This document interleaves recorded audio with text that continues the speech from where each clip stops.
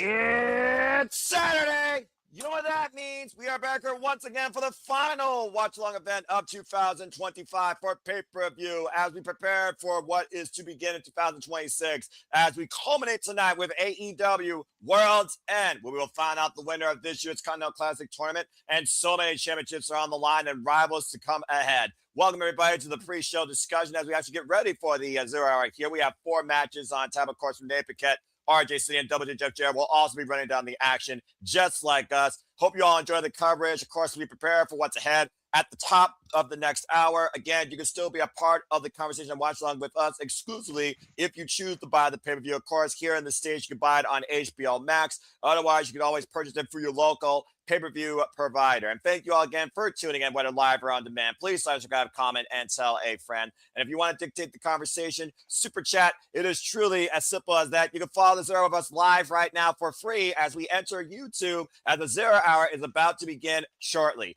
That being said, Walter, good to see you. Once again, it's Reliable back on the call for an all-elite pay-per-view. How you feeling tonight, brother? Feeling good. Looking forward to this. Like the final pay-per-view of the year. They always delivered. So I know they're going to end the year strong. And of course, we know that we have a huge main card up ahead. As we know, they'll do the rundown. We'll give them a rundown real quick what's to come during 8 p.m. Standard Time, all the way practically through midnight. Of course, we know the 0 hour will culminate first in a couple of matches. We got Eddie Kingston versus Zach Gibson, trying to teach this gruesome young veteran some respect. Why Zach Gibson wants somebody to Kingston. When you hear the GYV, you put some respect on our name. The Sisters of Sin will be taking on quite a new coming tag team that has really shined in AEW. Hyan and Maya World out of the Texas area. You might know them, of course, from VIP Wrestling, Mission Pro Wrestling, and Rhodes Wrestling Association. As the Sisters of Sin might look to bounce back towards the AEW Women's World Tag Team Championship.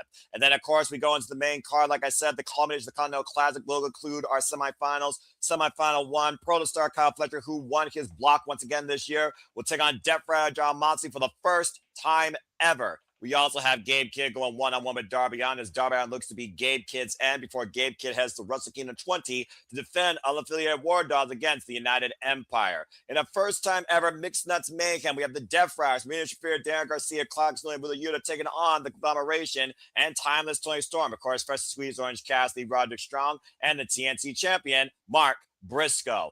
It's Saturday night as Chris Statlander goes one-on-one to defeat the woman she has yet to be in singles action, and that is Jamie Hayter, former AEW Women's World Champion, who will prove something to the other. First time ever, history ahead as the first time ever defense of the inaugurated Women's World Tag Team Championships on the line. Babes the Rap, Harley, Willow, Nightingale defending the gold against Mercedes Monet and Athena. And of course, our other semifinal will be Kazuchika Okada versus Konosuke one-on-one for the first time ever as reigning defending Continental Classic champion Lorraine Mega looks to defend his throne and defend the gold. But is he better than the Alpha? We will finally find out tonight. Say that again. Who's going one-on-one? Kazuchika Okada versus the Alpha, Konosuke Takeshita. I know, Walter, that's your Christmas gift. And of course, that is the first time ever one-on-one match. And of course, it will culminate not only in our finals of the Continental Classic, as of course, preceding that will be the AEW Men's World Championship Fatal 4-Way match as Samoa Joe defends the gold against Swerve Strickland, Heyman Adam Page, and MJF. And that is all ahead tonight at AEW World's End exclusively on pay-per-view. And shout out, by the way, everybody's put the predictions, of course, in the All Elite League conclusion as well. Good luck to all of you. As, of course, me and Papagino will be back with predictions post-mortem to announce the winner and go over the stats and break down who got them all right, who got them all wrong, did you have a wild card, and so much more. We also, of course, have FTR defending the AEW Tag Team Championships against the Bang Bang Gang, lest I forget, in a Chicago street fight. Walter, again, it's a hell of a card that's ahead as we wait for the 0 hour to begin here shortly on YouTube. And we are locked in for 4+ hours of incredible professional wrestling action. You want me to be completely honest? I paid the $40 just for that one match. The rest of it is just a bonus. The rest of it is just a bonus. So says Mr. Reliable Walter Cruz. You're freaking such a fool. And shout out to the Cleaver, Colin Andrew, who, of course, will be the moderator this week of the No DQ review. So, it's No DQ. I definitely will, Colin, for as you know, I love AEW pay-per-views. They are my highlight of the year. And I hope that you and your family have had your own highlights this year in and out of wrestling. God bless you. My screen went black. Yep, I'm waiting for my screen to come back up here, too, as it looks like the 0 hour is going to begin here shortly. Curious, though, why they didn't have the 0 hour link on HBO Max, but whatever. As of I course, don't know. I was on Max at first, and then when you said loaded YouTube, yeah, I was like, ah, shit, I better switch too. I didn't.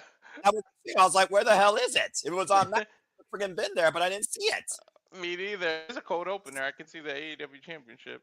And of course, this is what it's all about here tonight. The Continental Classic, the AEW Men's World Championship, the AEW Women's World Championship, the AEW World Tag Team Championships, the AEW Women's World Tag Team Championships, and so much more as we ultimately have Don Callis family versus the Death Riders, 3-1 in favor of the DCF in the Continental Classic. And we all know how I feel about this women's division. There's the reason that you bought the pay-per-view right there. The Whirlwind's title, the Statlander match. Because that's where it's at, damn it! And so this women's division. Youth, experience, hunger, variety, showcasing, and damn it, they all deserve it. Anyway, sorry, got a little bit hot there. Why are you trying to bring out the passion before the show actually begins, man?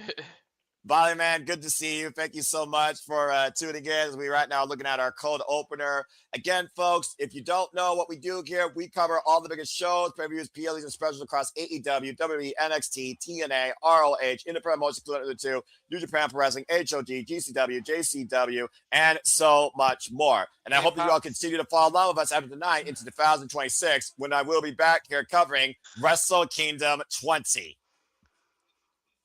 As the Windy City is about to have a riot on their hands once again, courtesy of all the 3 a.m. again? What is it? 3 a.m. or 2 something? a.m. 2 a.m. Eastern Standard Time. That's not bad. One. But I say you're freaking the West Coast now. You're freaking before damn midnight. Anyway, that's a Saturday though. The January 4th, that is into a Sunday. In your case, starts Saturday. Correct. As we got Renee Paquette's voice on our screen, and we go inside the Now Arena capacity crowd on hand. Shout out to Kelly, by the way, who had a VIP elite experience. A little jealous of her. Hope she has a wonderful time. Shout out to RVD, and his twins were born yesterday. Well, there you go. As we got Renee Paquette, Lexi Nair, RJ City, and Double J, Jeff Jarrett, Big G, of course, favorite professional wrestler on the planet. Oh, man, this is going to be an exciting night. I'm so damn pumped! He just compared it to the Stanley Cup. I mean, it is like World Championship. And I see Lexi Nair for the first time ever on the 0 Hour. What a lovely surprise. Damn, she wearing that dress. Well, I mean, Big Bill is obviously taking care of her, otherwise you forget. And of course, Double J, that is JEFFJARRETT, Jeff Jarrett. What? Can you hear my feed? No. Oh, okay. Because I just realized it was kind of loud, but I have the noise cancellation mode on, so maybe it worked. About to say, I don't hear any echoing, man. I think we're perfect right now. Oh, man, I am so excited. So, again, Walter, I know you're excited particularly about that one match. But, again, man, there's a lot on tap here that sets up a whole lot for 2026. And we do wonder, are there going to be some returns, some surprises tonight as well? Yeah, I wonder if the Young Bucks still find a way to show up. Whatever business Kenny Omega has to deal with, we still got to question that. What business is he talking about? Because it was not – they left it open-ended on purpose. Well, I can understand your point when it comes to that. I do understand what you mean by that. But honestly, as we know, the Young Bucks are not medically clear to compete for at least the rest of the year. So I don't think we're going to see them at all here. And whether Kenny Omega handles business tonight or prepares to handle business in 2026, we'll have to wait and see. Of course, shortly here, we will have action immediately here on the 0 Hour, folks. Made recently, Jets and Jurassic Express will take on Demand and Josh Alexander in an 8-man tag. And we also got Mascara Dorada and Bandito taking on Rocky Romero and Mark Davis of the Don Callis family. As the Sisters of Sin will also take on Hyan and Maya World, and Eddie Kingston will go one-on-one with Zach Gibson. And of course, the run down the card. Add this 8-man tag because I don't remember hearing that. Yes, it was a social media thing. I recently just picked it up. And also, we just learned that it is going to be our main event. Tonight's show will culminate in the AEW Men's World Championship Fatal 4-Way as they run down the card. Again, That's the second match I'm looking forward to. That 4-way. I How they mean, this gonna is do my it? second match because you know these women are going to hit hard. And Chris Statlander is 0-2 against Jamie Hayter in singles action. And it wouldn't be Chicago without a street fight because Lord knows they know a thing or two about that. As of course, FTR defends the going against the Bang Bang Gang. And I like trail mix, but I also like mixed nuts mayhem apparently because we got Marina Shafir and Thomas Toy Storm with the Death Riders and Conglomeration. What the hell's going to happen there? And of course, this match was made official Thursday night, Walter, and you are basically calling Darby Allin's reservation for his hospital bed. His insurance must be through the freaking roof. And of course, the Babes of Wrath, JJ's favorite, Willow, Nightingale, and Harley Cameron defend the goal against Mercedes and Athena. Of course, they lost these two in the inaugural opening round of the AEW Women's World Tag Team Championship Tournament. And of course, once again, 2 years in a row, Kyle Fletcher has won his block. Top seed, Gold League. Kyle Fletcher takes on first time ever one-on-one, John Moxley. And Walter, you can't say enough things in your excitement there, how excited you are for this match right here. Dude, Callis family has 75% chance of winning this tournament. And again, the winner of those two matches will culminate, if you want to screen cap that, into our finals tonight of the AEW Continental Classic. Can Kazuchika Okada get it done 2 years in a row and surpass Masahiro Chono with 6 round-robin tournament wins? We'll find out tonight. Adam Cole, baby!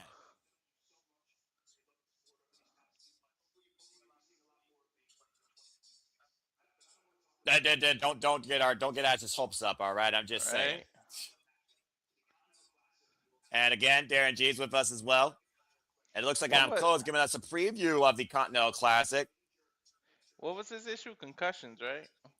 We don't know necessarily the full length of issues that he had. Mm-hmm. So I mean, it's just great to finally hear him and see him personally. You know, what benefit he has is he's still young enough that hopefully that's not permanent, but it's better safe than sorry. So it looks like Adam Cole is picking John Moxley for that semifinal match. But what does he think about Kazuchika Okada, Konosuke Takeshita? And once he's done talking about that, we'll start talking about that. Takeshita has momentum. He's not wrong. Not at all. John Moxley versus Takeshita in the finals, according to Adam Cole. They might, I don't know, they might pull that off to not make the family go at it, but fuck that. That better not be the final. Right?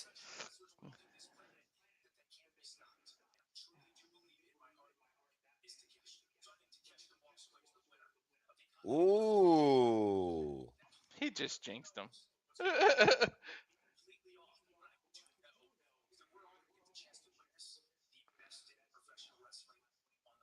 Preach! Mm-hmm. Well, thank you, Adam Cole, for that quick analysis as we go right into the action here with women's tag team action. And we'll talk more about these matches shortly following this. As, of course, again, this show starts at the top of the hour. We kick things off with Hyan Maya World versus the Sisters of Sin, who's been putting in plenty of reps as of late in AEW, Walter, taking on the 4th AEW women's tag team right now within the last 2 weeks. Can't wait. Damn, I put that in perfect order. I had it right. I just guessed that this is going to be the first fight. And a shout out to Tony Schiavone, Excalibur, and Nadja McGuinness, our all elite commentary booth, at least for the proceedings right now in the early going. About to say, though, they're taking on a whole different tag team, though, with the Triangle of Madness. I'm just saying. Many people, of course, who put them in the running to be the inaugurated Women's Tag Team Champions, who lost to the Babes of Wrath in the semifinals. Skye Blue from Chicago, welcome back home, and Julia Hart. Sisters of Sin, of course, have been making their rounds in AEW, also across the pond, the UK, and Pro Wrestling Eve. And of course, Skye Blue, no stranger to this venue, as well as this city, born out of AAW. Of course, if y'all follow that as long as I have with her and Chris Statlander. What's the match that they added? Because they're going to have to make a... And of course, right now we see only... 8-man tag, is it? Yeah, 8-man tag to come up later. And of course, we don't see Fekla out here tonight with the Scissors of Sin, as of course the Triangle of Madness have been ushering in their own form of violence, forming this unique, spooky trio. Of course, part of the winning side of Blood and Guts, a fever dream that Skye Blue brought to life. Referee Mike Posey for this contest, our opening contest here on the 0 hour. Women's tag team action. Young tag team from Texas. And of course, this young all elite original duo. Of course, Julia Hart, former TBS champion. The race are underway. Skye Blue yet to hold going AEW. And there you see the clock in the top left hand corner of your screen, like us. 49 minutes and 30 seconds. Continental tie up here with Hyan, of course. By the end of January, you're going to see a graphic with these two saying all elite. You know what, Walter? That's a really fair shout, actually, and I would love to see that because I think they absolutely earned it and deserve it. Again, if you're a professional, you'd be surprised what could come from it. I think it's their proving ground right now. Look how many times they've been booked in the last few days. Well, I mean, again, they took on Ty J, they took on Rico and Alex Windsor, and we just saw them take on the Bears of Rap in a pretty darn back and forth match, literally on Christmas. Went for the pump kick, high kick denied, and both women still made the early going. Nice standoff here so far with these two. Of course, Hyan showing a lot of confidence. I've been a fan of Hyan since she took on Julia for the WWE Strong Women's Championship. She's also been involved, of course, in Rhodes Wrestling Academy, over a decade already of in-ring experience. Tag made now to Julia Hart. The hammer throw. And up and over with the flapjack. Hyan right now in a 2-on-1 Sister Sin. Missed the round kick. Maya drags Skye Blue out. Hyan the roll up on Julia. Gets a 1 count. Maya World, great awareness. Yep. Dude, they both can go. Oh, man. Big leg drop. Cover. 2 count on Julia Hart. They picked the perfect time to get hot, too, because now that they introduced the tag titles, look at these two. You talk about perfect timing. Well, again, the tag team division now in AEW brings so much new opportunity and excitement in this division as well. We talked a lot about how 2025 has been the renaissance of the AEW women's division. We've really seen a lot of these incredible athletes come to light. Nice senton, slingshot senton over the top with Maya World to Julia Hart. Oh, and Skye Blue, though, immediately getting into the proceedings. Taken to the outside. And Julia Hart taking the outside. Of course, we know the Sisters of Sin. They take the advantage more so when it goes outside the ring. That's part of their game. Skye Blue actually faced Hyan in a 1-on-1 I Quit match back in 2021 in AEW. Skye Blue won that night. Skye Blue and Hyan have shared 3 singles matches in their largest careers in the past. Oh, stereo draping, swinging net breakers from the apron to the floor. And like I said, Skye Blue, Julia Hart, 4 more, an established team overall versus the short tag team career we've seen out of Hyan and Maya World. And the cover by Julia Hart, back press for our leg. It's a 2 count. And again, we talked about before, imagine if Hyan or Maya World pinned one half of the Sisters of Sin. You would probably guarantee them an AEW contract. Oh, yeah. Right now, Julia Hart in control of Hyan. The Irish whip. And of course, this match might lead to future challengers for the AEW Women's World Tag Team Championships. As again, the Sisters of Sin fell to Harley Cameron and Will Nightingale in the semis. Cartwheel elbow strike by Skye Blue in the corner. And of course, Skye Blue and Julia Hart became a duo back at Full Gear 2023 after Chris Statlander lost the TBS Championship to Julia Hart. Chris Statlander now involved in the decision. Of course, Skye Blue coming back from that injury now has a metal plate in her ankle. And Julia Hart, of course, has always been there for her tarantula dropkick combination. The cover by the Sisters gets a 2 count. You can look at the tail of the tape here just by what we're seeing in the ring, Walter. Which team knows each other so well with that nonverbal communication and that full awareness. And Hyan, great shot straight with a deadlift German. Taking Skye Blue up and over. Realizes that she needs to make a tag right now, and Skye Blue seeing that situation herself, preventing the tag. Tucks underneath. Oh! Big kick, takes down Skye Blue. Hand reach out to Maya World. Tag made to Maya World. Tag made to Julia Hart in respective corners. Julia Hart with no previous history with Hyan or Maya World, of course. And of course, her career really started in AEW. Now, Maya World following up. Of course, you might recognize her out of Mission Pro Wrestling, when she became her own girl. That girl betraying her tag team partner. This draft can go into business for herself. We've also seen her out of VIP Wrestling, the all-women's promotion in Texas. I called her a couple of her matches before. Yeah, I think we both have. Pushed off the ropes. Julia Hart swinging a miss. Julia Hart, of course, that Chilean background. But, of course, found her violent spirit, courtesy of Malachi Black, Brody King, Buddy Matthews, part of the House of Black. The cover and a 2 count. Barely got it. Nice roll-up stomp combo. About to say, the power and the weight differential here. A tag made now by Hyan. Hyan Maya World in control of Julia Hart. Looking for the Irish whip. Julia Hart scouting it, though. Sidestep to Hyan. Oh, big boot to Hyan's face. Or Maya, excuse me. Tag made to Skye Blue. There's Hyan. Super kick by Skye to Hyan. And quick Skye low needs to turn around, though. And Maya World and Skye Blue squaring off here. The two legal women. Exchanging bombs, center of the ring. And shout out to Amaya J, who, of course, has been one-on-one with Hyan out of LA Pro Beach Wrestling. And now, Kobo! Oh! And again, not legal. Oh, a drop kick! Again, Hyan was the one that was legal. She made the blind tag. And it's miscalculation there by the Sisters of Sin. Oh, man. Easy to get lost, though. Yeah, great recovery. Kick from Julia Hart, kick from Skye Blue. And now Iceland Hyan. You want us to keep track of who's legal, and the competitors in the ring can't even do it. Skye Blue with the cover, and that is it off that double team. Power slam combination. Sisters of Sin wins. It's almost like a magic killer. Yeah, they turn a magic killer into a sidewalk power slam. The Sisters of Sin working very well together. No doubt their ambitions in 2026 will be the AEW Women's World Tag Team Champions. But again, another great showcase for Hyan and Maya World. To think, Hyan and Maya World first went one-on-one against each other in 2024 in a follow-up in Deadlock Pro Wrestling. And they've been a duo since being involved in AEW since November. And so far, they put in 5 matches of tag team reps. Not bad for these two. I remember this with the cage, and I called that it was going to be him turning on a hook. I particularly remember you yelling, I told you! And I was like, shut the frick up.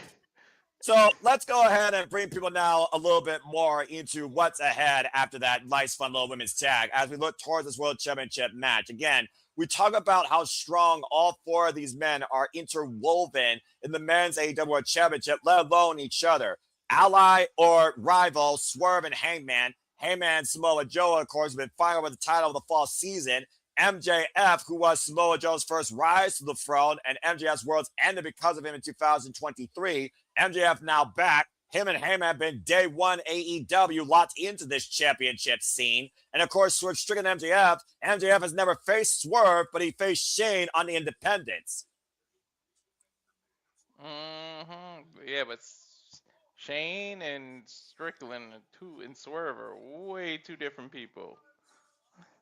Well, Swerve Strickland, of course, we saw, said one very poetic thing that I want to keep in mind here. He said, whoever I'm in the ring with, I make them better. And Swerve and Heyman incapacitated MJF after they talked him down.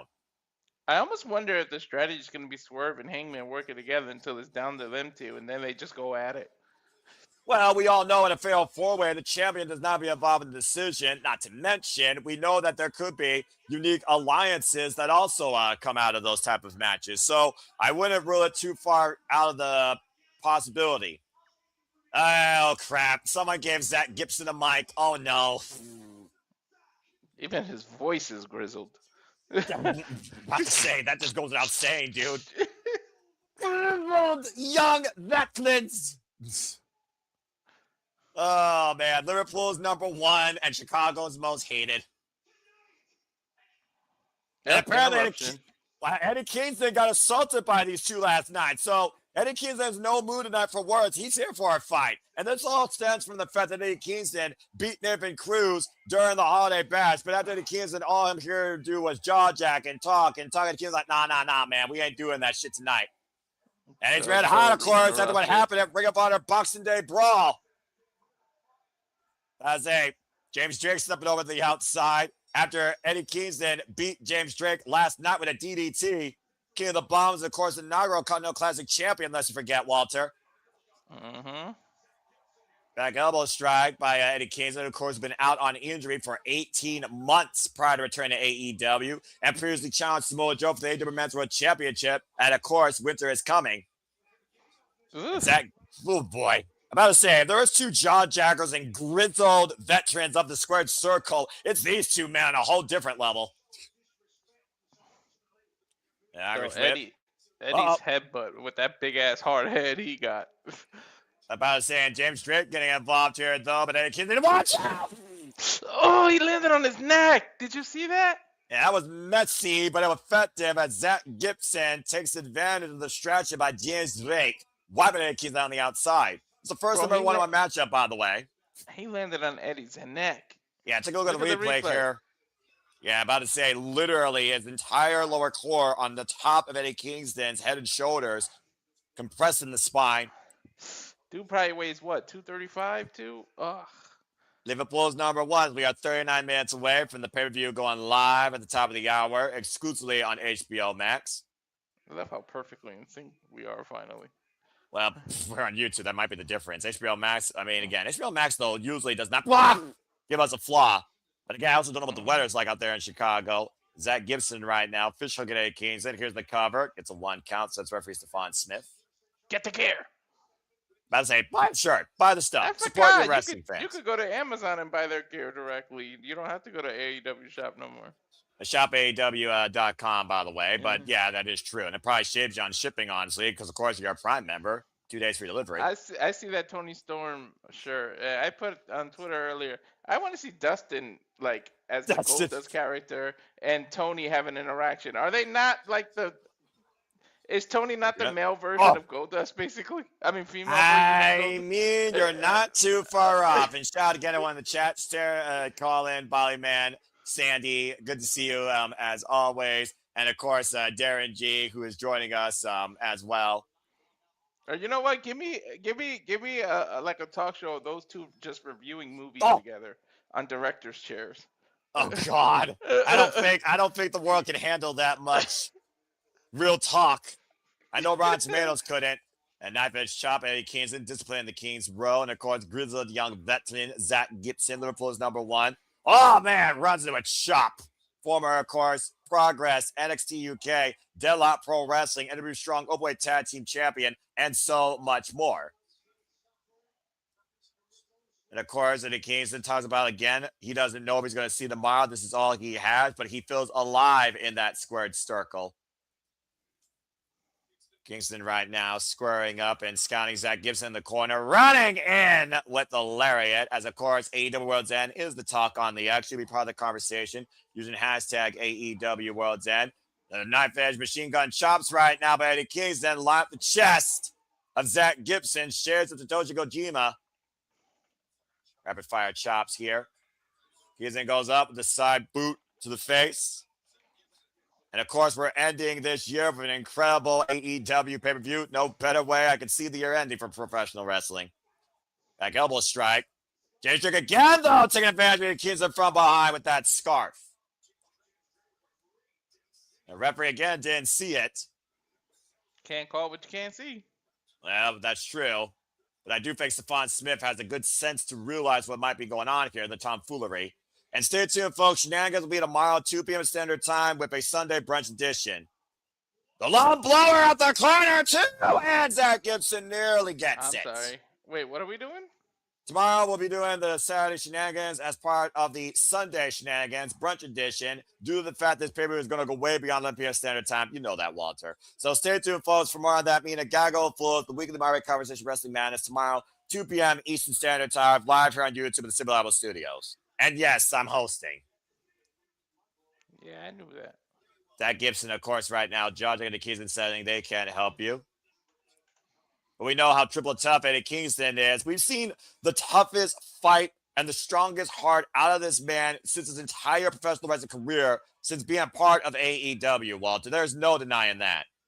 Dude, less talking, more action. I think you're doing nothing but firing Eddie Kingston up. Like, the more you jaw-jacking him, you're firing him up. Yeah, well, again, Zach Gibson, he's always been one to jaw jack his opponents versus jack their jaw.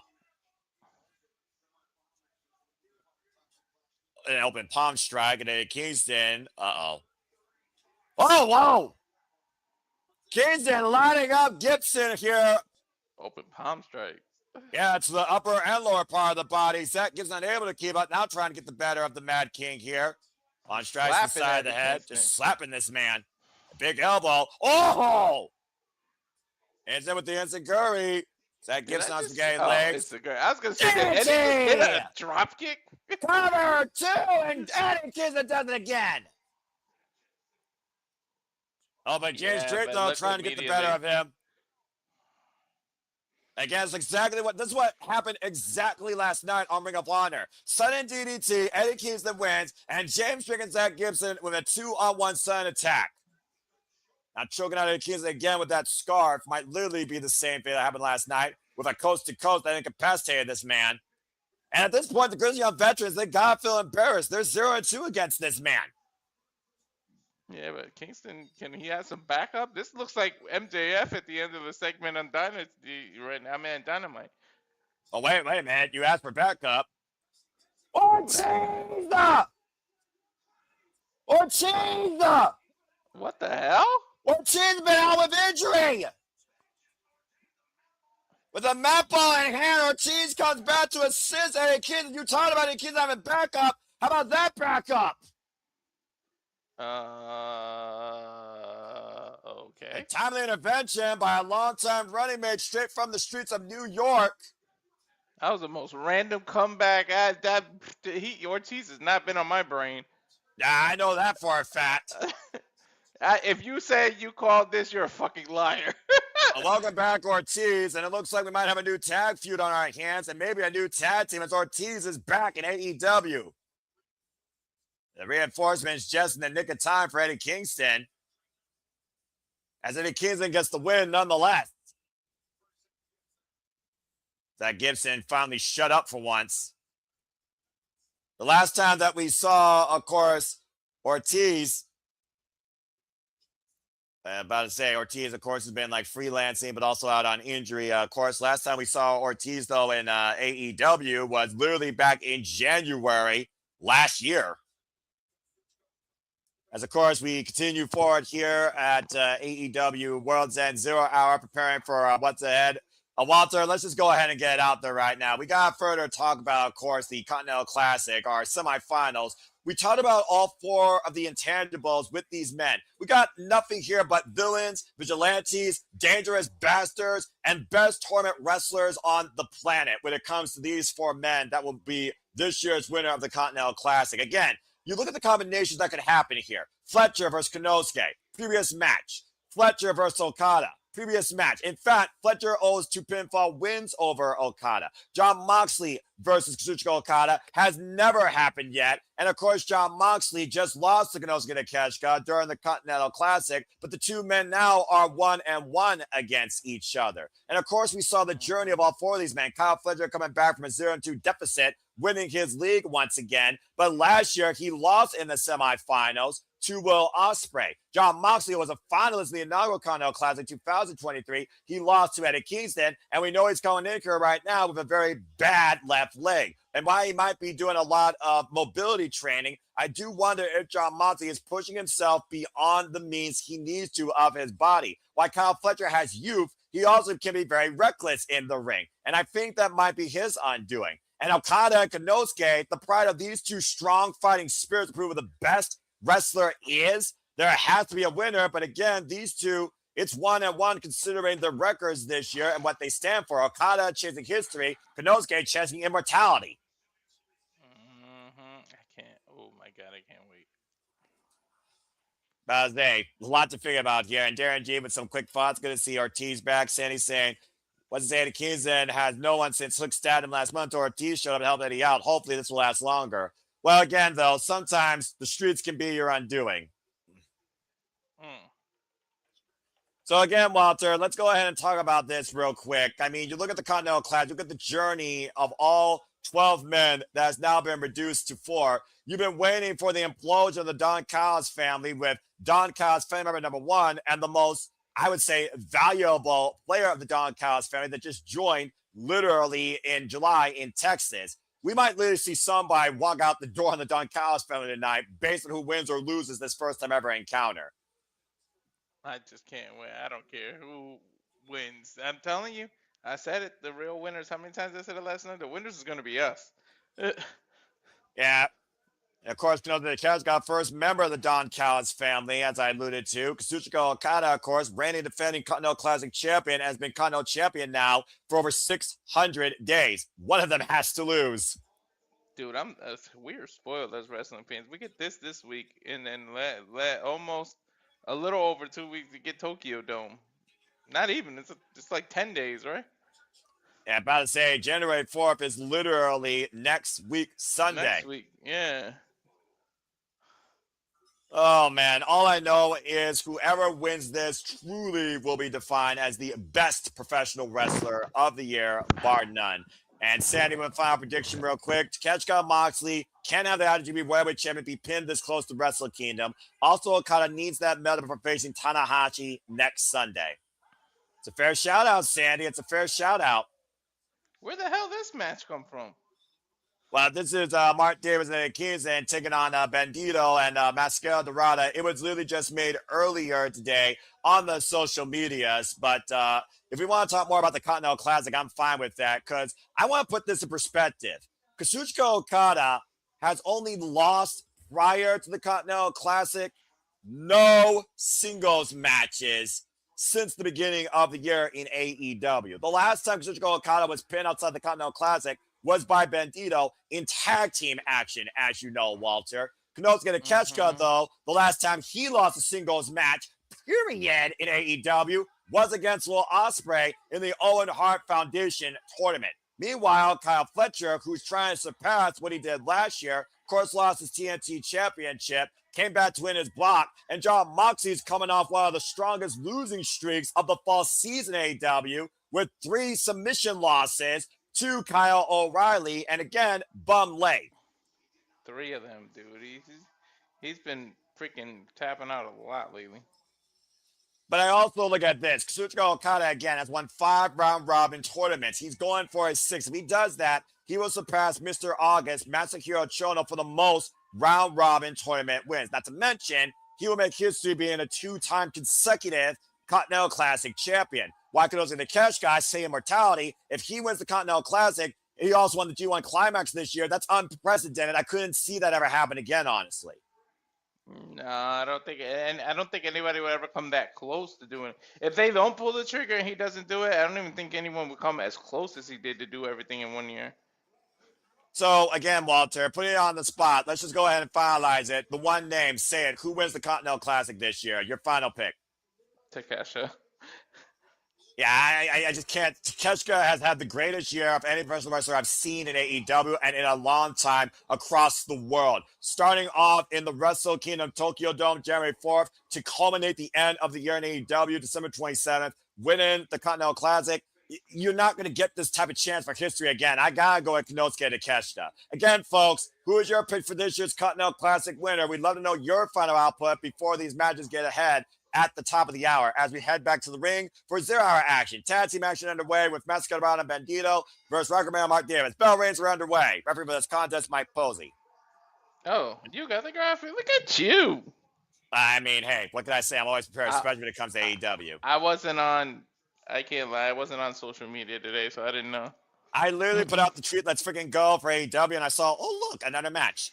And of course, Bandito, who many people also call the rest of the year, but Ring of Honor World Champion since being Chris Jericho at Dynasty, he and Mascara Dorada shared 2 matches over the Ring of Honor World Championship this year, and Bandito won both. Mm-hmm. And Mark Davis now trapping the side headlock. Dunkzilla, of course, returned home to the Don Callis family. It's been a force to be reckoned with here. Previously saw him, of course, in the survival of the fittest at Final Battle was a very hard obstacle to overcome, but he was defeated. Again, Mark Davis, 1/2 of Aussie Open. Damn! That's Tag running mate Kyle Fletcher. And Mark Davis did with a heavy hitter of the Don Callis family, bar none. Dude, Bandito almost flipped upside. Whoa, look at the strike! We talk about how strong Bandito is, though. Let's not outrule Bandito's strength and speed. And up and around, caught with a power slam by Mark Davis, followed senton, crushing the Ring of Honor World Champion, who's been caught up by Blake Christian. Davis will cover with the knees across the chest, gets a 1 count. I don't know if Bandito can get a freaking 21 on Mark. Tag. Of course, Bandito and Brody King, former AEW World Tag Team Champions, of course. Bandito, who lost those titles to FTR, who would defend the gold against Bam Bam Night in Chicago Street Fight.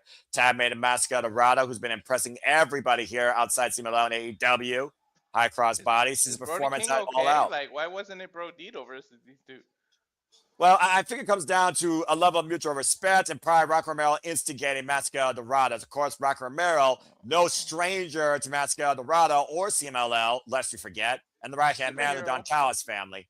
Up and around with the Tijeras and the kip up.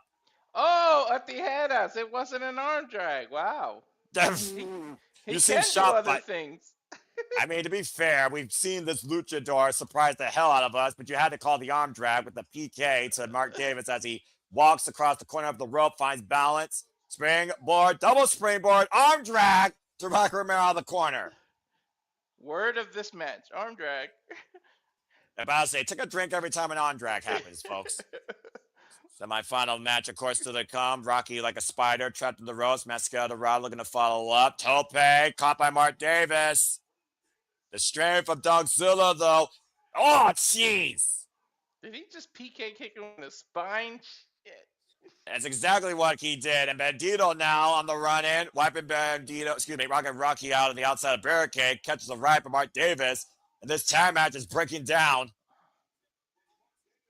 Now Bandito with the seat. Mark Davis, though, looking to follow up. Running into Bandito in the corner. Crushing him. Good grief. Bandito right now literally just crushed between those barricades by Mark Davis's girth. Mascara Dorada is still the legal man, by the way. Mascara Dorada and Rocky Romero, of course, the legal man right now in this tag match. And let's not forget, Walter, Bandito is the next challenger, regardless of tonight's main event for the AEW Men's World Championship next year at Maximum Carnage, as he's the new bearer of the Dynamite Diamond Ring after being ricocheted at freaking AEW Diamond 34th Street. The first time someone has that ring aside from MJF. And of course, MJF has cashed all his chips in, cashing in his contract to beat all of his greatest rivals all in one fell swoop, except Swerve Strickland, who he's never faced yet in AEW. And now Mascara Dorada trying to tap the hamstrings of Mark Davis. Open palm strike, knife edge chop. And Mark Davis, vicious sudden power slam. Follow-up senton miss, though, as Mascara Dorada looks for new life. The Continental Classic, of course, like I said, lungy tag made to Bandito. And of course, Bandito, who's defended the Ring of Honor Champion successfully against Mascara Dorada, Hechicero, Konosuke Takeshita, amongst others. Oh my God, he's one-handing pressing him. Again, the strength of Bandito. Bandito into the corner, catching Rocky and Mark Davis on the run-in. Now Mascara Dorada flying out of the corner, caught in the crossbody, though. Bandito, though, out of the corner with the tornado wiping out the Don Callis family. Dude, can you imagine Dorado, Bandito, and Mystico as a freaking trio? Well, I mean, again, Mascara Dorada and Mystico are 2/3 of the CML World Trios champions known as Skye team, who successfully retained their titles, of course, at Wrestle Dream against the Don Callis family. You throw Bandito in there, woof. Now, Lucha Libre chance rating out. Rocky Romero calling a timeout. Wrong sport. But instead, runs to the winning arms of Bandito Mascara Dorada with the straight jacket hold. Double team action here. Bandito set up and over. Lands on the apron. Oh, man. Kamiguri Inseguri combination. Stereo Inseguri. Dorada. Whoa, whoa. Rocky. We got him in a Razor's Edge position. Oh! What the Up and over goes Rocky Romero face first, and Bandito feels the Latino heat. Split leg frog splash. 1, 2, and Mark with the save. Dude, Mark's pretty quick for a big dude the way he saved that. Well, he also knows he's a tag team specialist. So again, Aussie Open, former multiple-time tag team champions. Inseguri, and now Rocky Romero. Up and around with a sliced bread to cover. 2. Almost pinned the Ring of Honor World Champion. Getting very close there. And shout out to Egg. What's up? Hope that you're doing well. Again, folks, please spread the word. Like, subscribe, comment, tell a friend. Thank you for those that are tuning in as we cover AEW World's End 0 Hour and immediately turn over to the pay-per-view. We are here for you the entire night for the conclusion of AEW's calendar year 2025. And then we'll be back with AEW content coming Wednesday with New Year's Smash on New Year's Eve as we look towards the new year. Again, Bandito, who holds the Dynamite Diamond Ring, will get a shot at the AEW Men's World Championship Wednesday, January 14th on Dynamite Maximum Carnage. Oh my God, he picked him up like he weighed nothing. This dude's huge. Dunkzilla for a reason, coming back from injury as well, Montayat. Mascara Dorada, though, speed, outweighing power. Take over to Harris to Mark Davis. I thought Great he was body going to control. do a style slash the way he held Bandito. It looked like they were looking for something big out of the corner. Now Bandito got Rocky up. Argentine backbreaker position. And the X knee! Rocky Romero down and out. Mascara high above the lights in the Now Arena tonight. Shooting star press! Wait a minute, Dorada hoisted up and over to Martinez the outside. Wait, but isn't Mascara legal? No, because Bandito's looking to show his hand. 21 blacks. 1, 2, 3. Somebody hit Blackjack. Bandito, Mascara in strong form tonight against the Don Callis families, Rocky Romero and Mark Davis. Great tag team win here on the 0 Hour as Bandito continues forward with momentum ahead of the new year, where he will challenge for the AEW Men's World Championship and end the year as Ring of Honor World Champion. Yeah, I'm about to say, you talk about trios here. Bandito's going to have a big 2026, and it starts with the World Championship match. Wait a minute. What the hell? Wait a minute. That's that guy who's been... Huh? That's but Clone. That's the Clone, but I thought the Clone was for...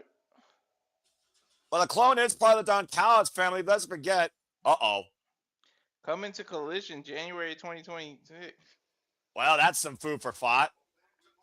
Sorry for that technical difficulty, folks. For some reason, we got hacked. That being said, as we look towards, again, what's ahead tonight, the AEW Women's World Championship is also on the line with two of the biggest, strongest, tested, battered, injured powerhouses of the past as Chris Statlander defends the gold against Jamie Hayter.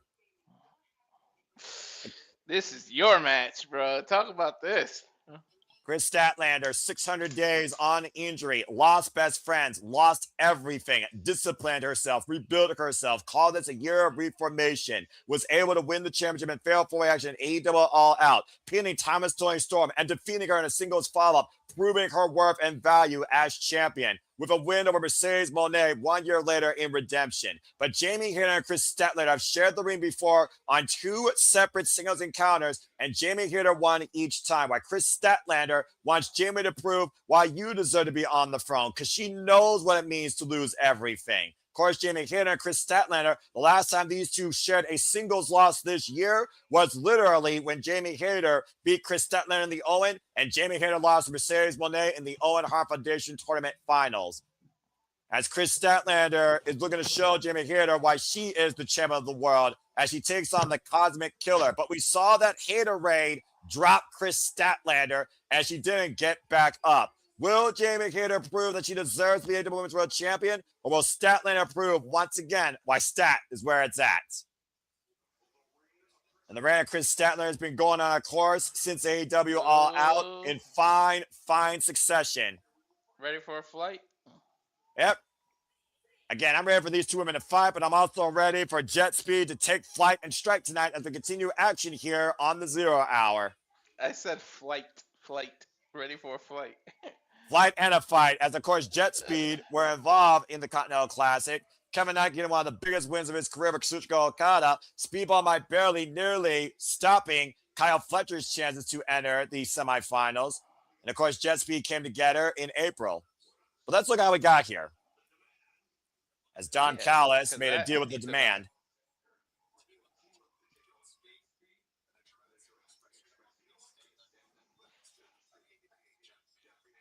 He called Gotta him a say. little bastard. Clip the nuts of the dinosaur. Clip the nuts of the dinosaur.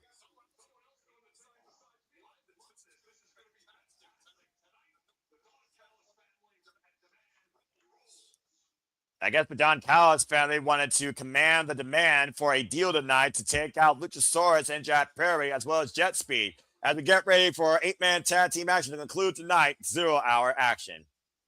And this match is the hardest predict, but leaning towards Hater because of Thekla. Then again, whoever wins is likely to face her next. Well, again, Sandy, Thekla had her first singles loss against Jamie Hayter in her AEW career at Wrestle Dream. Thekla and Chris Statlander have never faced each other. So there is a one-on-one encounter that could be pending. And Thekla and the Triangle of Madness have been in Jamie Hayter's head since Thekla arrived in AEW. Not to mention, this all went through blood and guts. We saw what happened in Manchester where Jamie Hayter inadvertently hit Chris Statlander with the Haterade after that 3-on-1 attack by the Triangle of Madness was being stopped by the Women's World Champion. So I would not rule out Thekla coming after either woman tonight who holds the gold after tonight. But I say stats where it's at because Chris Statlander is focused 100% on this. I don't think Jamie Hayter is, but Jamie Hayter says she will be champion. I'm just waiting to see if she can prove it again. Oh, God. And the man immediately on the attack as Jack Perry caught with a sudden backdrop suplex on the apron. And Ricochet, the AEW Unified Champion right now, the demand have this match well in hand right now, taking advantage of the big man. What the hell are totally on that Bishop Condor of Luchasaurus? And I guess early it became a two-person tag. Watch out! Yet Speed right now trying to take advantage here, wiping out Ricochet and Josh Alexander. And again, Jack Perry on the entranceway, and Bishop Contoliona just took Luchasaurus back to the museum, I guess. I don't know what the fuck happened there. Both members of Jesse Night Row, of course, previous challenge for the AEW Tag Team Championships, previous participants in this year's Continental Classic, double boot to Josh Alexander. Josh Alexander, of course, very accomplished tag team specialist himself, part of the North of all Eagle and Page and TNA, still to this day, longest reigning TNA World Tag Team Champions in that company's history. Now Ricochet back, and here comes the Gates of Agony! And Ricochet said up and over, and the man wiped out. I know Bishop Khan and Toliona did with Luchasaurus, though, as we have now a 4-on-2 situation. Jack Perry still laid down the entranceway. And right now, numerical disadvantage for Jet Speed, trying to work faster. Come on, Josh Alexander. Gets a 2 count. And about to say right now, Jet Speed, again, at the disadvantage, gotta be very aware of the danger that they're in. Tab made a speedball Mike Bailey. Of course, Don Callis family has had their hatred pushed towards Luchasaurus, who's cost them close to $1.5 million this calendar year. Now, Ricochet pushing speedball off hard to the outside. And again, referee didn't see it, and Kevin Knight can do nothing to help his partner right now as he's the non-legal competitor. Josh Alexander losing his headpiece. And Bishop Leona right now taking advantage of Kevin Knight on the outside, driving him into the barricade. Ricochet, of course, inaugural AEW Unified Champion, winning that title full gear. 2 defenses so far as the cover by Ricochet on Speedball. It's a 2 count. So the kind of night we talked about again, this night truly is about the Continental Classic and the AEW Men's and Women's World Championships and so much more as we are 11 minutes and 35 seconds away from AEW World's End starting at the top of the hour, folks. You still have time to follow along with us, of course, if you haven't already, or buy the pay-per-view yourself via your local pay-per-view provider or HBO Max if you are here in the States. Again, you can purchase it through Prime Video and select national markets. YouTube also allows you to purchase it, pay-per-view.com, Fubo, cable and satellite, Triller TV pay-per-view internationally. Dave and Buster's nationwide will be showcasing this event as well down under in Australia, courtesy of the Main Event pay-per-view showcase. So again, if you can, join us tonight for coverage of AEW World's End and enjoy the show and just love enjoy wrestling as we conclude the calendar year of professional wrestling delight with All Elite Wrestling tonight. Again, right now it's a 4-on-1 mugging situation for Speedball Mike Bailey in the worst part of town with the Demand and Josh Alexander. Josh Alexander, who previously tried to put his name out there for the AEW Men's World Championship and lost to Swerve Strickland. And right now, Jack Perry still right now down and out on the edge. Luchasaurus nowhere to be found. Kevin Knight again is causing his partner more than helping him. For those that are wondering, by the way, Walter is the man that works 24/7, 365, day and night, all the time, in and off the screen, as he's multitasking. Ricochet again. This past Wednesday night, of course. Came very close, of course. Oh! To gain that Dynamite Diamond ring against Bandito with the help of the Demand, as Bandito was able to outsmart him. Covered by Ricochet, gets a 1 count. Personally, I'm super excited for Bandito versus whoever from that AEW Men's Fatal 4-Way. Of course, MJF has had his own fair share of history with luchadors, as we know. Bandito and MJF have never met one-on-one, though. The only time they collided was during the Casino Gauntlet match at AEW All in Texas.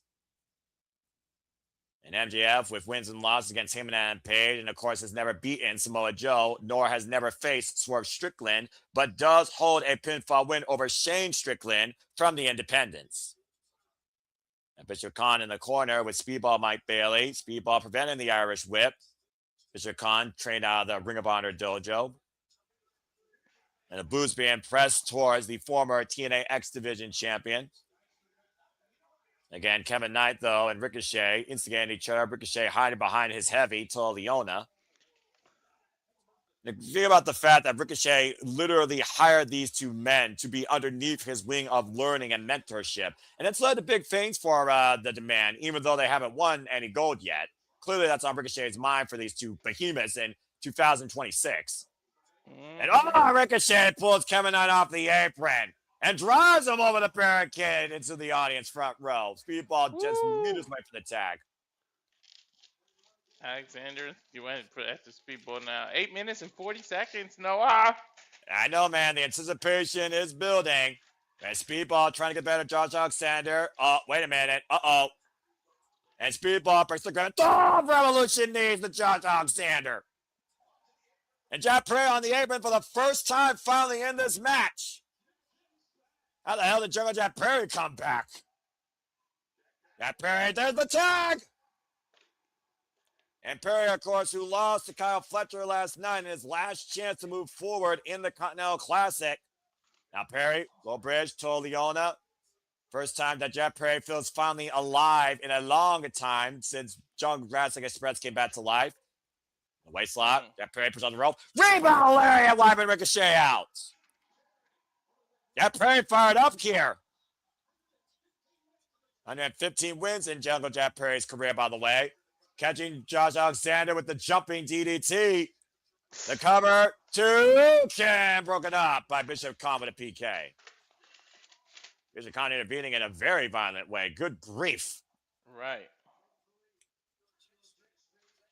And right now, think about Bandito, Mascara Dorada adding to the tag team scene. You were talking about trios earlier. We just saw Mascara Dorada and Bandito get the better of the Don Callis family. Dude, Ricochet's got some strong backup, dude. These two big-ass behemoths. Are they Samoan? Yeah, I think so. Based on the tattoos, I think they are. Power slam, shooting star press, lumbar trios combination covered by Ricochet and jet speed with the save on Jungle Jack Perry. And the Demand right now, super kicked by jet speed to Josh Alexander. Still right now 2-on-2. Ricochet and Jack Perry down and out. Luchasaurus still nowhere to be found, by the way. Irish whip, and of course, I wonder why. I wonder what the Don Callis family did. Well, I mean, again, they've been trying to neutralize the dinosaur. A flying springboard clothesline by Kevin Knight to Bishop Khan, springing off the top rope. And there is no chance of this match slowing down right now. It feels like Ricochet and Jack Perry inside. Jack Perry, wait a minute. Inside cradle, 2 counts. Almost stole it. I don't think they're veterinarians to be trying to neuter the rope through. Oh, man. Answers with a lariat. And Ricochet hoisting up Jack Perry. Defy driver. Back press, look at the near lane, but he was a champion. 2 count on Jack Perry. Jack Perry showing his toughness, resilience, and heart tonight on the zero, refusing to go extinct before 2026. And Jack Perry right now and Ricochet, only 2 men right now with a pulse here at the ring. And it looks like Ricochet is loading his spirit gun Loading up that flying, sliding elbow strike, scouting Jet Prairie. Nope. What? Is that Lucha? No, that's Tarzan, boy, and that can only mean one thing. There's a dinosaur coming back, and despite the fact he's taped up and injured, Luchasaurus is still looking to go on a rampage. Wiping out Bishop Khan. Hilarious for Josh Alexander. Just brain that, man. And Ricochet right now. Spirit Gun miss. Roll through. Tapped by Jet Prairie to Luchasaurus. Luchasaurus is legal. What? God, I want Ricochet out with a lariat. You knew his ass was coming. I mean, again, do you really think that you're going to kill Luchasaurus, that they're coming back from life? Trying to go moonsault, my speed on my belly was totally on the outside. And a springboard by Kevin Knight, wiping out Josh Alexander and Bishop Khan. Meanwhile, Luchasaurus planting Ricochet with a one-arm choke slam. How does he do that with one arm? Tag me, Jungle Jet Prairie, legal. Now it's his turn to make a sacrifice. Running knee, Ricochet, cover, Jet Prairie, Jet Prairie, the unified champion. Ooh, does that mean he gets a shot? I mean, national champion, excuse me. I would say so. Don Callis' business venture tonight winds up going bankrupt as Jungle Jet Prairie with that flying knee strike, assisted by Luchasaurus, just pinned the AEW national champion. Jet Speed and Red Express ride high tonight on the Zero World's End heading 2026. What do you think opens the pay-per-view? It's Well, gotta be last one year, of the Continentals, right? Yeah, last year one of the Continental Classic matches opened the pay-per-view. As we get ready, of course, to switch over to AEW World's End exclusive on HBO Max here shortly. Again, a great winner tonight for Jet Speed and Jurassic Express as we are just a little over 3.5 minutes away from the pay-per-view beginning. Just be prepared. I swear to God, if they open with Okada and Takeshita, my head's gonna fucking explode. You realize, dude, excitement. Brave. I know you're excited, but I need you all night, man. I can't have you die on the first match, all right? I'm just saying. Okay? I can't have you die on the first match. Before we transfer I'm more excited about these two going off than a Lola Vice match, okay? Damn. You heard it here, folks. All right. Again, folks, you still have time. Purchase the pay-per-view if you can. Walter, let's go ahead and run down the card one last time before we head to World's End. Of course, our main event will be for the AEW Men's World Championship Fatal 4-Way. Samoa Joe defends against Swerve Strickland, Hammond Adam Page, and MJF. MJF looking to create a whole new world for himself in 2026. The two hardest hitting, injury-tested bitches of AEW fight over the AEW Women's World Championship. Chris Statlander goes one-on-one with Jamie Hayter. It wouldn't be Chicago without a Street Fighter or Riot, as the AEW World Tag Team Champions are on the line, as the Bang Bang Gang going after the goal one more time against FTR in a Chicago street fight. Ovaries and nuts galore. It's a mixed nuts mayhem bout with the Death Riders taking on Timeless Tony Storm and the Conglomeration in 8-person tag team action. Get ready for anything. It's not sponsored by Planters. Accurate. Gabe Kidd, Darby Allin, one of these two men might be sponsored by Red Cross. We'll see who ends up in a hospital bed or who ends up in the Tokyo Dome in less than 100% when they go one-on-one for the first time ever. Harley Cameron and Willow Nightingale, the Bears of Rap, defend the GOAT against Mercedes and Athena, AEW Women's World Tag Team Championships, a rematch from the tournament. And of course, we have the Continental Classic with Kyle Fletcher and John Moxley one-on-one for the first time ever. Can the Proto Star surpass semifinal performance from last year and make it to the finals, even win the whole thing this year? And of course, Walter can't contain himself waiting for this match as for the first time ever, Rainmaker defending Continental Classic champion Kazuchika Okada goes one-on-one with Konosuke and Takeshita. And of course, those two matches winners will culminate this year in our final to determine the winner of this year's Continental Classic. I cannot. Oh, my God, dude. I'm so glad we decided to do that and cover every. That was some of the most exciting time I had with you, Noah. I'm so glad we did this. And we're going to start doing that from now on every year as far as I'm concerned, because I couldn't think of a more fun way to close the calendar year than with you, Walter, as we welcome in the American Dragon and previous Continental Classic participant, Bryan Danielson. And of course, Bryan Danielson. No fair. You already started. I'm still on the AEW pay-per-view is about to start. No. I'm on YouTube as I just saw Brian Danielson walk in because I mean, come on, we all love the American Dragon, and of course, Brian Danielson gave quite a lot as I now switch over to HBO Max, like you, to prepare for World's End. But I had to hear, you know me. Anyway, folks, are you ready tonight for AEW World's End? Because the AEW premium event is about to start right now. Buckle up, folks. You're in for one hell of a night tonight, and we're all in this together. Before the new year begins, we are about to witness AEW World's End. Oh, man, let's fucking go. Yep, very opening. Ricochet, I didn't see that coming, but yep, no, we all know what that means. Ooh. Quick fought here by Sandy, champion. That the Max does, but I'm so anxious for this shit. Breathe, brother, breathe. You gotta breathe. You gotta breathe. Have you ever seen me this excited on the pay-per-view? Honestly, no, I haven't. Tranquilo, mi hermano, tranquilo. There it is, AEW FBI warning. All right. There we go. I just got it now. All right. I think we're like half a second apart. There we go. And now, live from Chicago, Illinois, AEW presents from the Now Arena, World's End. So, that being said, it's Saturday! You know what that means! AEW is live from the Now Arena capacity crowd on again. Before the new year begins, we are here to gather and witness World's End as this is AEW's final preview of the year with a Continental Classic combination and the AEW Men's and Women's World Champions on the line and so much more as we bring you into the pay-per-view officially for everything that's in store. Hello, everybody. Super Reliable here. Walter Cruz, Noah Foster. We are Super Reliable. We are here tonight to cover the entire pay-per-view for all of you as we get ready for what is going to be a one-of-a-kind night once again, courtesy of All Elite Wrestling. Dude, I literally have tears of excitement in my eyes. This is crazy. And of course, we have our Blue League and Gold League runner-up and primary as Kazuchika Okada. Konosuke and Kazuchika will meet for the first of their one-on-one in the semi-finals. Reigning defending Continental Classic champion. It's do or die for Kazuchika Okada tonight.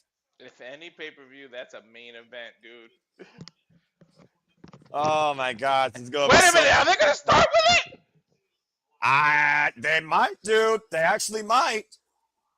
That being said, nice to see your state of mind. Give everyone some professional wrestling. You're damn fucking right. I think my head might pop off. Wait, Walter, brave, Walter, brave. Folks, we might lose Walter here. So just a heads up, we might lose Walter here. And again, thank you all for tuning in so much. Please like, subscribe, comment, and tell a friend. We want to dictate the conversation. Super chat, PayPal that passions. It is truly as simple as that. Ever since Kazuchika Okada came in the Don Callis family in July, Konosuke and Okada have been at odds ends with each other to prove who the best and the strongest professional wrestler is. Konosuke, who won the G1 Climax. Kazuchika Okada, who won the G1 Climax 4 times over and won the Continental Classic last year. Kazuchika Takeshita, of course, will defend the IWGP Worldwide Championship next week in the Tokyo Dome, while Okada will be part of Hiroshi Tanahashi's final match. Okada is the runner-up in his bout this year from the Gold League as he faces the winner of the Blue League. It's Konosuke versus Okada one-on-one for the first time ever. These two men have been on a collision course for half a year, and it's about to finally come in! As we kick things off with our first semifinals match of the Continental Classic. Let's fucking go! Woo! Oh my God, Tony! Holy shit! He's starting with it! Breathe, brother, breathe. You fucking gotta be kidding me! Oh my gosh. This is like blowing your load all at once. What the fuck?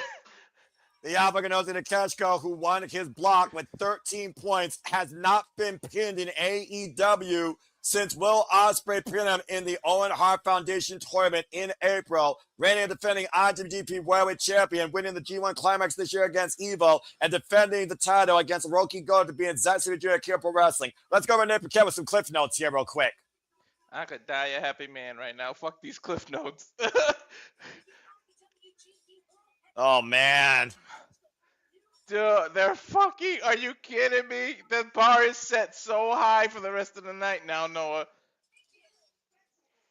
Thank you for that, Renee Pecan. Thank you for that, Walter. As again, this has been a one-on-one match that both these men have been biting for over half a year, and who Walter has been dreaming for since Konosuke and Okada first went face-to-face with each other. It started with a conversation saying this is only temporary, and now we have one-on-one in the Don Callis family, as Don Callis has joined as a broadcast partner. He had to be out here.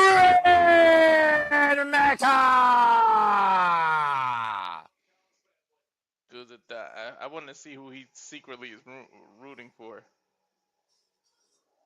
The reigning and defending Continental Classic, Continental, and current AEW Unified Champion, looking to surpass Masahiro Chono for 6 round-robin tournament wins. The greatest modern-day tournament wrestler on the planet, the Rainmaker, Kazuchika Okada.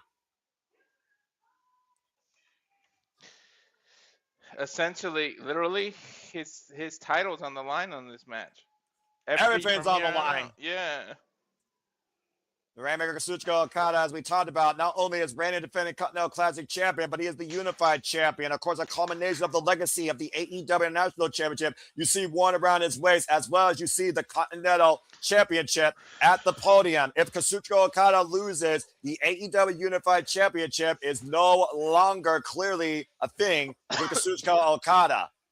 So do they separate again? I wonder what they're going to do with that. Well, I guess we'll have to see that big what if, because many people have penciled Konosuke Takeshita to be this year's Continental Classic champion. Again, Continental Classic semifinals, folks. They are one-on-one contests, and there must be a winner. This is with no time limit. Referee Paul Turner for this contest. And of course, the winner of this match will face Jon Moxley or Kyle Fletcher in the finals. I swear I thought Thursday was Christmas, but it's like it's today all over again. Again, Kazuchika Okada has been on a tear his entire career. Konosuke Takeshita has been on the craziest year of his entire life. Paul Turner, the official. I don't need shit for the next 3 Christmases after this. Oh, baby. The mood is set, and the semifinals have officially begun, and you can be part of the conversation using the hashtag AEW World's End on the X. Take a drink. I may need to. The mood is set. The AEW fleet is out loud and proud tonight. This is professional fucking wrestling. We're not, without over-exaggerating, if you're a true wrestling fan, this is Rock Hogan levels. Like, seriously. And now, of course, we know Kazuchika Okada. They haven't even fucking touched yet, and I'm like... and a hand out by Okada. Hands out, bitch. You know that's going to be a middle finger. I mean, Konosuke slapped it away. Well, the thing about Okada, he loves the hardest matches. He lives for this shit. At the end of the day, he is a bell-to-bell competitor that wants to push the best out of his opponent and the best of himself. Con have a tie-up here in the early going. Look at the tail of the tape. Similar body builds here. Similar offensive style. Both men know how to strike. Of course, Okada with the Rainmaker Lariat and the Money Clip submission. Konosuke with the freaking Falcon Arrow, Raging Fire, and the Power Drive knee. I love that the Falcon, that Raging Fire, dude. He makes the Falcon Arrow look so well done. Of course, he also has the Blue Thunder Bomb in his arsenal, but we know where that leads. Shut the fuck up, Walter. The side headlock exchange right now between Konosuke and Okada. This place at a fever pitch right now to see who makes the first mistake. And again, like we talked about, Walter, Konosuke had an incredible performance during the Continental Classic. There you see at the bottom of your screen the standings. Konosuke was not pinned at all. Okada was pinned twice. Including by one of our semifinalists, Kyle Fletcher. Of course, Takeshita, the only point he dropped a point was against Claudio Castagnoli when they went to a 20-minute draw. Again, if that draw didn't happen, Konosuke possibly could have had a perfect run. I know, right? You figure about, again, how Takeshita's record he would have had 15 points, right? That's right. Shit. What a hell of a run by Konosuke. Dude, 1 year, somebody's got to do that. Get all 15 points. Takeshita right now on the mat. Kazuchika Okada, of course, trained by Ultimo Dragon. Discipline in the Yabe style. And, of course, endorses Inokiism. Discipline in strong style. Former leader of Chaos. Took the faction over from Shinsuke Nakamura. You know these two know each other. So you got to think about when they're not in the world of the Don Callis family, they got to train every day together, right? They wake up together, they train together, they fight. These two got to know each other better than you know the back of your own hand. Like, Not to mention they've been in tag matches together and they've sensed what each other can bring. As of course we've seen miscommunication where Okada hit Konosuke with that Rainmaker Lariat. Not to mention we saw him in a triple threat match for Okada's AEW Unified Championship. Okada with the drop kick that took Konosuke out of play as he pinned Mascara Dorada with the Rainmaker. So these two have known each other since they first met in that fatal four-way last year at All Out for the Continental Championship. This match is literally over 16 months in making. dude, Look at Okada's mind. Okada drive knee, swing and a miss. Big uppercut by Okada, and now Konosuke catching Okada with the boot. And you look at the reach, by the way, of both of these men. Okada off the ropes for fire to catch the lariat. How's that for a strong exchange, Walter? And we're just getting started. The flying clothesline. Dude, Okada's feeling it too. You see the pain on his face? But the thing about this also, the fact we're talking about the Continental Classic, who is going in here worse for wear physically versus mentally? We're talking about the performance, but again, the wear and tear of the body, the damage. I don't see no damage on either men here, though. But to your point so far, Konosuke is in control of the reigning defending Continental Classic champ, which means the pressure is even higher on Kazuchika Okada. Konosuke has everything to gain, nothing to lose. That's true. And again, trying to hyperextend the joints, Okada finds his way to the ropes as Konosuke looks to make professional wrestling interesting and unify it as the strongest of professional wrestling for 2026. Okada's holding his right shoulder. Get to the midsection by Okada, the Irish with the Konosuke. Konosuke, the reversal. Okada set into the barricade. Ah, damn it, we got unsynced. What the hell? And now Konosuke looking for the run up and drop toe hold face first in the chair. Come on, Max, don't do this to me on my Christmas gift. Where are you looking at, Walter? Stay with me. Get to the midsection. DDT! Just spike Konosuke on his head. Every time he wrestles, they just said. Well, again, the stoic look of Kazuchika Okada, we talked about before. James Heber called him pound for pound the best worker since Ric Flair. It's that mental fortitude and that awareness for Okada that has made him such a certified legend in his career, leading New Japan for 17 years. Again, 7-time IWGP World Heavyweight Champion. And he's been Continental Champion now for over 600 days. Let's not forget, he beat Eddie Kingston for that title in the Coca-Cola Coliseum in 2023. In March and hasn't lost it. That's ridiculous. Nearly rivaling his IWGP Version 4 Heavyweight Championship run of over 700 days before losing that title to Kenny Omega. Of course, beating his greatest rival this year for the AEW International Championship. And right now, a slow approach by Okada, working the neck. Again, he has that money clip, that Cobra Clutch. And we have not seen Okada use the Cobra Clutch at all towards any win here, Walter. I haven't seen him use it in a while. I don't think he's using AEW actually for any win. Now that I think about it, the last time I think I saw him was in Japan. And again, Konosuke, though, will not take any insults from Kazuchika Okada. There you see the standings, by the way, from the Gold League. Again, Okada, who dropped to Kyle Fletcher and Kevin Knight. He ended with 9. And thanks to being Speedball Mike Bailey, he had the of course, DDT had the tiebreaker to go to 9 points and be the second seed. Why Kyle Fletcher is the top seed? Because he beat Okada. We talk about the wear and tear, the discipline, the damage of Okada and Konosuke. The cover by Okada like a Days Loud press in the 2 count.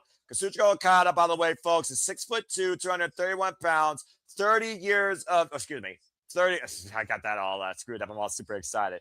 Kazuchika Okada, 38 years of age, still a legend in his mid-30s. Of course, comes from Aichi, Japan, 6'3", 235 pounds, 21 years involved in the game, trained by Blue Justice, Yuji Nagata, and Ultimo Dragon down in Mexico. Ever since going back to New Japan at Wrestle Kingdom 6, confronting Hiroshi Tanahashi. Kazuchika Okada enters his 1,784th match night in his career.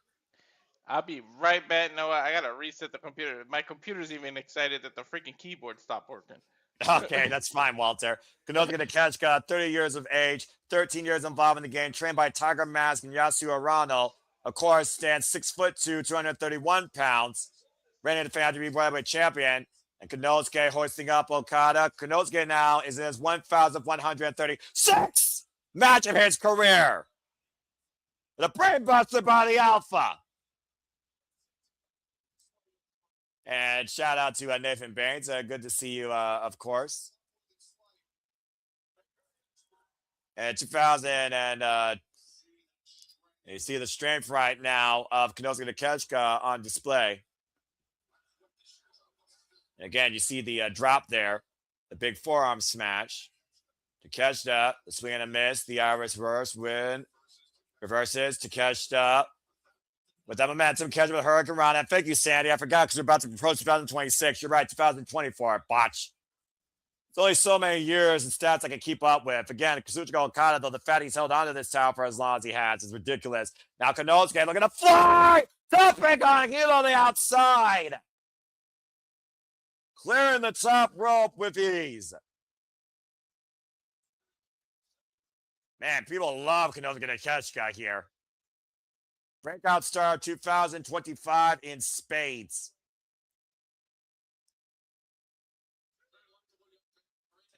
First member, of course, the Don Callis family as Konosuke eyes the AEW Continental Championship.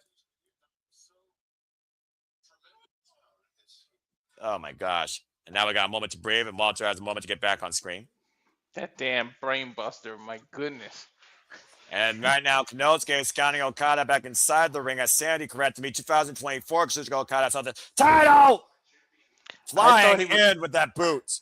I thought he was going for Raging Fire when he did that brainbuster. Cover 2, count only. About to say, this match is still way too early, Walter. I still think these men are filling out each other. Again, the tail of the tape, similar height, a few pounds of difference in body weight. The discipline level this year, though, of both these competitors in and out of the Continental Classic, though, cannot be undermined. Takeshita, look at Okada, going after the eyes of Takeshita here. Of course, playing loose with the rolls. And of course, right now, Okada, well, like we said, Okada, he has everything to lose, especially ahead of going to Wrestle Kingdom next week, taking on Roshi Tanahashi. It's the boot up. Mm-hmm. Okada creating separation. Konosuke again catching both boots of Okada. Takeshita back inside, though. Caught by Okada. Uh-oh, hook of the head. Okada with the neck breaker over the leg. Kazuchika Okada, by the way, folks, has been AEW Continental Champion for 648 days, AEW Unified and International Champion for 169 days. That's crazy. And he's defended the Continental Championship now 18 times successfully. Quick scoop slam. What other way, cameraman? You always do that.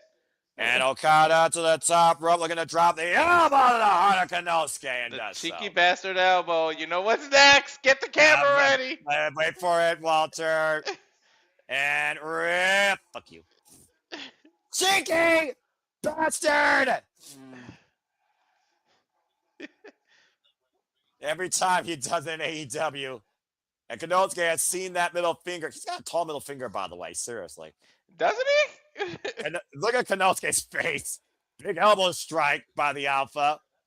That just rock Okada, but Okada's like, nope, give me more.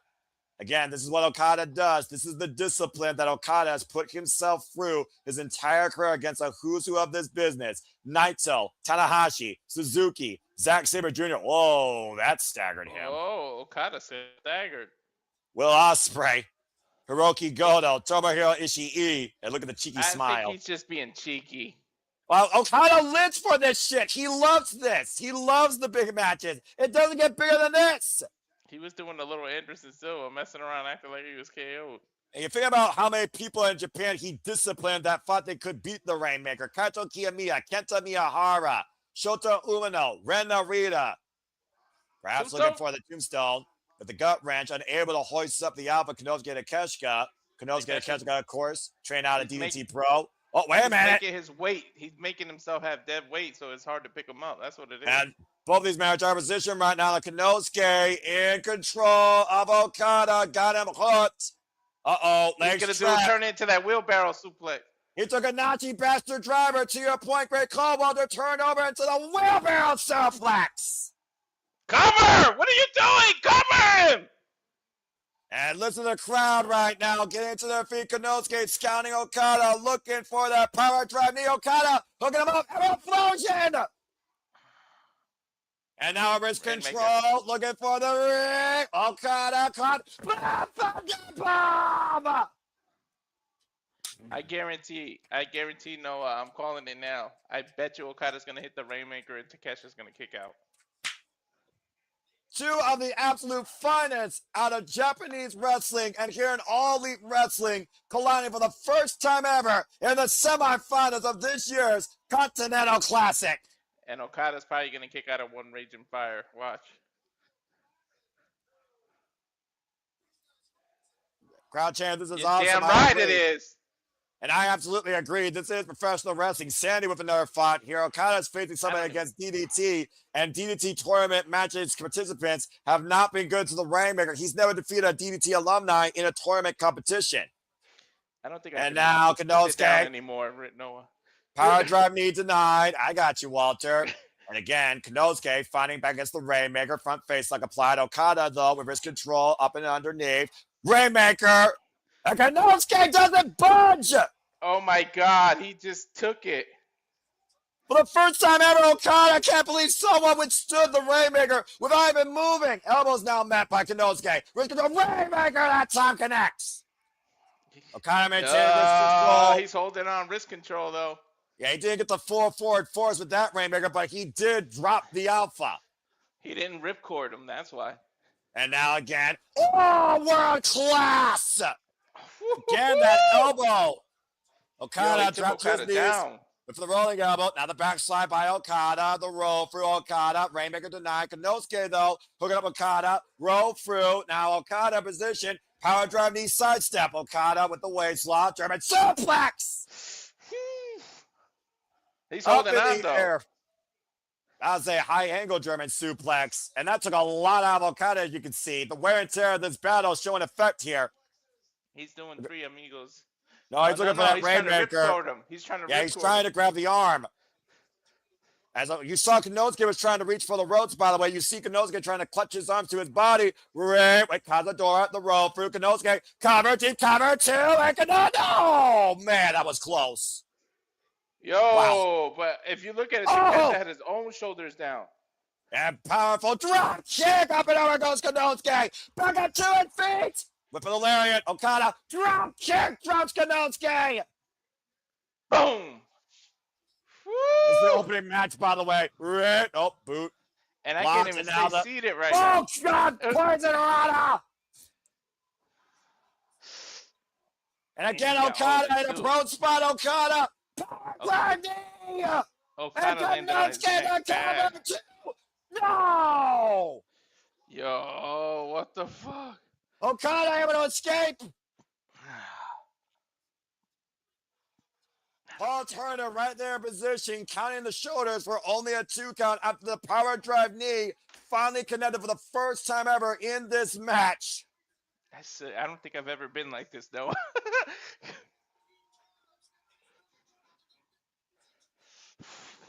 Kazuchika Okada again in a vulnerable stick. Nothing to catch. Staying on the attack control. Looking for Raging Fire. Okada. Raging Fire. And it needed the point of the head, though. Okada able to find escape. And now Konosuke, though. Back elbow strike. Bastard. Is he going for what is that? Screwdriver? What the hell? Okada with a screwdriver. Oh, the knee in the back of the head. Okada. Wait for it. Wait for the Rainmaker. That's a catch cut. Whoa!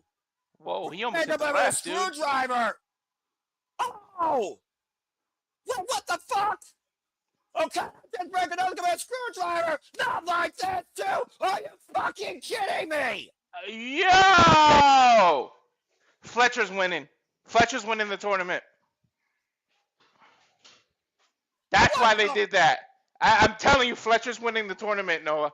I think that was desperation, Walter. You can't tell me anything different. Kazuchika Okada knew he was at his wit's end against the Alpha, and literally a screwdriver. And you gotta imagine Don Callis had a lot to fucking do with that. Imagine what Konosuke's going to think when he finds out this happened. They got more to it, like, because who put that screwdriver there, and how did Okada know? It was Don Callis. It had to be Don Callis. You fucking kidding me? Yo, I'm a little disappointed with AEW. I'm a little disappointed. You shouldn't have ruined that match like that.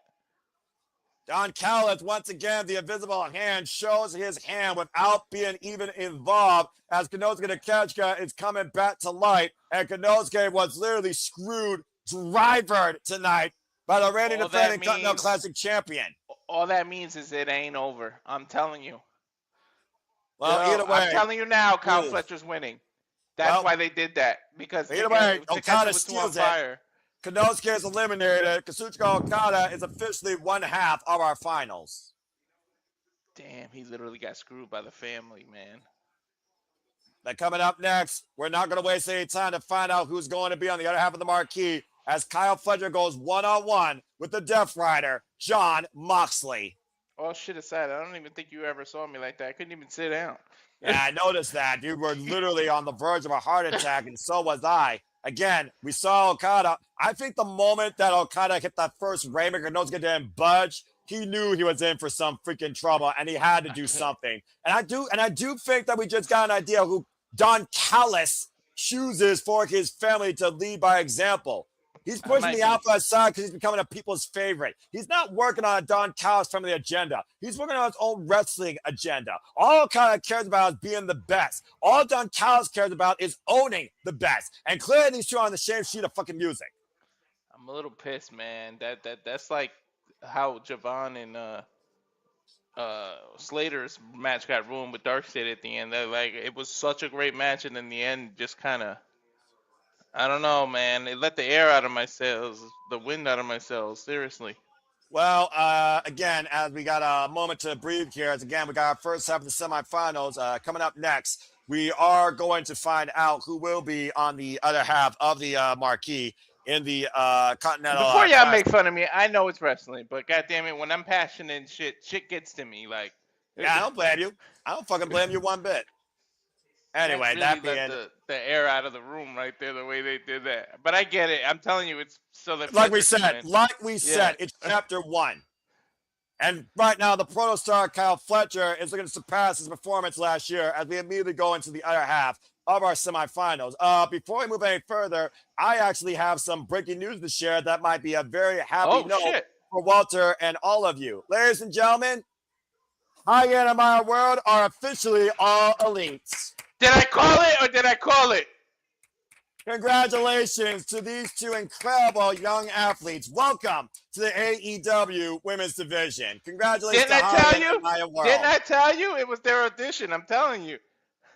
Well, anyway, right now, with that being said, why two women have culminated a dream to be on the main scene, Kyle Fletcher is looking for the whole world to say his full name as we go to Renee Paquette with highlights ahead of this semifinals match.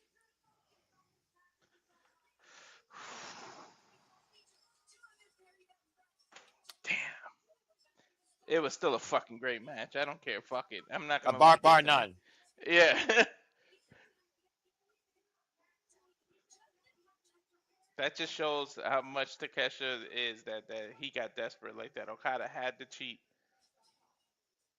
And we heard Renee Paquette talking about how Kyle Fletcher needs to prepare. He thought he was going to be in a Don Callis family final, and that very well can happen if Kyle Fletcher wins here tonight with already 2 wins over the Rainmaker. But he has prepared both physically and mentally for Jon Moxley because he's never faced Jon Moxley. And you can call Jon Moxley a wounded animal all you want. That might be where Jon Moxley is at his most dangerous. It's crazy to think what JJ predicted. We should have known better than go with JJ, by the way. That JJ might have threw this whole thing upside down, and the finals might be Jon Moxley with Kazuchika Okada for the first time ever.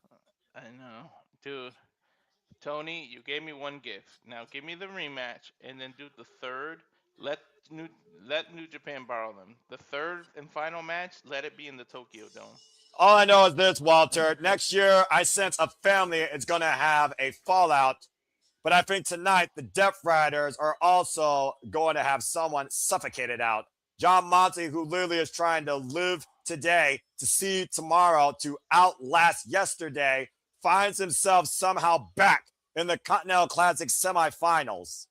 I'd rather have them have done that in the opening match than made it all the way the exciting of the entire pay-per-view and then fucking do that screwy shit at the end.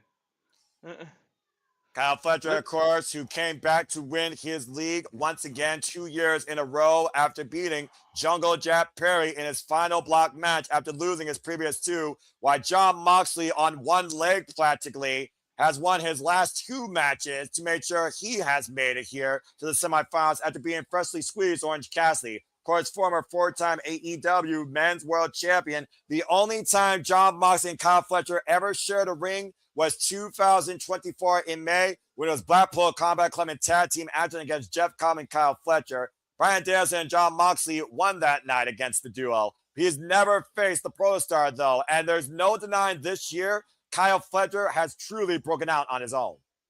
If I'm being honest, I don't even know how Moxley jumping the railing or even walking right now, to be honest. Bro, everybody in this tournament took advantage of his ankle. I'm telling you. But the thing about that, though, Kyle Fletcher is not a submissionist. Jon Moxley knows how to counter submission. Remember, this guy was disciplined by Minoru Suzuki, the former king of Pangrace. He's been baptized by Zack Sabre Jr. in previous combat. He's been literally forged by William Regal, and he beat Bryan Danielson. Jon Moxley is the most multifaceted wrestler in the entire AEW roster.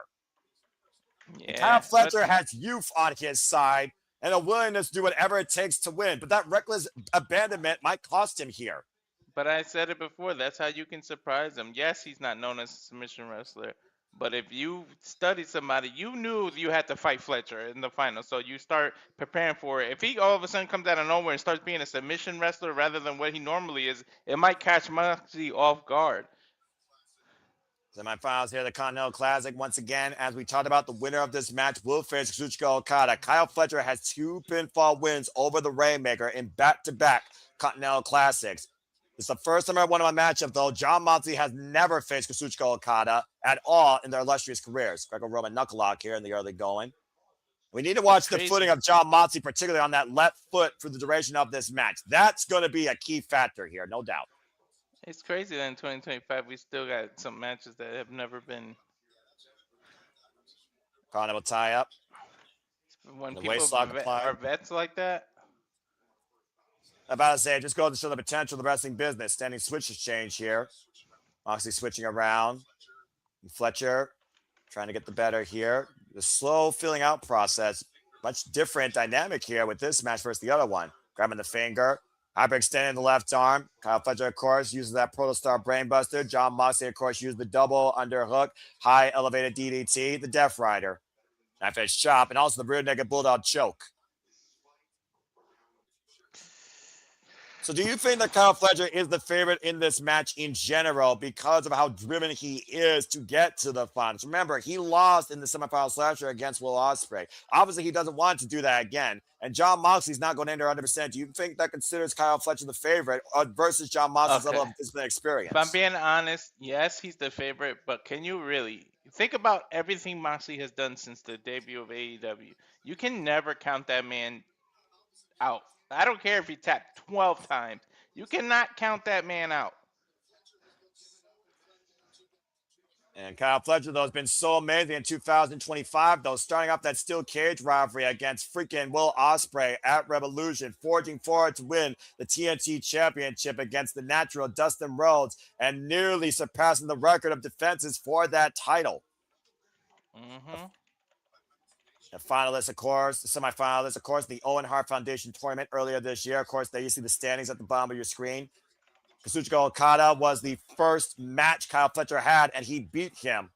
Now, Moxley, though, is not going to play to Kyle Fletcher's game of mental warfare. As again, you take your eyes off the Death Rider, he will go on the attack. And as one person, you don't want to fool around with, it's Jon Moxley, no matter what conditions he's in. Mm-hmm. Driven into the barricade. And we know that Jon Moxley is most dangerous when you're outside the ring with him. Exactly. Now trapping the arm. And Bryan Danielson knows that all too well. Given head first, goes Kyle Fletcher into the announce table. Got Moxley back inside. Kyle Fletcher, though, needs to get back on the attack. And oh! Nice scoop slam there. The power slam by Kyle Fletcher. Delivered with emphatic purpose. Again, congrats to Hyan and Meyer World, who are now officially all elite. Couldn't be happier for those two. And driving the boot into Jon Moxley in the corner. And of course, you gotta also consider how much damage and wear and tear you actually want to happen to yourself in this match. Considering what Okada did, I don't think Okada suffered that much damage during his match. So either of these men can ill afford any signs of weakness against the Rainmaker. No, not at all. And right now, Jon Moxley chopped against the top rope. Knife and shot. Jesus. Punishing chop delivered. Jon Moxley, by the way, is going into his 2000th and 35th match in his career. Can you believe that? Knife edge chop by this man out of Cincinnati, Ohio, 4 years of age, 20 years involved in the game, trained by Les Thatcher and Cody Hawk. You, of course, remember about Cody Hawk and the discipline that he put Jon Moxley through in Jon Moxley's autobiography. And right now, Moxley getting the better of Kyle Fletcher with these elbows. Jon Moxley, who gave a very poetic, humble statement following his win against Orange Cassidy on AEW's exclusives, of course. Talking about how much he lives for this shit. There's still so much work to be done, but I couldn't be prouder to see what we have done. Again, we talked about, Walter, you can say what you want about the Death Riders, but unlike the Vision, they push AEW to be better, even if it is more violent. Oh, yeah. All right, whipped. I honestly think this dude, Jon Moxley thrives on violence. It's like almost like Jason or somebody. I don't know. It's freaking weird. Kyle Fletcher right now seated, and Jon Moxley picking up speed, driving the boot for the Protostar. And Fletcher once again falling. Moxley just rolling back inside, breaking up the 10 count. Referee Bryce Rensburg for this contest, by the way. And Jon Moxley could advance to the finals for the second time ever. And Kyle Fletcher pushing Jon Moxley into the barricade hard. It's almost like that calm composure, and all of a sudden, Kyle Fletcher just explodes with offense. And again, it goes back to that reckless abandonment that I think both these men have. And honestly, that makes this probably the most dangerous match of the night, despite the fact we got Darby Allin versus Gabe Kidd. Mm-hmm. This pendulum of momentum keeps swinging back and forth here with these two men. Breaking the eyes by Jon Moxley. Clearly, I don't know if you want to stay on the floor. I'm still trying to calm down from what I got as an opener. And Kyle Fletcher trapping the already prone leg of Jon Moxley in between the steel ring steps and going to town with these right hands. Bryce Rensburg trying to call for the break. We've seen this type of action throughout the tournament with Kyle Fletcher, exploiting his opponent for a weakness and trapping them with the ring environment. Uh-oh. Yeah. And Kyle. Oh! But I mean, you picked the right guy to get this aggressive, but I'm telling you that he likes this kind of crap. You know he does. Kyle Fletcher literally drop kicking the steel ring steps in the already prone leg of Jon Moxley while he was trapped. So that was nothing but steel on steel impact. Ooh, both these men have been against the clock in a couple of their matches. I mean, Jeff Perry literally almost took Kyle Fletcher to a draw. I think he won with like 30 seconds left or something, didn't he? Less than 30 seconds left. You would be correct. Mm-hmm. And now Kyle Fletcher. We saw him, of course, how much he focused on the ankle and the Achilles of Jungle Jack Perry. Now trapping the legs of Jon Moxley. And, of course, we've seen Jon Moxley, like I said, already tap out 3 times this year and quit to Darby Allin. Kyle Fletcher right now with the legs trapped. You got to think about also the fact that the Don Callis family has the technician Josh Alexander there. I'm sure Josh Alexander gave Kyle Fletcher some pointers. Might see him apply an ankle lock here. So if it's out, let's say Fletcher does win this, and Okada's the other finalist. Who the hell is Don Callis going to side with? Well, I think that right there is a tale in itself that many people may want to see finally happen and find out. And again, as I said, Kazuchika Okada has lost to Kyle Fletcher back-to-back years in this tournament. Back elbow strike as Kyle Fletcher wrenches the leg and ankle of Jon Moxley in the second rope. It's starting to make me think that the fucking Moxley might pull off to get the Okada. Well, we know that no one can get involved here, so at least we know, again, this will be a one-on-one contest. But whether or not Don Callis left Kyle Fletcher a tool to cover, only a tool to advance, that remains to be seen. And John Moxley, again, now really favoring that left leg. Of course he is. It's been targeted this entire tournament. The single leg crab applied. It's Moxley right now, flat on the mat. We saw John Moxley tap out to a chain applied old man heel hook and submission hold by the Valiant artist Kyle O'Reilly at Full Gear. I can't get over it. What world do I live in that I really did get Okada and Takeshita? And you know you're going to get it again. And I think Takeshita is going to have hell to pay when it comes to his family betraying him. I'm not dreaming, right? This is life, right? And Bonze, that did happen. And so did that cutter, that ace crusher out of nowhere, dropping Kyle Fletcher. John Moxley's awareness and resilience, the tale of the tape for the guy that literally has lived beyond death itself. And right now, creating distance between himself and Kyle Fletcher, but John Moxley going to fly on the top rope with the Tope Suicida to the outside. And I think his leg got cut up on the ropes, and you see John Moxley immediately favoring that leg. I think it did get caught. And but I'd say it hurt John Moxley just as much as it hurt Kyle Fletcher. And John Moxley barely able to stand on his own 2 feet without assist from the steel ring steps. Yeah, but look, he still did a tope suicida. He's still running. Kyle Fletcher, by the way, we talked about his youth and experience, former Ring of Honor 117 champion. This is his 732nd match in his young career. 26 years of age, of course. Mr. No-Go Driver! Damn. Converse out of the ring, 2! Moxley kicks out! Kyle Fletcher, of course, from Sydney, Australia, the protostar trained out of PWA Academy by Robin Eagles, Travis Banks, Madison Eagles, and of course, 11 years of in-ring wrestling experience, but 2 years as a singles competitor. As of course, before again, he was nothing but a tag team specialist, let's forget. That's right. Saw the breakout. I did forget until you just said that, to be 100% honest. Yeah, literally, it's been only about a year and a few months that Kyle Fletcher has been literally a singles star, calling himself the proto star. Kyle Fletcher falling, whoa, man, it runs into a lair by John Moxley. But not able to get the full force behind it because, again, he can't push forward on that leg. Nope. Kyle Fletcher knows it, though, and he wants John Moxley to bring it. A clubbing shot again. Kyle Fletcher refusing to give up his vertical base. Now rebound off the ropes. And not able to generate enough forward force to take Kyle Fletcher off his feet. Now Kyle and John Moxley trying to both pick up speed. Boom, man! Got him that time. Turn him inside out. Dude, Noah, I felt that, and I'm way up in California. I ain't nowhere near Chicago. Right underneath the jawline, the full force of Moxley's forearm, turning the protostar inside out. And he's still trying to shake off those feelings of the legs. You're lucky the boots are tied pretty tight.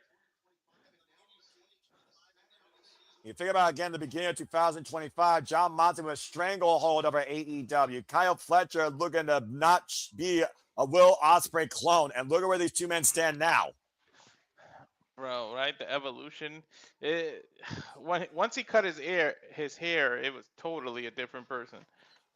It was like he was getting not just rid of his hair, but he was getting rid of any past of himself and any of those comparisons. He got rid of everything when he did that.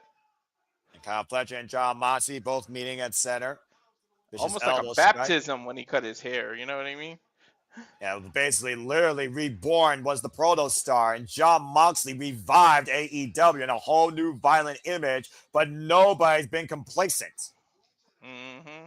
Kyle Fletcher, though, big elbow, taking every shot John Moxley's bringing to him here. Shotgun drop kick by Moxley, though. Well, how smart? I don't think that was smart with your ankle hurting, right?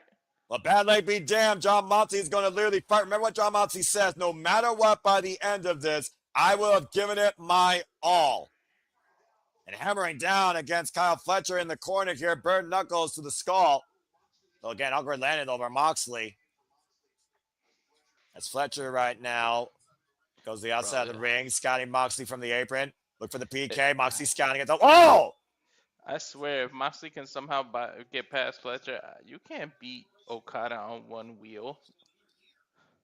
Crazy things have happened. Went for that stomp. Instead, it's the canvas. Kyle Fletcher came with a press kick. Did he Now land on Kyle- that same hurt ankle after that stomp? Yeah, he did. Oh my God. Oh no. Brainbuster. Buster on the apron. It's over. Just get the man in the ring then. Dude, the man's dozed off. Like, look at his eyes. He's not there. I think the lights just shut off, man. Noah. Fletcher, all he's got to do is literally pick up that dead body. But to your point, that is now probably dead weight. But all he's got to do is get inside the ring. Take the count out if you have to.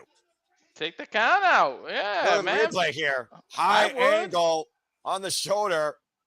The Protostar Brainbuster on the apron as Kyle Fletcher fell to the floor. Look at this. Look at the glazed look on his eyes. And he's bleeding. Of course he's bleeding. From the lip, by the way, to be fair. And he did get jacked in the mouth a couple of times. So, I mean, that's justified. And Kyle Fletcher right now will definitely take a count out here. Jon Moxley, like you said, with glazed eyes. Up to 7 right now. Moxley is barely moving. A count of 8 as Jon Moxley rolls to his stomach. A count of 9. Will he get in there? Jon Moxley breaks the 10 count. Kyle Fletcher be on the attack. Uh-oh. Looking for the Liger Bomb. 1, 2. Kick out with the left shoulder up. Not on this one yet. And now looking for that single leg crab, high angle on the already damaged leg. The single leg crab applied. Bro, Can Jon Moxley find a way to the ropes and force the break? Bro, and shouts Nicholas Rogers in the chat. I can see the veins on Moxley's head. Yeah, you see literally right now all the body weight of Kyle Fletcher on the upper back of Jon Moxley. Put your knee there, Fletcher. What are you doing? You're letting him crawl. Put your knee there. Back towards center and now sitting back deep on Jon Moxley as far as possible, but left his head exposed. Jon Moxley looking for the rear naked choke, and that might be a mistake by Kyle Fletcher. Now Moxley with the bulldog choke. It's the bulldog choke. It's the bulldog choke. And Fletcher might be going out here. Yo, Fletcher put himself in that position, though. And look at the discoloration. He is pinker than Bret Hart's outfit. Oh, you see Kyle Fletcher, though, trying to crawl his way towards the ropes, but immediately, though, was able to find the ankle again. That was smart. You got to give it to Fletcher. And you claimed he wasn't a submission wrestler. Remember you said that? Look what he's going for. I'm about to say, now the leg grapevine. I told you, you got to surprise people. Again, look at the way he's twerking that grip right now, though. Yeah, but he's allowing Moxley to turn on his back and release some of the pressure. That's not how you do an ankle lock. You have to turn. Oh, my God. Heel hooking him now. Yeah, that's a heel hook now, though. So that's a whole different type of submission. Jon Moxley is trailing right now. Trying to maneuver his way to the ropes and does so in the end. Damn. Defiance of the Death Rider. Exhibit A. Moxley looked like a fish out of water when he was doing that.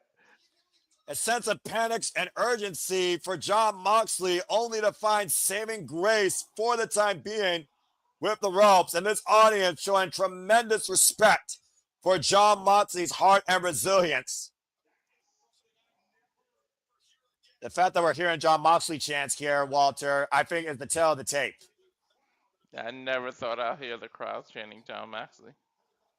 And Kyle Fletcher right now putting the boots towards Jon Moxley. Again, you don't have to like what Jon Moxley may have done at AEW this past calendar year, but you damn sure got to respect what Jon Moxley has put forward out of AEW this year. Again, he didn't want this to be treated like a joke. He didn't want to see complacency. He wanted to see everybody step up and try. And we see nothing but that, especially out of the Continental Classic.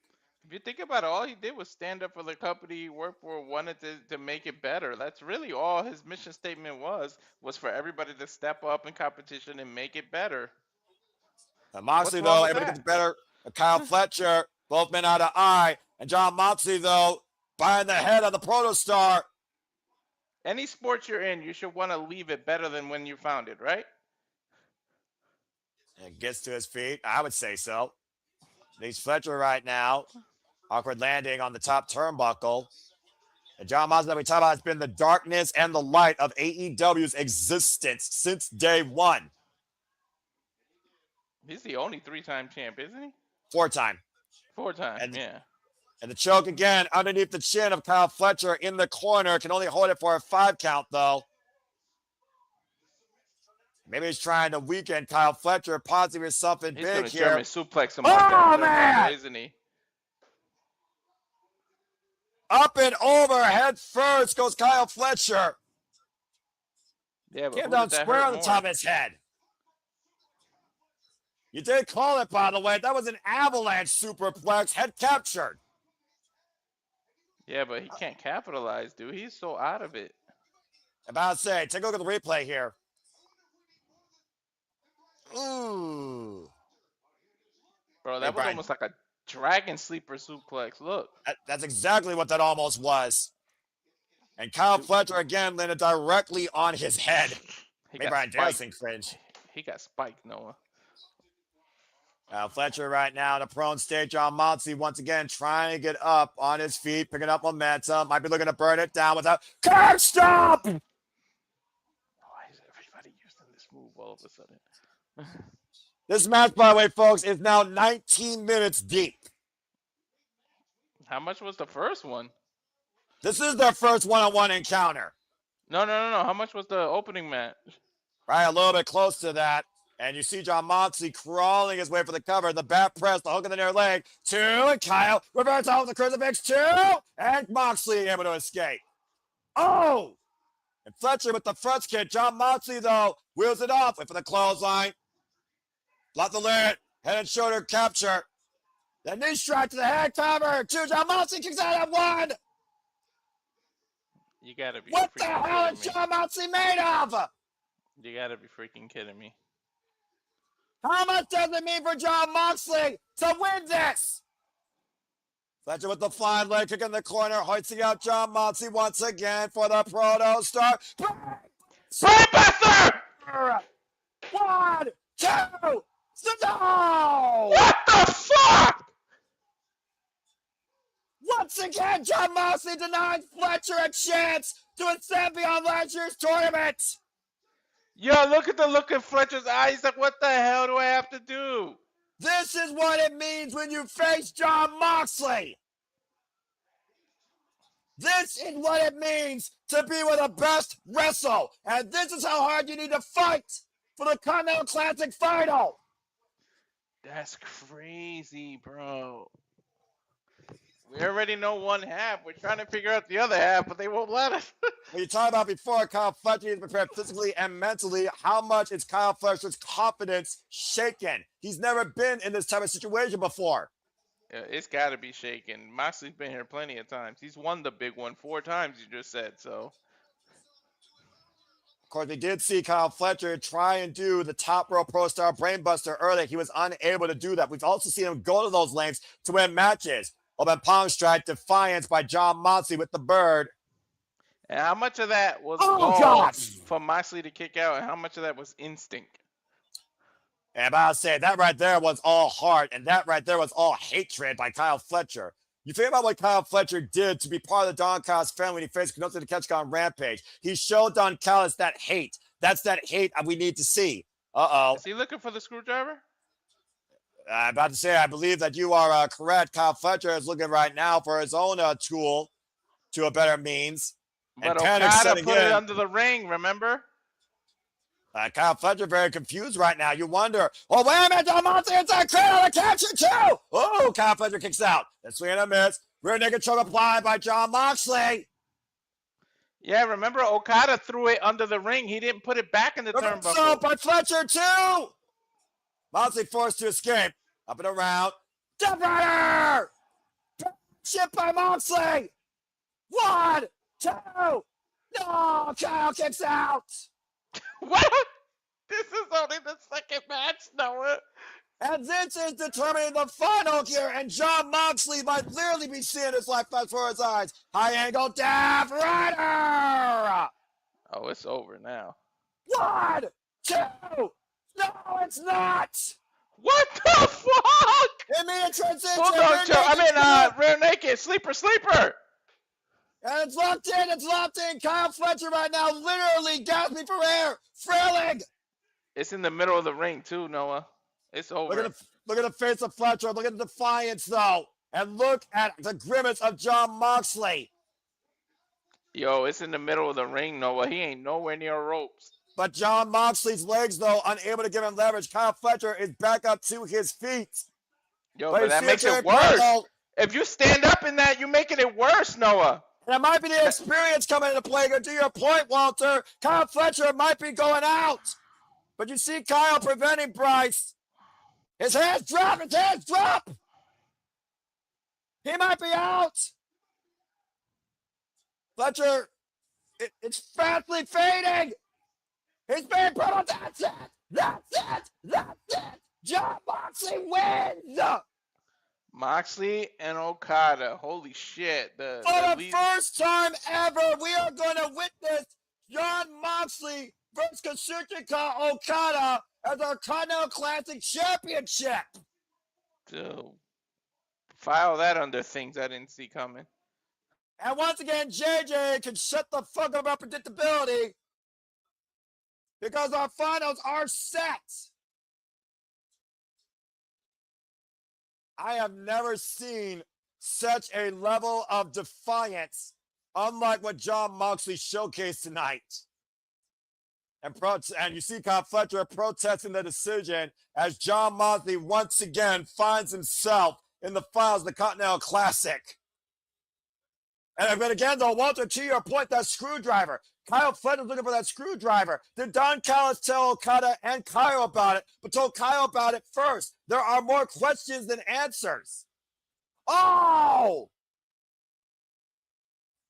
Fletcher with the cheap shot chop block post-match. One of the greatest matches I've seen this calendar year out of both these men, and a sore loser and a poor show of sportsmanship by the Protostar.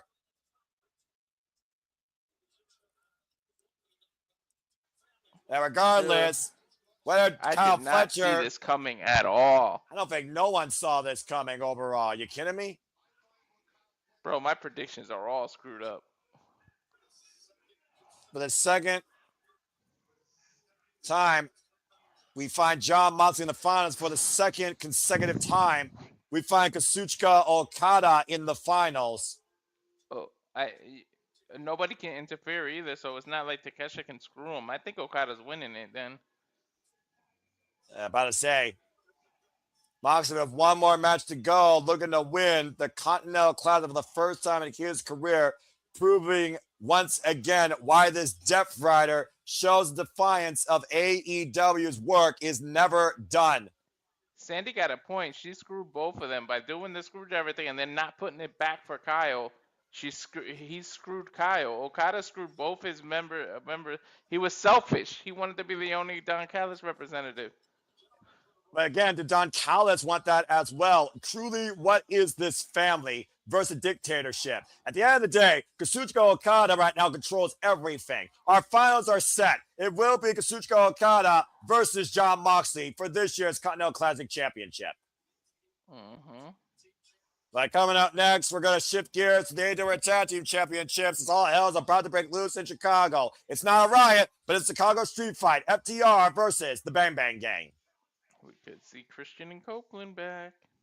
We could, but right now we need to wrap our head around what truly is becoming the story of what the fuck's the future of the Don Callis family. We saw Okada beat Konosuke Takeshita by dubious, desperate means. A screwdriver. Every time a screwdriver comes in play, it's always Don Callis' invisible hand that dictates who gets screwed by it. Remember, when Omega was screwed, and of course Will Ospreay was screwed. Now Konosuke's been screwed.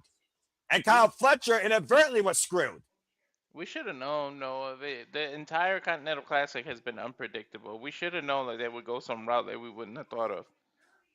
Yeah, and again, this is what AEW does different than WWE. Unpredictability in the biggest of circumstances. Regardless. What are you tweeting? I see you with the phone. What are you tweeting? I'm saying that the heart of Jon Moxley is incredible because I do believe AEW deserves some positive conversation because if people aren't talking about AEW, they need to because that's professional wrestling, damn it. And again, Jon Moxley versus Kazuchika Okada, that is a first time ever one-on-one matchup. And again, Sandy, to your point, Okada cares about being the best. Simple as that. And Don Callis cares about only having the best. That's crazy. And Nick Ferrante's right now with the fight. The leg is fucked now. Okada retained and plays the Death Rider story that John will be able to get it done in the big time. Yeah, man. Well, I'm shocked, man. I am too. Like, seriously, I literally am like, wow. Well, that being said, action rolls on. Guns up. Let's get ready for the Bang Bang game. As we got Hart, Juice Robinson, and Austin Gunn looking to take it to the streets and host their own riot tonight. Of course, this match was made off the fact that FTR beat Austin Gunn and Hart, Juice Robinson under dubious means during the Holiday Bash for the AEW Tag Team Championships when Cash got the foot on the bottom rope for Dax, and the referee didn't see it until after the 3 count, but did not call for the bell. You know, it's really interesting also considering Jon Moxley's personal connection to Bryan Danielson, who called that match. Remember, Jon Moxley was Bryan Danielson's undoing via a Warrior's death. And speaking of connections, of course, now McGinnis has a long connection. Dude. Yeah, I'm shocked. I should have known AEW loves to do first time evers and makes the world guess. And JJ doesn't know what AEW is about. They're not typical WWE storytelling. They're professional wrestling unpredictability. If there's any consolation to this, I'm glad that I freaking said Takeshita would be my winner because I think he should have been.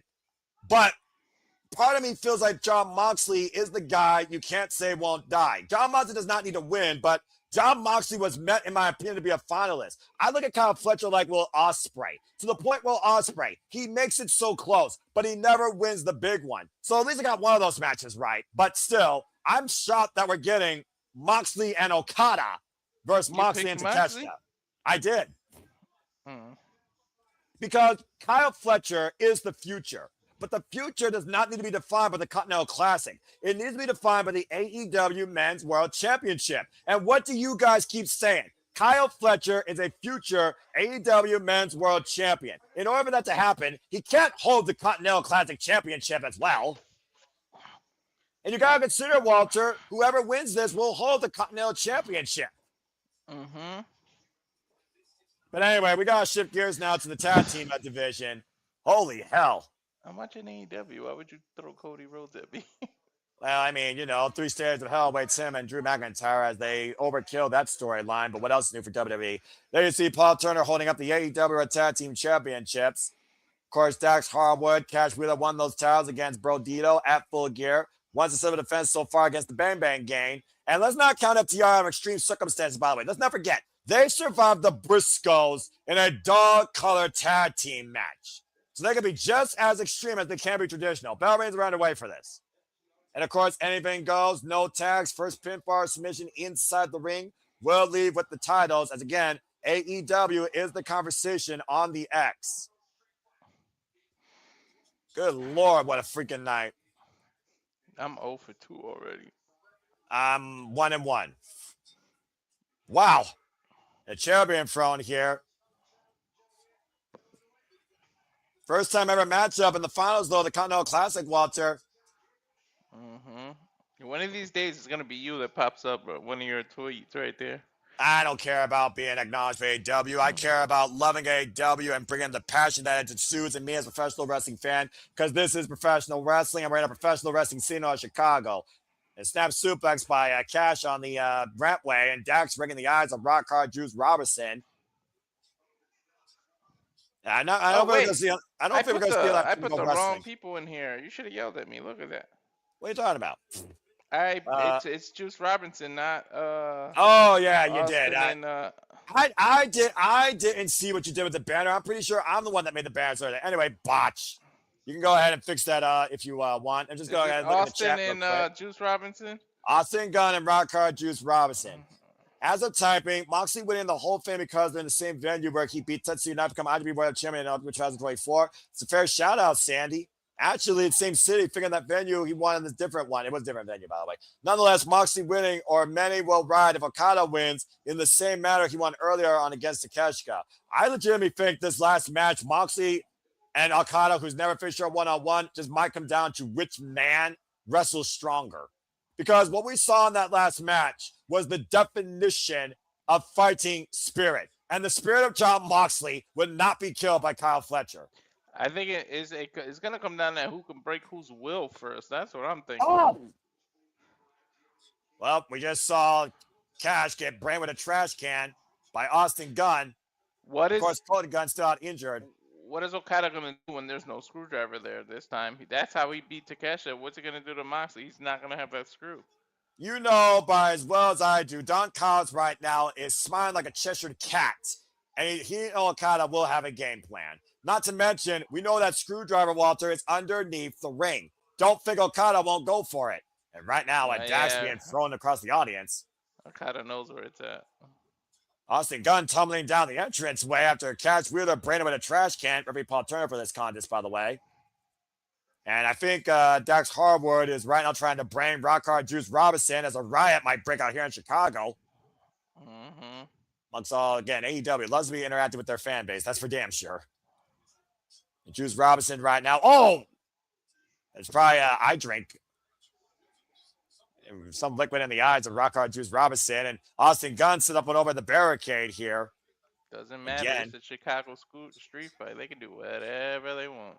Well, you know, it's one of those things where hindsight is 2020.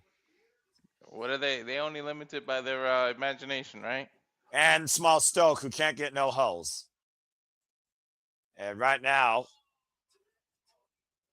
I don't know what that was. They just broke in Austin Gunn's hand. Probably some kid's little toy. Again, why is this little bastard setting up table? Mind your business. Get out of here. This little bastard is the reason these guys are tag team champions, much I hate to admit it. What the hell was that in his knuckles? Juice Robinson right now looking to catapult Dax Harwood straight into the ring post. Showed it first.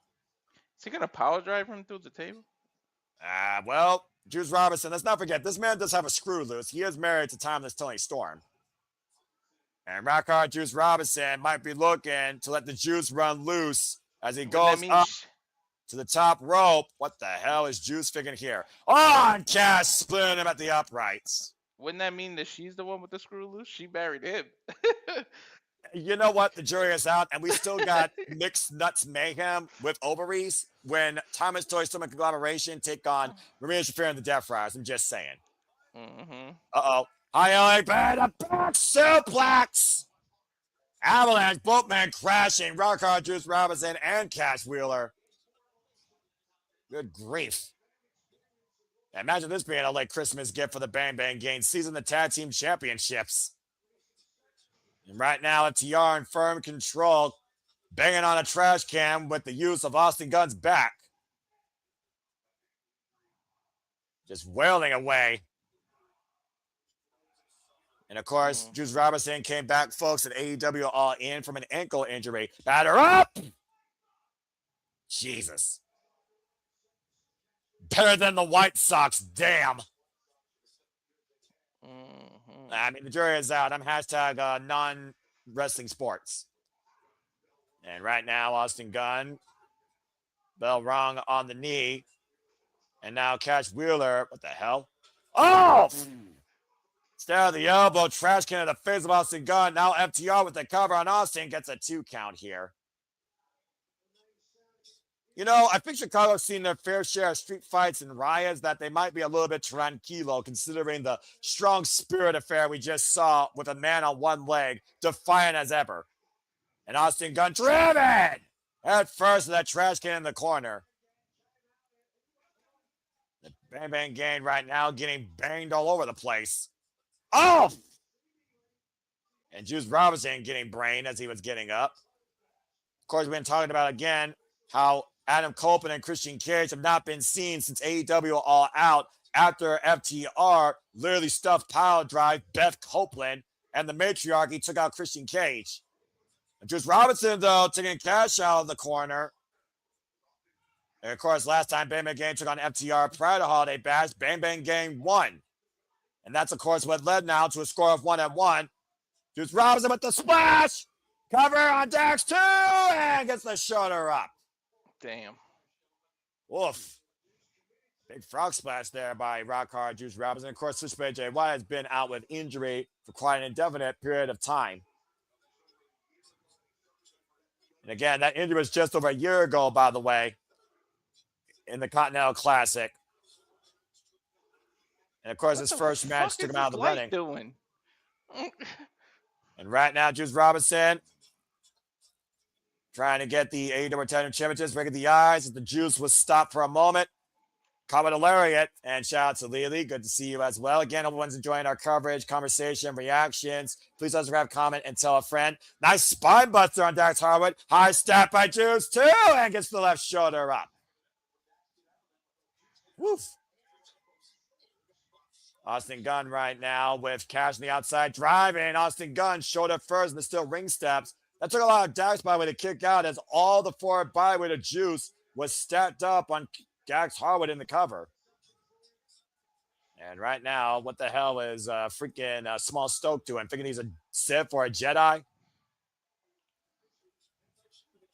I mean, he's more proficient with a kendo stick than he's with women. Go figure.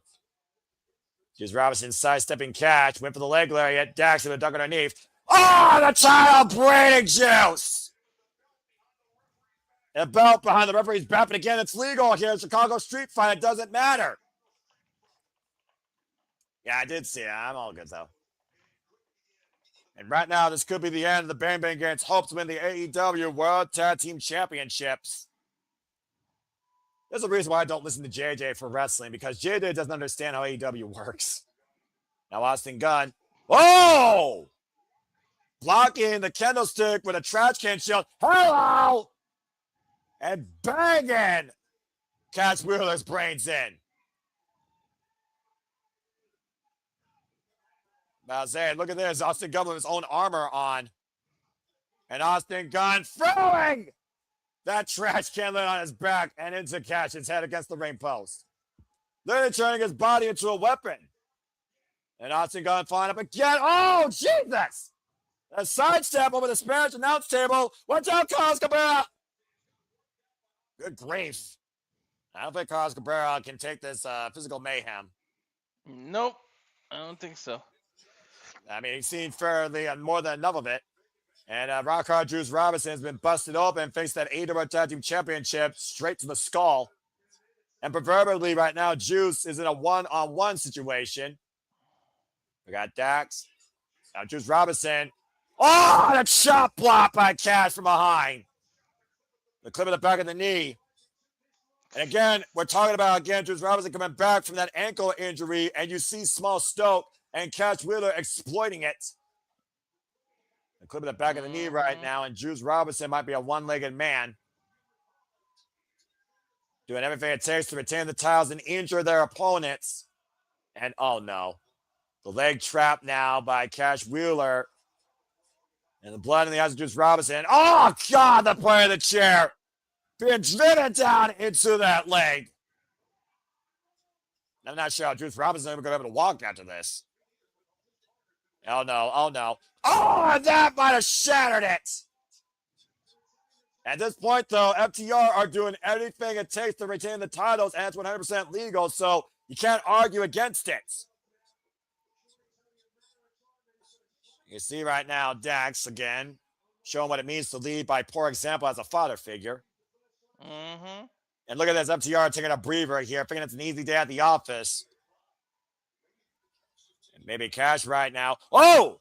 Meet of the minds as Dax was pushing the Cash. Juice Robinson inside cradle, Paul Turner position, cover, 2. Oh, almost won the championships. Almost pulled a victory out of nowhere. Juice right now with the jab, squaring up against Dax's jaw. Ah, that chair again swung into the leg. From behind, you hear Juice screaming out in agony. And Juice Robinson right now, the legs trapped by Dax Harwood. FTR, Cash, the second rope, and a vicious stomp on the knee. Yeah, look at that freaking crocodile face by Cash Wheeler. The inverted figure for a leg lock now applied by Dax Harwood. Rockard Juice Robinson might as well tap out at this point, but we know he won't. But now Paul Turner might need to call it. Mm-hmm. And look at the insult to injury here. Literally, Walter, with the title literally right in front of him, fingertips away, courtesy of Cash Wheeler. Right. Again, that's what it's all about. Tactiles on the line. How bad does Juice want it? How much is he willing to fight for it? Trying to drag himself to the ropes to force some sort of break or find some leverage. Cash Wheeler, though, literally saying that you should tap out. And now Cash dragging Dax and Juice back towards center. There is no escape right now for Juice Robinson from this hold and torture. And again, it's a street fight, so rope break won't matter. Austin Gunn, what the hell? Austin Gunn bringing in a fire extinguisher. Got caught with a drop kick, though. And again, Cash Wheeler, though, oh my God! Well, that was a car wreck and a half. I think Cash missed Austin, but still, we saw Austin crash in the back of that table. Again, doesn't matter. There's no rope breaks in this match, Juice. There's no rope breaks. Yeah, he keeps grabbing the rope, but there's no break, bro. Well, I suppose he could try and crawl out further outside the ring. Not with the Hathaway sitting there. But you also got fire extinguisher sitting there. But the fire extinguisher, and again, Rockard Juice Robinson might be looking to, extinguish Dax Harwood's vision. How did he not see him grab it? I would have let go of that move. I don't think he knew if Juice Robinson knew PASS. Mm-hmm. Pull, aim, squeeze, sweep. Squeeze, sweep. I know. I was taught that. Very good, young man. And right now, Juice. Oh! The Juice is loose. The cover. And Stokely stops the count. That was a juicy DDT. What the hell was that? A front DDT? That's exactly what that was. And Stokes stopped the count, dropping Paul Turner. What the hell is this annoying little not doing? It's a street fight. He's within his rights. You gotta be fucking kidding me. Little freaking weasel worse than freaking Bobby the Brain Heenan trying to swing a chair. Are you kidding me? You don't even have a big enough girth to get something against a hole. And again, Stokely fleeing like the coward he is. But he did allow FTR to persevere in this match. Oh! But having Juice a weapon now, using it against Dax. Trying to rearrange the spine of Dax Harwood. FTR might finally pay for their sins tonight. And Juice Robinson still hobbling on one leg. Cash Wheeler, though, back in the ring, eats the chair in the midsection. Losing all that blood, too. Whew. Yeah, about to say, all this literally is to the point that Juice Robinson might pass out from exhaustion, but he is still walling FTR with that steel chair. And going out alone. And on one leg. There's your fighting challenger right there. Look at the eyes. The eyes tell the story, Walter. Hell yeah. I don't want to look at his eyes. He's nuts. Wait a second. Stokely now trying to grab the chair while Dax is covering up. And Stokely. You annoying gnat. Push the chair and Stokely! Up and over. I am the table. Bye, you little annoying bitch. He's gone for good. Oh, and a low blow by Dax to Juice. Hobbled up. Oh, rebound up the ropes and Shatter Machine! Oh, it's over. I think he was supposed to go through that table. And now the cover by Dax. 1, 2. Oh, and Austin with the save. Where the hell did Austin come from? I don't know. Why did we have the same thought at the same time? Yeah, quite literally. Take a look at this. That was perfect, too. Right on the jaw. Look. Yep, that Shatter Machine caught Juice flush. I thought the Juice ran out, and Austin Gunn with the Hail Mary save of the night. Somebody needs to check on Stokely. I think he was supposed to go through the table, and he hit the back of his head on the actual ramp. I mean, the guard. Oh! Well, he can't get holes, and he can't execute a freaking move. There you go. Austin Gunn with the up kick, though, to Dax. Suck it. And Austin Gunn with the famous counter. Dax Harwood, though, looking to hook Austin Gunn. Pile driver! On a trash can, mind you. The cover! 2! Oh, Austin kicked out. Almost teabag Yeah, cover but there, he by the wasn't. way. Oh, I forgot you don't have to tag in the street fight. But I say, you realize it's a street fight, right? Mm-hmm. Austin Gunn, though, hooked up, though. FTR. Uh-oh. Looking for that stumped pile driver. That's what took Copeland out. And they're not done yet. They want to make sure they end the Bang Bang game once and for all. They don't have a bullet left in the chamber. Stump pile driver head first on the AEW World Tag Team Championship. Covered Austin shoes. Gunn went limp. Dax with the cover. 2, 3. FTR It's over. retains. It's academic after that. Almost 100%. Bang. Well, they went down fighting. Damn, I can't imagine what. If that was a street fight, I can't imagine what Darby Allin and Gabe Kidd are going to do. Well, Big Stoke down and out, smaller than he's ever been before without the use of freaking enhancements. As FTR are still AEW World Tag Team Champions. Good grief. That was a mess and a half. As I expected, a human car wreck, Chicago street fight. Go figure. Come on. You think you know me. Or him. I think you Austin know him. Gunn and Rockhard Drews Robinson down for the count. Looks like Dax Harwood's ear might have been busted. Almost. You think you know him. Come on. And again, Bang Bang Gang left bleeding, buddy, battered, and knocked out. Took 3 pile drivers to put down Austin Gunn, by the way, Walter. I just want to put that out there. 3 in a row, too. They didn't even breathe in between it. Not to mention the last one was on the AEW Tag Team Championship. Come on. You don't need the reunion tonight or the return because you gotta do it close to the Canadian tour. Yeah, it looks like FTR are going to end 2025 on a high note. Still the AEW World Tag Team Champions. Good grief.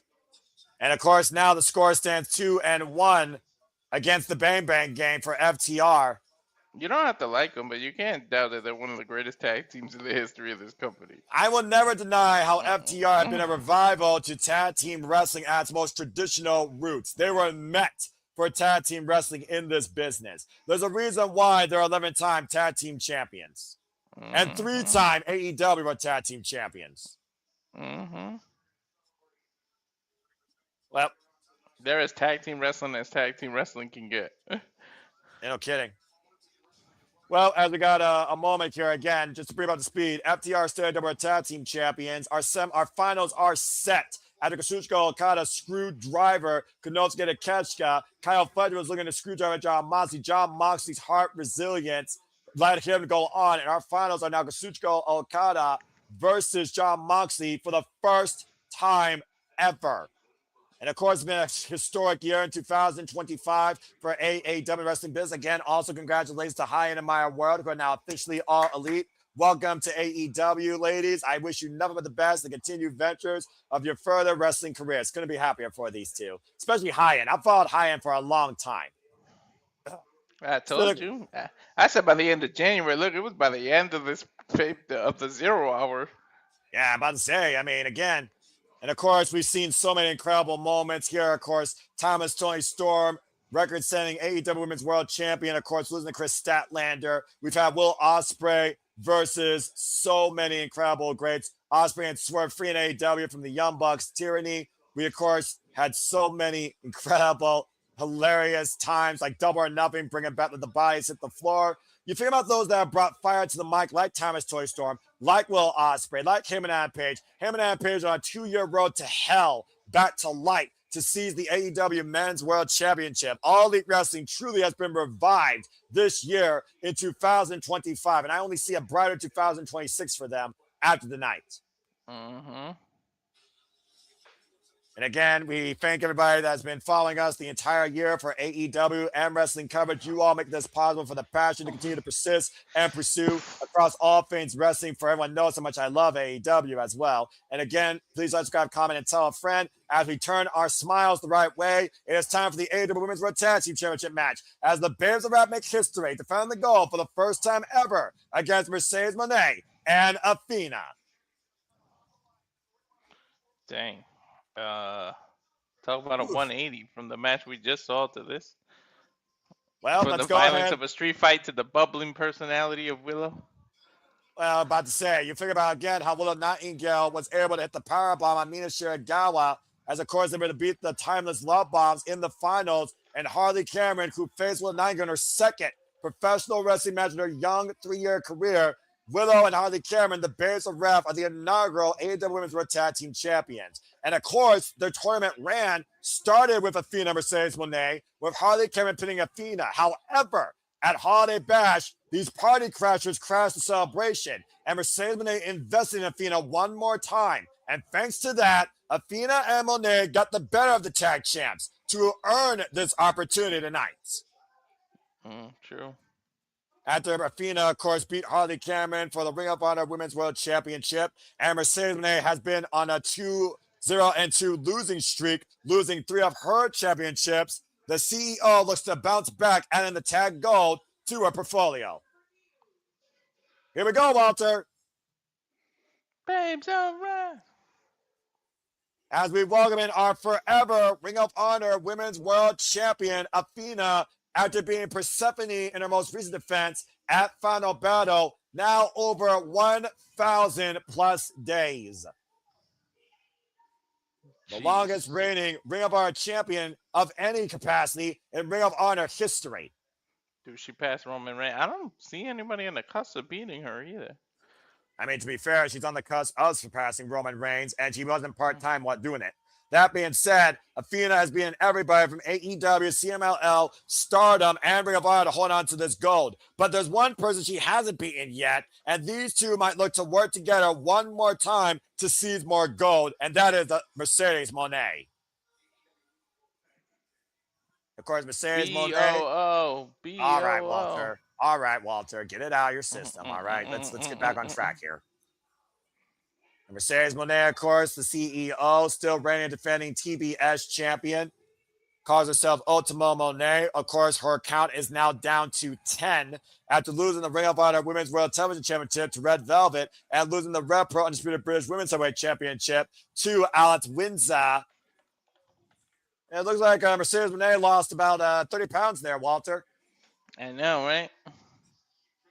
And of course, she still, of course, has the TBS Championship, the most valuable cornerstone of her portfolio as the longest reigning TBS champion in AEW history. Referee Aubrey Everett for this contest. GTA. Will you stop that? Look, Ball 6 will come out freaking sooner than Mercedes Moné losing the TBS title. Calling it now. That being said, there's a wrap! And it's time to make history! Harley Cameron, Willow Nightingale, the bubbly, unorthodox, multi-talented combination of powerhouse and technique, our inaugural AEW Women's World Tag Team Champions. Bring the mood, bring the smile, and bring the rap too. Harley and Willow, of course, who walked their way through the tournament, beating, as I said, Athena Mercedes Moné, the Scissors of Sin, and in the finals, Timeless Toy Storm and Mina Shirakawa. And of course, this is the first accolade for Harley Cameron. Not bad for somebody with less than 100 matches in her wrestling career, Walter. Right. And of course, the stiff competition that Harley Cameron had to endure as she wanted to get better at this. While, of course, she is multifaceted and, of course, comedic talent and is a ventriloquist and loves acting and showcasing. And, of course, folks, the tale of the tape doesn't get similar to this. This is the first ever defense of the brand new minted and won AEW Women's World Tag Team Championships. The bell rings and we are underway. And, of course, the referee is Aubrey. Why not? It's all women's contest. Let's hear it for Aubrey. What you got against Aubrey? We going to start something here? I don't. I was saying that's a good thing. All right. Good man. And of course, that mini puppet, Harley Cameron, of course, who first faced Mercedes Moné back in Grand Slam down under in Australia for the TBS Championship. And the catapult and, the knee strike. And we've also seen how much Harley Cameron and Nightingale have really worked well and built cover, 2 count, as a tag team, building tag team combinations out of nowhere. Slingshot double team. Yeah, tag made by Willow Nightingale now. And currently, Mercedes Moné the only one involved so far in this match. Off the ropes, underneath, blind tag made by Athena. I don't think the Bears are aware of it, though. Double sidewalk slam. Now Athena in. Harley Cameron being a fear of the punch. Big elbow strike. Great awareness. Cameron, Willow went for the double enziguri. Athena, Monet scouting it. And both women now. Oh, they are sliding forearm. And Athena, Mercedes Monet teaming together now for the third time ever. Second time ever in traditional tag team action, by the way. Or third time, excuse me. Again, Mercedes Monet scouting. Willow, look for the meteor. Willow with the sidestep. And now Willow Nightingale trying to send Monet back in the ring. Does the Tiger Feint kick. And Willow, the power bomb on the apron of Mercedes Monet. Mercedes Monet. Oh, God! Athena like a bullet. Freaking Phoenix targeting her target. Harley Cameron, though, crossbody, wiping out Athena on the outside. Uh-oh, but Athena rolled through. The power by Athena. Oh, and a low spear by Willow, wiping out Athena. Willow coming into the aid of her partner. That is teamwork right there, Walter, by the Babes of Wrath. Love watching them work together. Again, though, look at Athena, though, the velocity behind that tope suicida. Good grief. That's the best inside the ring. And 2 count as Athena able to kick out by Willow Nightingale. Of course, Willow Nightingale, previous challenger to Athena's Ring of Honor Women's World Championship. Willow also former TBS champion and CMLL Women's World Champion challenger. And, of course, former NW Strong Women's Champion. And inaugural NW Strong Women's Champion who beat Mercedes Monet for that title. As Saya Kamatani would defend that title against Suri at Wrestle Kingdom 20. Blocking the forearm. Athena landing on her feet. Again, the agility of the Forever Goddess, Forever Champion. Emma Fro, Harley Cameron, able to catch with the enziguri. Mercedes Monet, though, taking advantage from behind, grabbing Harley Cameron's hair while Aubrey Everett's back was turned. And tag made. Single knee, cold breaker, backstabber, combination to Harley Cameron. The cover by Mercedes gets a 2 count. That was a good escape. A great combination, though. I gotta give credit to we talked about before. Cringe character, but Mercedes Monet, she is as proficient as the day is long inside the ring. And right now, Athena, Mercedes Monet isolating Harley Cameron. Mercedes Monet has been the TBS champion now, of course, for 581 days and 24 successful defenses. Running Miura strike. There's a cover by Mercedes Monet on Harley Cameron, who gets the show up at 2. That was a deep cover, by the way, there. Smart. Again, Athena's record eclipsing any champion across all AEW and all Ring of Honor history. Men or women. Put that in perspective, Walter. Yeah, man. She's freaking running it. Like, how is she not the female superstar of the year?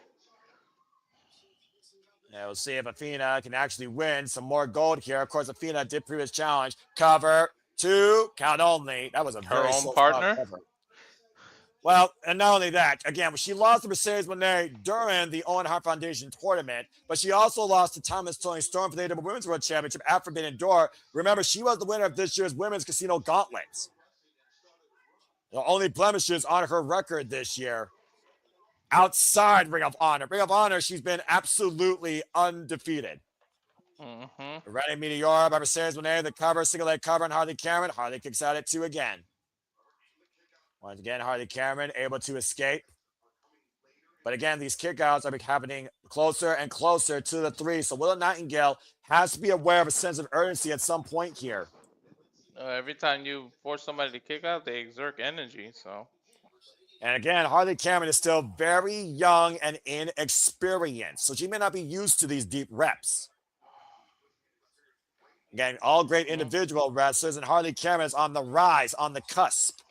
You can't just put 2 individual people randomly and it'll always work. It's good that Harley and Willow were able to make it work, but you're not going to strike gold every time. That's why it might not work for Athena and Mercedes. Oh!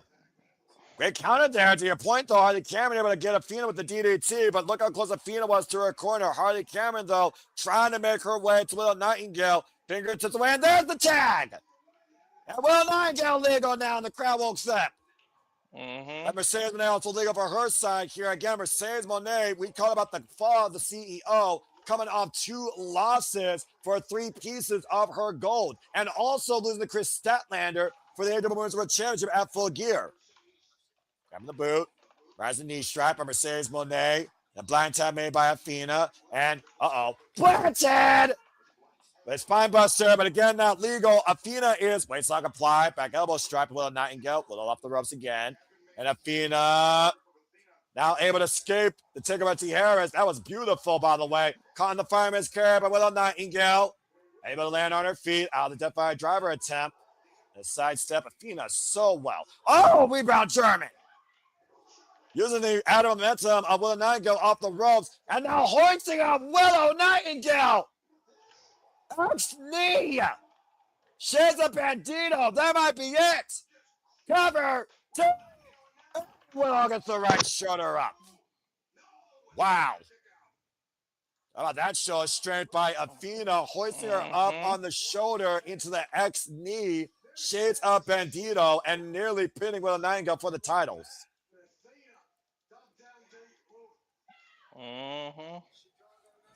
Chicago, of course. No stranger, of course, these two incredible athletes. Of course, we've seen Athena take on Skye Blue in a Chicago street fight at one point for a Ring of Honor Women's World Championship. And right now, Willow Nightingale, wait a minute. What? Period.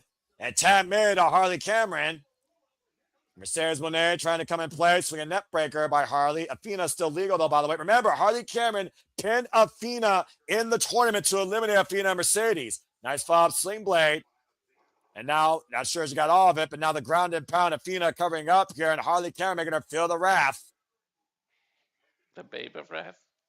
I'm about to say, who brings the wrath more than Harley Cameron in the AEW Women's Division? And Harley Cameron right now going up to the top rope. There's Mercedes Moné picking the leg. Oh, and Athena flying in with that flying kick. Dude, that again, came out of nowhere, too. And Harley Cameron in serious jeopardy here. Legal for the champion side. Mercedes Moné and Athena looking up Harley Cameron. Willow Nightingale. Willow looking to center partner for a ride. Oh! Double powerbomb, and Harley Cameron prevented the disaster. That was and smart. Harley to the top rope. Doubling cross body. I didn't notice. Did she hook the top rope to prevent it? I believe that's exactly what she did. And on the move is Harley Cameron. Off the ropes. Double crucifix bomb. Covers. Oh, wow. I didn't expect Harley Cameron to have that in her. And take a look at the replay here, Walter. That's exactly what she did. And Willow Nightingale playing the strategy here, setting up Harley Cameron for that double cross body, beautiful double crucifix bomb takeover follow-up, near fall for the champions. And right now the champions in the driver's seat. Athena, by the way, is still legal for the challenger team. And you know the Bears rep does not want to end being transitional on 0 defenses. The soul food into the backdrop, the cover, 2, and Monet with the save. I love that double team move, brother. That's the same way they beat Hyan and Maya World on Christmas Collision. High kick by Harley Cameron to Mercedes Moné, rocks to the outside. And now look at the flexibility. Athena, catapult. Oh! Caught Harley Cameron in the stunner. And 10 man to Mercedes Moné with a Nightingale. Though these will be aware that the CEO is legal. Backstabber, takeover into the statement maker. Set of the ring. Harley Cameron taking out a play, by the way. And there's nowhere for Willow Nightingale to go. Trying to push her hips forward. And you see, look at the desperation in Mercedes Moné's face just to find a win here, Walter.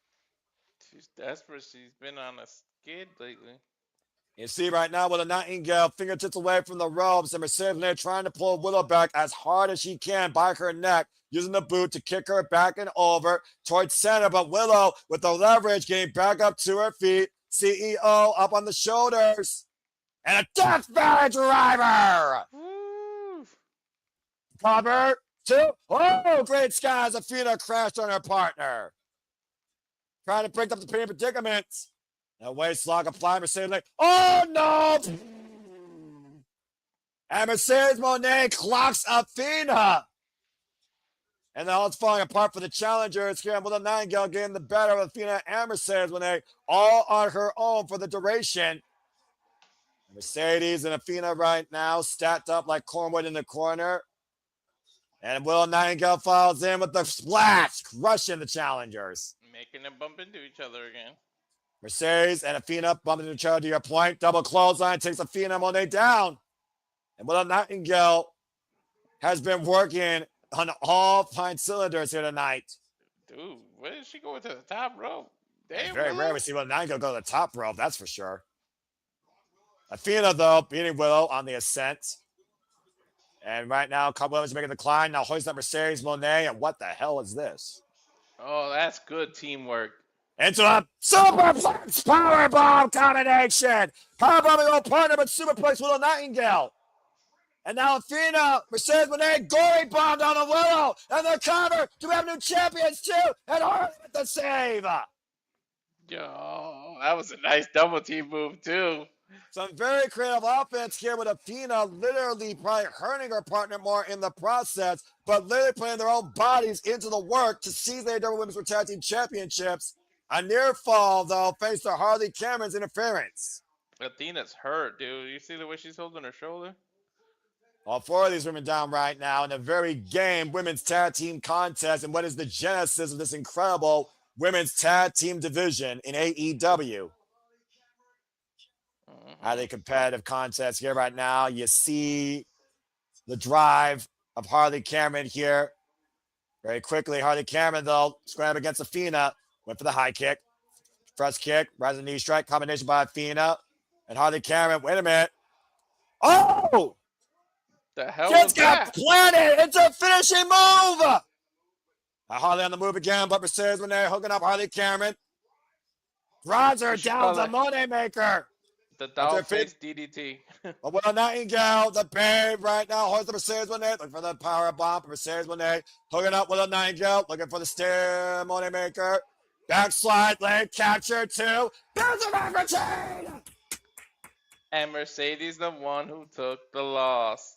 And Willow Nightingale pinned her. The person that Mercedes Moné took the TBS championship from. That was a nice And once again, it is a sour note for the CEO. The way she did that pin was nice, too. And the Babes of Wrath ride high in 2026. Still, AEW Women's World Tag Team Champions. A hell of a contest. Doom, doom, doom. Doom, doom, doom. And we talk about time, Walter. All it takes is 3 seconds. That beautiful counter. Dancing to this shit. Hey, I'm all about disco. Disco never died unless you believe in Disco Inferno, who's the scum of the earth, worse than anything that is alive. Sorry, did I say that out loud? Anyway, Mercedes Moné losing streak continues to engulf her as she fails to capture the AEW Women's World Tag Team Championships. Uh-oh, look at Athena staring at it. Again, you only can wonder what Athena's thinking right now.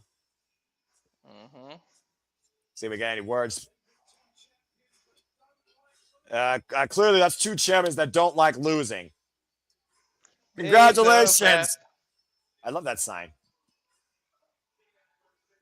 Athena and Mercedes Moné need to figure out a game plan if they're ever going to tag team again. Where there's a will, there's a way. Babes of Wrath. They're arguing. I'm not surprised. And think about that, by the way, that's their first pay-per-view together as a tag team. Okay, the mood just changed. Yeah, someone have 911 on standby, because up next, it's Gabe Kidd versus Darby on one-on-one. And I fear one of these two men will be the other world's end. Oh, shit. Mr. Allin, your room is ready. Mr. Allin, your room is ready. Well, I'm Gabe Kidd for that matter. This man that came out of psychiatric war, who nearly ended his own life, it wasn't for Tanahashi, while the other man survived a bus and a fucking mountain. Why don't you look Gabe Kidd in the eye and tell him that? I'm telling you, they need to have a padded room match. Padded room match, bloody freaking hell. In the middle of a psych ward. I don't think any psychologist wants to deal with that. Dude, There's not even a stipulation. It's just a regular match too, and I'm still scared. There's nothing regular about Gabe Kidd and Darby Allin. True indeed. This is the guy that sent Darby Allin into his own living fiery hell. This is the guy that literally spent time in a psychiatric ward 2 years long. And the only saving grace was Hiroshi Tanahashi and his own mom. Mm-hmm. While the other guy has literally been nearly suffocated, drowned, ran over, and froze to death on a mountain. These two men are prepared to go through hell and kill each other. And of course, you gotta get vigilant. Well, what is this? Speaking of hospital, Darby Allin, of course, who had no feeling in his upper body for a long time. Oh, man. Look, as long as no one gets stabbed and put on fire, I'll handle whatever the fuck they do to each other. Just don't do those two things. It's a regular singles match. They can't do all that crazy shit. Doesn't mean they won't try to. Oh, they shouldn't, I should say. Again, who are we talking about here, Walter? Who are we talking about here? Oh, I've seen that place. That's that giant ice hut. That's like Ice Hotel. Yeah, that's in Greenland. They showing a rabbit die? I'll remember you as you were, not as what you'll become. The fuck? Whoa. I'll remember you as you were, not what you become. Not what you become. What the fuck does that mean? I don't know, but here's the grunge music. Is Darby Allin about to channel something more than what we've seen already? Is that even possible? Turn back the clock, I guess. Let's see what happens. Here comes Darby Allin. Again, Lord help both these men. Darby Allin, of course, former TNT champion, this era's icon of AEW, and a third all-time AEW wins record with 131 wins in his AEW career. The man that survived the Death Riders and made Jon Moxley quit. Renee Paquette said something very poignant, by the way, about Jon Moxley. The reason that Jon Moxley said I quit was not because he was choked to being drowned, but because if Jon Moxley didn't quit, he probably would have to kill Darby Allin to make him quit. And honest to God, when you look at Gabe Kidd, who was on the verge of taking his own life, and Darby Allin, who's challenged life and death every day, it might take someone stopping the other pulse for this match to end a proper way. You never know.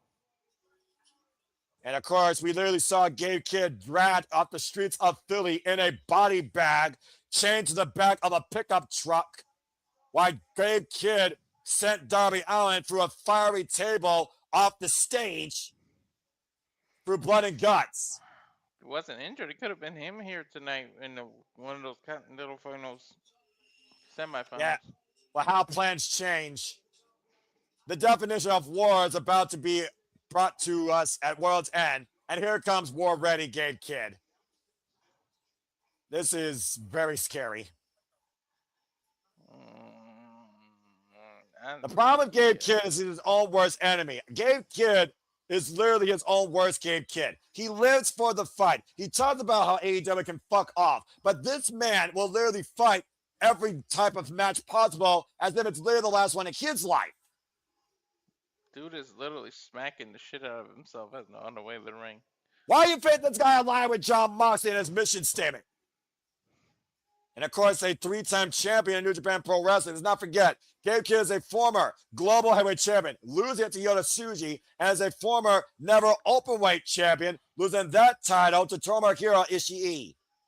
Don't forget what their motto is.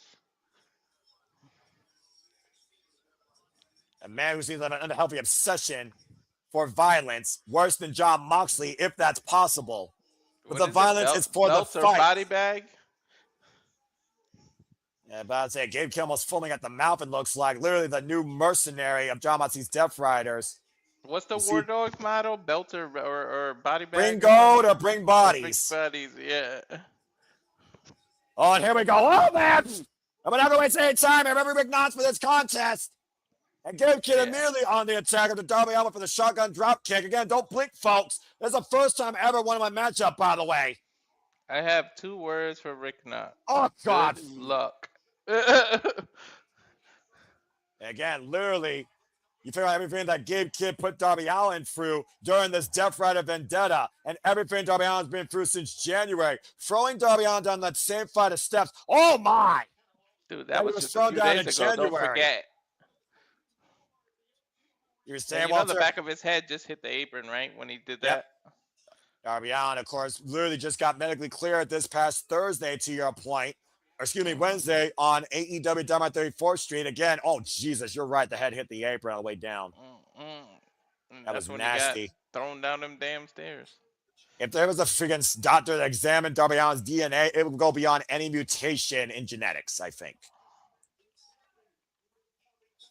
Again, the man who ascended Mount Everest to plant AEW's flag on top of it has that flag with him for life to remind him of the freedom he feels in life, courtesy of AEW. And the Hard House whips into the barricade goes Darby Allin. And right now, Gabe Kidd in firm control. Remember, Darby Allin fought Gabe Kidd wasn't even his problem. Wasn't even a problem for him. Gabe Kidd made Darby Allin a problem. Darby Allin slowly get back to his feet. And again, Gabe Kidd scouting Darby Allin here. Whoa, man! And running torso first to the barricade. Yo, he's so lucky he moved out of the way. And again, a little bit of violence between these two men may not be contained by Rick Knox. Tope suicida by Darby Allin and Gabe Kidd against the barricade. Yeah, remember Rick Knox got his work cut out for him tonight with this bout. Gracias. We talk about Darby Allin being relentless. Darby Allin might literally be unbreakable. I don't know if he's unstoppable, clearly, because we've seen Darby Allin lose matches. And Gabe Kidd, of course, has also had his fair share of losses in New Japan Pro Wrestling, but keeps coming back and fighting. Mm-hmm. I don't know if you call Darby Allin a superhero, a vigilante, or just a human being that lives, eats, sleeps, and breathes for all elite wrestling. I call him a crazy motherfucker. That's what I call him. And what's that kill? Oh my God! Kidd throw Darby Allin over the Timekeeper's area. Yeah, he did. Over the Timekeeper table. And again, look at this. Jesus, Gabe Kidd sent himself in the Timekeeper's area. Yep, NWA Strong title. Like I said, Sandy, the Openweight Championship for NWA Strong. I said never, my bad, but it might as well have been never, considering the Fighting Spirit exhibited. Uh-oh. And holy shit! Into the top of that steel beam on those steel ring steps. I don't ever think I've seen that part of the steps break. I'm pretty sure you're right. And Gabe Kidd right now showing Chicago exactly how he feels about them. Big old fuck you. Take a look at the replay here. Oh, God. He's peeing on the crowd. All the way through that steel plate goes Darby Allin's head. I'll be surprised if he's not carved open after that. Rick Knox right now starting his 10 count here. Darby is crazy, accurate. Gabe Kidd, he's a madman, you know. This isn't New Japan, Rick. Get to the 10 count already. It's He not is 20. starting. He is starting the 10 count. What the fuck are you talking about here? But you know how far Darby Allin and Gabe Kidd are willing to take this. Oh, Jesus. Okay. Dude, that was literally like a 20 count. Rich kept stopping his own count. He probably was checking on Darby Allin's well-being or arguing with Gabe Kidd, because you know Gabe Kidd probably wouldn't want the count either. And Darby Allin is busted wide open. First Christmas match award of the night. Mm-hmm. Yeah, just a battering ram against Darby Allin. Now Darby's temple literally cut open. Look at Gabe controlling a life out of him. Good God. Darby Allin, the Irish whip. Hard torso first into the top turnbuckle. Look at that camera angle. That was a cool camera angle showing that. Again, Gabe Kidd literally was locked in a mental hospital, folks, for almost 3 years of his life. And of course, Blue Divine, you're lying! Holy shit! Let that sink in. And a hard Irish whip into the ring post, and Darby Allin goes spinning down to the floor. And I do mean spinning. That blood all over the audience probably and the barricade. Take a look at the replay here, Walter. I don't wanna. You Ooh! can't make me. Head first goes Darby Allin. Ding! Like he literally did a whirlwind spin. And gravity took over after that. He was free flying, free spinning. And again, the defiance of Darby Allin spitting in the face of Gabe Kidd. Oh, Like God. clothes in a washing machine was spinning there. And Darby Allin, Nick taking out with that elbow. And Gabe Kidd, whoa! Went for a chair to brain Darby Allin against the ring post. Shotgun drop by Darby. Takes Gabe Kidd down as the chair hits him face first. And again, Rick Knox is going to show some leniency here with these mad fucking men. I wonder how long Gabe Kidd has on his New Japan deal. I don't know at this point. Gabe Kidd, former IWGP Global Champion, NWW Strong Openweight Champion, NWW Strong Openweight Tag Team Champion. And again, right now, Gabe Kidd just rolling inside the ring, breaking up the 10 count for a moment. And referee starting to stand out and go, oh my gosh. Now Gabe Kidd's seeing his own blood after that chair shotgun drop into his face. And we knew this was going to be the most violent match of the night. Gabe Kidd lacerated now. Darby Allin binding away at the laceration, looking like a psycho. That's saying something when on this night we had a street fight. That this would be the most violent fight. Well, considering who we're dealing with here versus who we had, don't surprise me one bit. Now, Darby Allin, what the hell? You see this in the past. Top rope shotgun. Missile drop kick to a seated Gabe Kidd on the floor. Take a seat. The reckless daredevil nature of Darby Allin against this maniac Gabe Kidd. And take a look at the impact here. Oh! All Gabe Kidd could do was look up and see Darby Allin crashing through him. The sacrifices that these two men are willing to bear against each other for whatever reason. As Gabe Kidd returned inside the ring. Darby Allin and Gabe Kidd struggling to get to their feet. Not fucking surprised by that. I'm surprised this is like a no stipulation match. And now you see Darby Allin clutching his back. Gabe Kidd follow up shotgun. Oh my God! What a shotgun drop kick by Gabe Kidd, sending Darby Allin headfirst to the bottom turnbuckle. Another blunt force head impact. Concussion. They don't give a fuck. Gabe Kidd literally drinking his own blood. And audience chant, you sick fuck, and I agree 110%, and Gabe Kidd encourages that. Open bloody palm strikes, and I do mean bloody palm strikes to Darby Allin, behind the head. Now sinking his teeth into Darby Allin. And of course, Gabe Kidd disciplined out of the New Japan Dojo, one of the hardest strikers you will see out of New Japan Pro Wrestling, showing that Tokon since January 5th against Kenny Omega that you pointed out, Walter.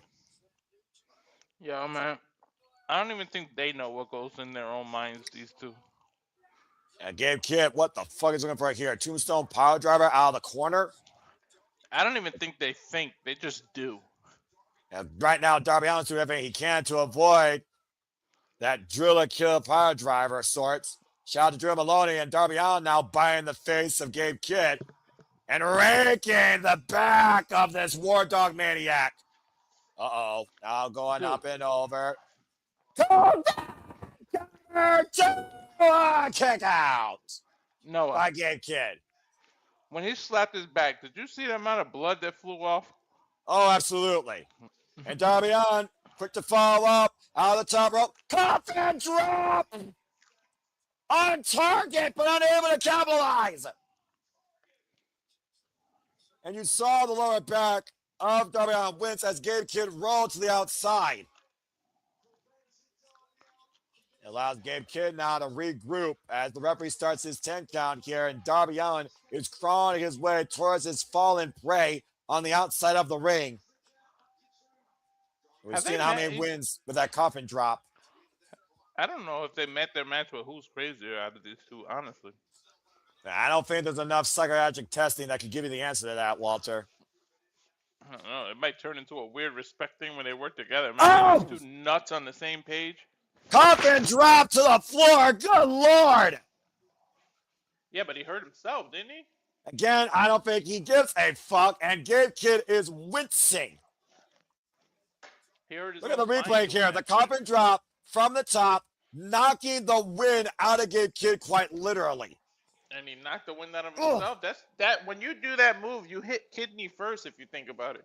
And of course, there's no canvas. That's just a small padding there over concrete. That's even worse. Like 10 times worse. And right now, Gabe Kidd, I don't even know how freaking Darby Allin's going to be able to clutch Gabe Kidd's head with this amount of blood that he's pouring. And then puddles of blood, the blood telling the story of these two madmen locked in lethal combat. They're going to put an end to this. So look at the leg. 2, and Gabe Kidd. Oh, wait a minute. Hoist it up. Darby Allin's got Gabe Kidd hooked. Scorpion death drop. An homage to Sting. And now Darby Allin again. What the fuck is left for Darby Allin to do here? Oh. Step over. Legs trapped. And the Scorpion Deathlock applied. And it sits in deep middle of the ring. Will Darby Allin make Gabe Kidd tap out or quit? Applying pressure to the lower back that already to this point was compromised on those coffin drops. You saw the way Gabe Kidd was trying to push up, though, try to alleviate some of the pressure. He slumped forward, though. Again, let's not forget, like you said, Walter, Gabe Kidd was recently cleared from concussion protocol, and you saw the way he slumped forward. Oh! Now, Gabe Kidd, though, with a vicious elbow, as both these men are locked by their fingers. Battering ram headbutt to Darby Allin's heart. Rebound. Lariat wiped out Darby Allin by Gabe Kidd. And Gabe Kidd on the attack. Pile driver! That's gotta be it. Please, for the love of God. 1, 2, 3. No! He's alive! He's fucking more alive than PCO! Don't count Darby Allin's not human! Oh, wait, the rope for the shoulders down to Darby!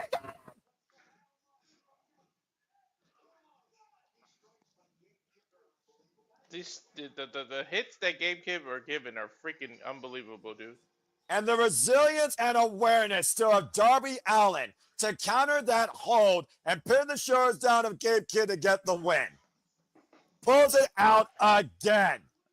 I'm doing horrible with predictions. Yeah, I don't know what the fuck you were thinking picking Gabe Kidd, dude. This is Darby fucking Allin we're talking about. This is AEW. And Gabe Kidd looks apoplectic. Unbelievable. I bet you this ain't the only time they face off, though. And what do you think Gabe Kidd's thinking? Gabe Kidd literally got caught off guard. When you think about Darby Allin slump forward, when he dropped out of the Scorpion Deathlock, I don't think Darby Allin is fully there. I think Darby Allin might be worse for wear than he was prior to that injury in the Continental Classic. Look at the eyes. I don't think Darby Allin is ever fully there. Well, Rick Knox is helping Darby Allin up to his feet and hoisting him up regardless. Darby Allin, who is literally spitting blood right now, is the winner. And I think you're right, Walter. I think he's heading to the hospital. Darby Allin's hair looks like he dyed it red, literally. All it takes is 3 seconds, though, as we always say, as Gabe Kidd is literally seeing red right now. Big win, though, for Darby Allin, proving once again what he lives by. And I do fear there'll be more to come when it comes to Gabe Kidd and Darby Allin in the future. Woof. And again, thank you for those that are tuning in the pay-per-view, not just following along with us, but of course you are supporting AEW if you're following along on HBO Max.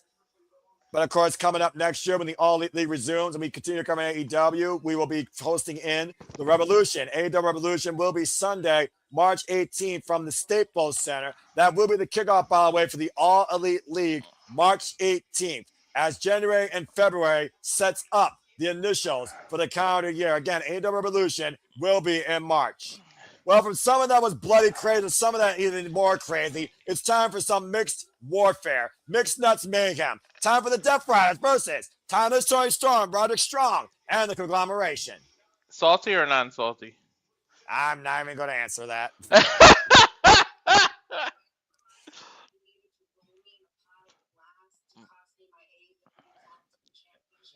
We talked about before how Marina Shafir might be the most lethal competitor in the entire AEW women's division, and then some.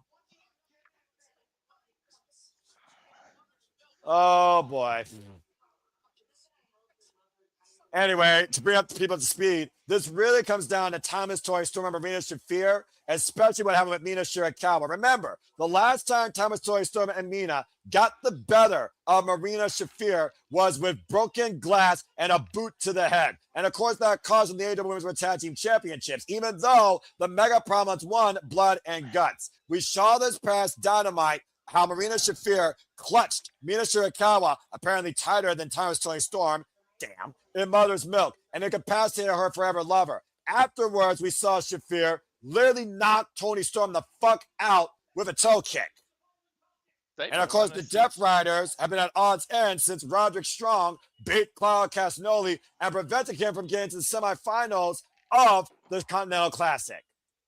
They even want to know what a Toni Storm being in the Conglomeration looks like, because Briscoe's nuts, she's nuts. Mark Briscoe, he's a different form of nuts, but he's a gentleman as he kisses the hand of Timeless Toni Storm. And I can't believe I'm saying this. Mark Briscoe and Timeless Toni Storm in the same sentence sounds normal. Somebody's got to offset someone else, right? I guess.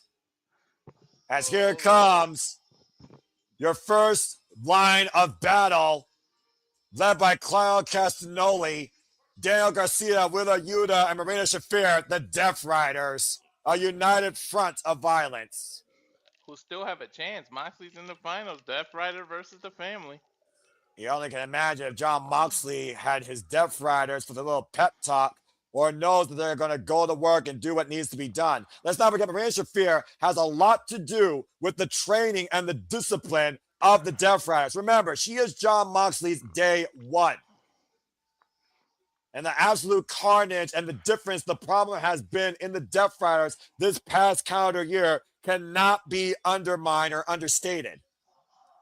I still can't believe the name of this match. Mixed Nuts Mayhem. That's something I made up. Yeah, I'm about to say, we talk about give us more Marina Shafir in action, give us more of her against men. Now she can take on freaking First Screws Orange Cassidy, Mark Briscoe, and her own damn husband. What the hell? Why did I put Pac in there? Let me get rid of that. And of course, Marina Shafir, as I said, coming off that win against Mina Shirakawa and the loss in the AEW Women's World Tag Team Championship Tournament in a Holiday Hardcore Death match against Mina Shirakawa and Timeless Toni Storm. But of course, this all goes back to Blood and Guts. Marina Shafir incapacitated Mina in mother's milk. Not once, but twice. And it took weapons and walking through broken glass to neutralize the problem. Yet the problem remains to be solved by Timeless Toni Storm. She's going to put her husband in mother's milk. Yo, I freaking guarantee it. The fact of the matter is, Marina Shafir says, I don't have a problem, but you do. And there she goes barefoot again. Well, again, there's a multi-discipline judico, of course, formerly in MMA. But what's interesting, Walter, we didn't see her do any judo in that match with Mina after Mina started tagging the legs. She went to that striking-based foundation and then incapacitated her in mother's milk. So this goes to show again how dangerous and disciplined Marina Shafir is. Ishii is part of the freaking Conglomeration? Of course he is. I haven't seen him in a while. That's because he's in New Japan Pro Wrestling getting ready for Wrestle Kingdom, dude, and he was also injured. So was Hologram. Oh, this is going to be so damn weird. I'm for it. I even want to know. Well, we got Mark Briscoe. Hey, maybe Mark Briscoe and Shafir can go to the TNT Championship. Intergender Warfare. Why not? My money would be on Shafir for some reason. You know what? That's probably a fair shout. Again, Roderick Strong. You see it says Conglomeration and Roderick Strong, as Roderick Strong still refuses to conglomerate. But it was Kyle O'Reilly and that pep talk that allowed and encouraged Roderick Strong to knock Claudio Castagnoli out. We're getting timeless! Oh, bloody hell. Timeless nut agglomeration. The fuck is that fan figure with that sign? Oh, What shit, do you we even didn't call go this? black and white. You know what? Fuck it. Why not? She went gold. She didn't go black and white. Well, I mean, she's seeing things in full color. And that fan very happy to see I'm just going to point that out. You read my mind. I was going to say, that fan's happy to see you. Toni Storm. And I know my brother, King A-Train from ATW, is very happy. Of course, Thomas Toni Storm, record-setting AEW Women's World Champion, who lost it to Chris Statlander as for her own bloody murder at AEW All Out. And we also saw Thomas Toni Storm confront Mr. John Moxley, Johnny Boy. You know what I would love to have seen? A conversation between him. Oh, shit! Oh, never mind. You were saying? Well, back to the races. Here we go. Let all 8 of these people just run wild here. So far, the men are fighting the women are fighting the men. I don't think that's going to keep up here. I would love to see a conversation between Briscoe and Macho Man. Just the two nut voices and the crazy act. I'm about to say, that's too crazy, dude, even for this day and age. And right now, Thomas Toni Storm mounting Marina Shafir. Marina Shafir who's yelled people to do better. You can't break me, bitch. Now with a Yuta saying Thomas Toni Storm to the outside. Again, in Mixed Nuts Mayhem, I still can't believe I'm saying that. All competitors are legal at the same time.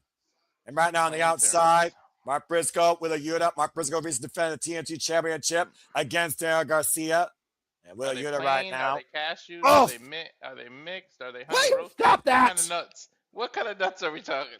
Will you stop that? Irish women. Mark Briscoe froze himself with a Yuta. Of course, the leader of this newfound family known as the Conglomeration, where every day we conglomerate and keep on fighting. Did he get a haircut? I guess. And right now, Mark Briscoe mounting with a Yuta in the corner. Orange Cassidy with the front face lock, I think, on Dale Garcia. Yuta. And now Mark Briscoe swinging a miss. Swinging a miss again, but with a Yuta. Whoa! And Mark Briscoe throws caution to the wind. While seriously on the outside. Damn, he did a somersault off that mofo. Olympic slam by Roderick Strong with a Yuta. And Claudio running through him with the uppercuts. Best European uppercut in the game. The emissary of violence of the Death Riders. And of course, Roderick Strong was Castagnoli's undoing for the 3rd year in a row as Castagnoli failed to make it to the semifinals. Mr. Pepperoni Nipples himself. And Claudio Castagnoli, who lost last year, of course, to Commander, and in the inaugural one, a draw to Bryan Danielson prevented Claudio from making it. Nice drop kick by Roderick Strong, of course. As again, Roderick Strong got his only win in the entire Continental Classic against Claudio Castagnoli after being encouraged who the fuck he is by Kyle O'Reilly, who is still not medically clear to compete. Dude, he is chopping this shit out of Claudio. And now we got Daniel Garcia, who was sent out through a table by Roderick Strong, let's forget, on a collision one time. And now we got Orange Cassidy and Daniel Garcia, no strangers to each other. Wait. What time is it? The woo. It's time for the woo, apparently. The slowest woo I've ever seen. A swing and a miss. Orange Cassidy off the ropes, up and around. So offbeat. I'm about to say, this is Orange Cassidy we're talking about, King of Slav style. You're really surprised here. Garcia with the front face lock. And the rear naked now applied by Red Death, former Ring of Honor Pure Champion, TNT Champion. I want Voice up Orange Cassidy. What the hell is Marina Shafir and Thomas Toni Storm? I'll take jeans with strings like that with no button anytime. And right now lining up there, Garcia for the most lethal laid in the corner. Oh, excuse me. And the wind up, mounting Garcia. Oh, and a big one right hand. And the crowd goes wild. Oh, watch out.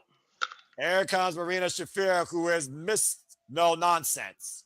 Okay, I need this one-on-one. Wait, what? You can touch each other. You can do it. Pockets. Hands in the pocket, Shafir and Cassidy engage. What the hell? What the fuck? Oh. Nonchalant kick by Shafir. I mean, those are faster kicks, to be fair, and a sweep of the leg. What the fuck? The kick pad. Okay, I need this one-on-one in my life. Up and over. Shafir lands on. Lands on the floor. I cannot believe I just saw that. And a kick up. How does Orange Cassidy fucking do that? I have no idea. He had lots of time playing with his pockets, I guess. I guess so. And with a Yuta right now, ripping the hair of Orange Cassidy down.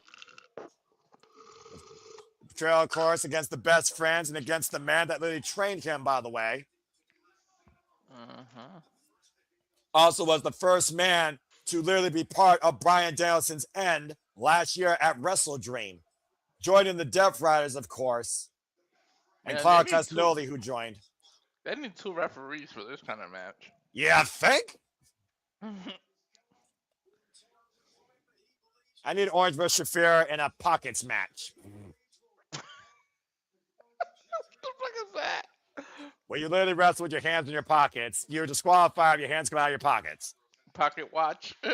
Pocket. I'm just going to focus on the monitor. Death Riders right now literally bringing a train of pain to Orange Cassidy, Shafir included. Good Lord. You need a pocket match, and then when the referee has to check how much time left, he continuously pulls out a pocket watch.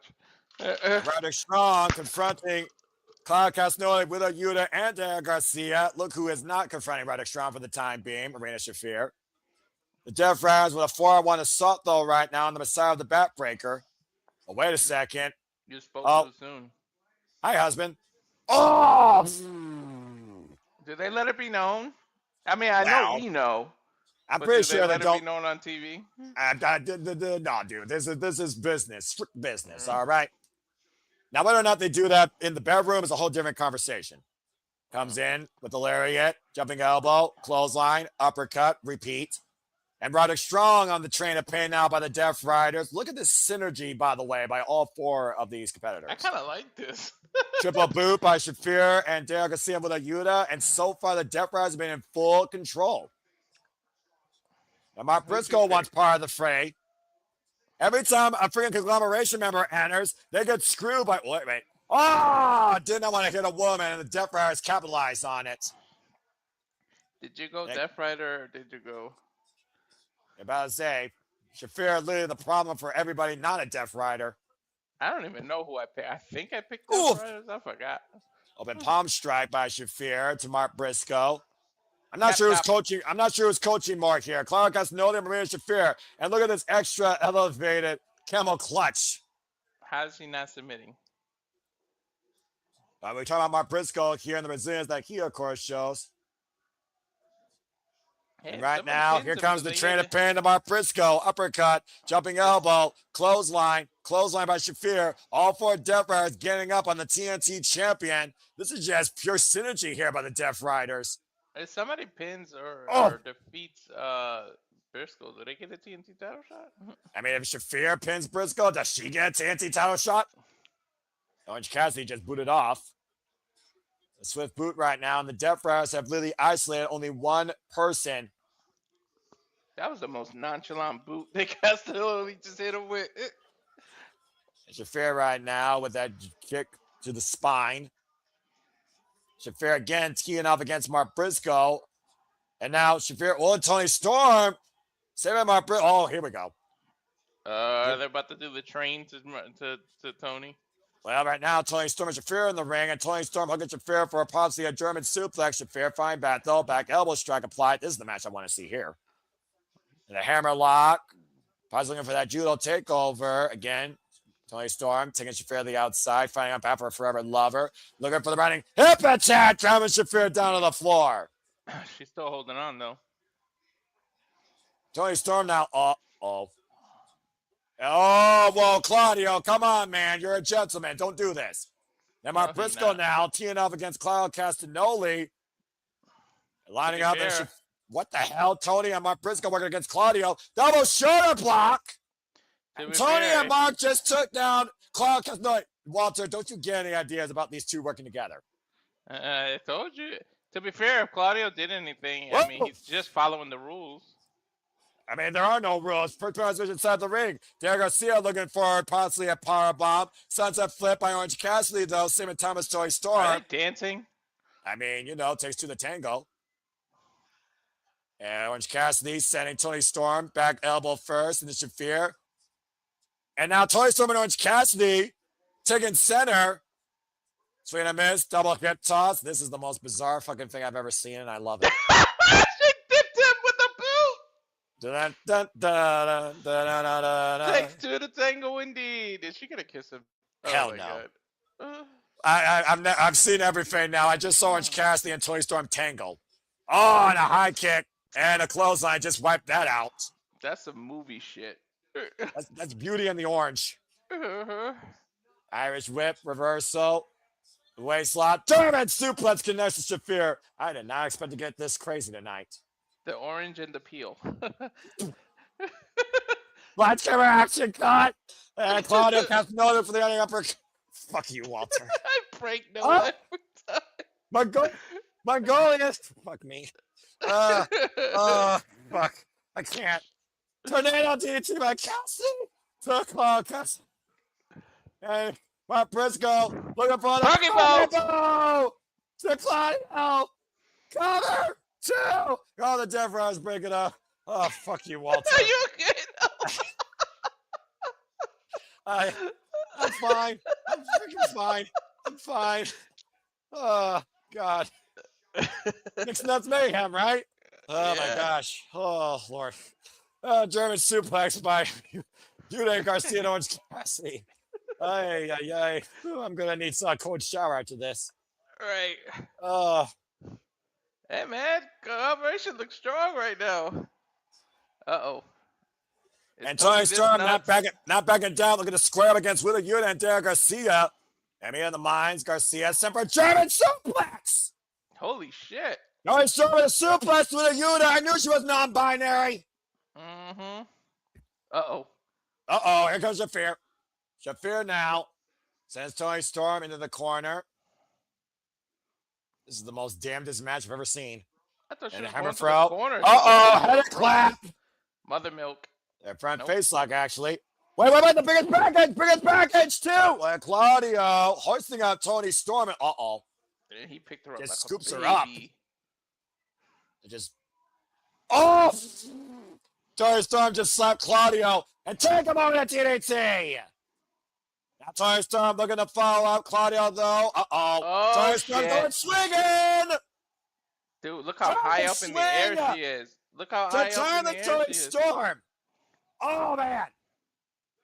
Jumping knee strike. I wouldn't put it past Toni to be a swinger. Strong versus Shafir. Let's fucking go. Toe kick to Roderick Strong. Right in the throat. The knife chop to Strong by Shafir. Dude, look at Derek Garcia pushing Strong to the outside. Orange Punch connects. On Derek Garcia, Thomas Toni Storm. Strong 0. But he rolled out. Now with a Yuta grabbing the blonde locks of Thomas Toni Storm. Orange Cassidy, though, looking to square up. Orange Punch to Yuta connects. Hip attack. Thomas Toni Storm hiking up the draws. I think Wheeler might. Lights, camera, action. Orange Cassidy takes Claudio on the outside.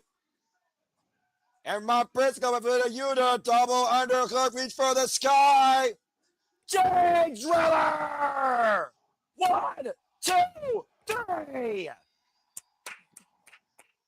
Actually, I think I did pick Conglomeration because I thought all the Death Riders were losing today. By far the most unorthodox, non-binary, ridiculous, fucking 8-person insanity I've ever seen in AEW, and I loved every damn second of it. Dude, the swinging joke went right over your head. You didn't hear.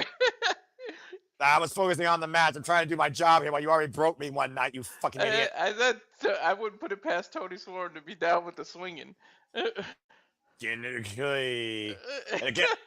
look at the conglomeration coming out here. Harley, Cameron, and Willow, Nightingale, who are also successful. And Roderick Strong, I think he's still denying. Is Harley part of it? I know Willow is. I mean, at this point, you might as well call remember the conglomeration. If Toni joins, holy shit. Yeah, but someone tell me Thomas Toni Storm is far from done with Marina Shafir. Wild as mixed warfare. Congratulations, by the way, to Roderick Strong, the Conglomeration, and Thomas Toy Storm on an incredibly successful night here at World's End. As why is Orange Cassidy and Thomas Toy Storm still tangling? I don't know. I guess tonight it takes 4 to tangle. Well, anyway. Oh, there's her forever lover. There's Mina. Come to give the people what they want. Oh, wow. A kiss right on the lips. And Lupa the butler here, as the timeless one embraces her forever love bomb. It's a happy ending for the Conglomeration at the end of 2025. Sweet, sweet victory. Oh my Brava. God, she's carrying Orange. This is the weirdest sub I've ever seen. What the hell? Freaking chorus line. What the fuck are we watching, yo? Professional wrestling, damn it. Oh, you gotta love it. You gotta love it. Oh, man. Oh, my God. Absolute cinema. And Looper, of course, hoisting up Timeless Toni Storm. Oh, my gosh. Let's go backstage with Lexi Nair, who's standing by with... Read that, Noah. Right outside Mercedes-Benz locker room. Walter might be Noah's downfall tonight because Noah, for some reason, can keep himself calm. First time we see him laugh like that. Wow, that's fair.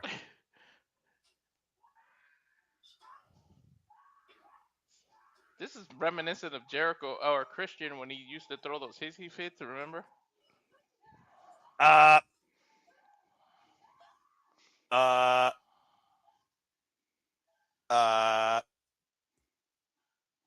Okay, Renee, tranquilo. Broke a television, broke a mirror. You got still her, have a title, or several. Let's see if we get anything out of this interview. Jeez. Walter did, Shadow Gamer. I mean, it definitely hasn't been good for you tonight. Oh, God. If it wasn't good for you, it probably would have been King. Fucking hell.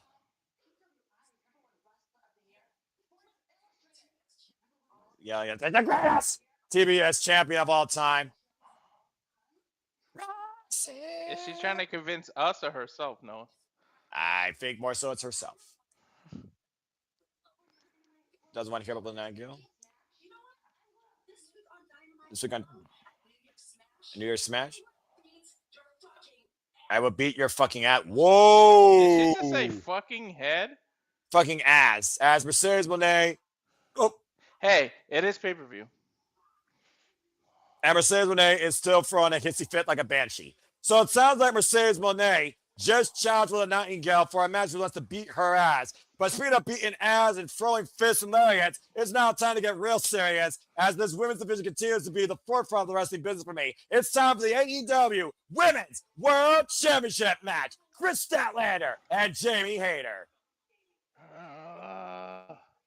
Okay, now I'm back. What happened last time they faced off, right?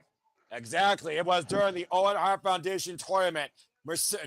Jamie Hayter got the better of Chris Statlander, but Chris Statlander continued moving forward in a year of reformation to win the AEW Women's World Championship. And again, Jamie Hayter was once in this spot, but had it all taken away from her due to injury. Chris Statlander was on injury for 600 days with double knee surgery. Looks to see if Jamie Hayter deserves to be AEW Women's World Champion again. As tonight, it's the hardest hitter versus the cosmic killer. Jamie Hayter, Chris Statlander, 3. And this time for the AEW Women's World Championship.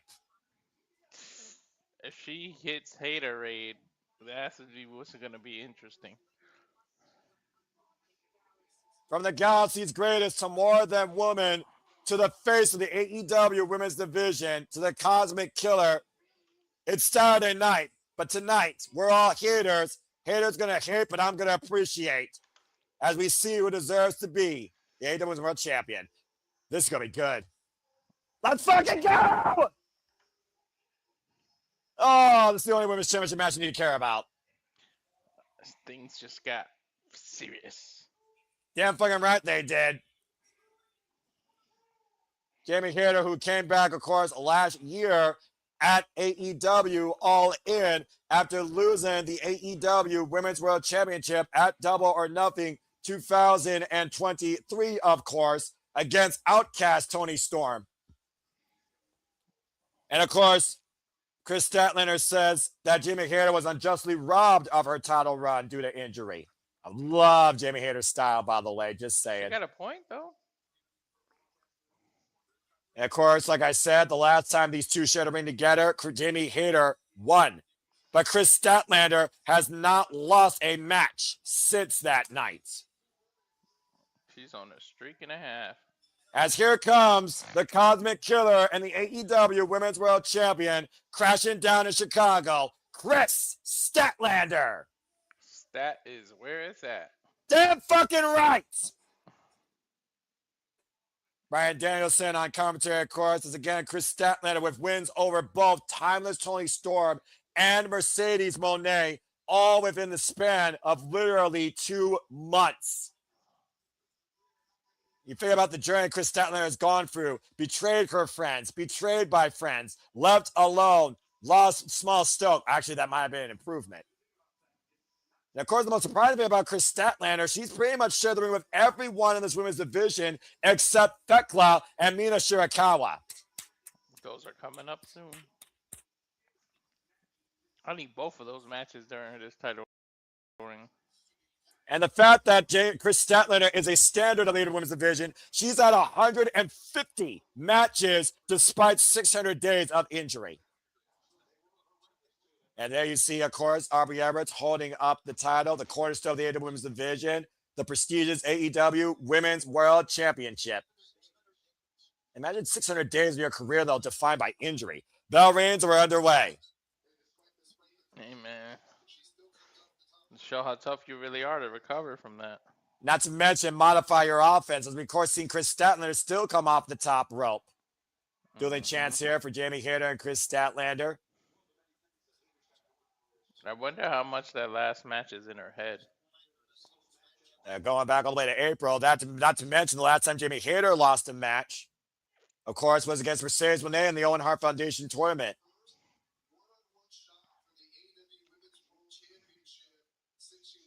And of course, this is the first ever one-on-one shot she had since losing the AEW Women's World Championship.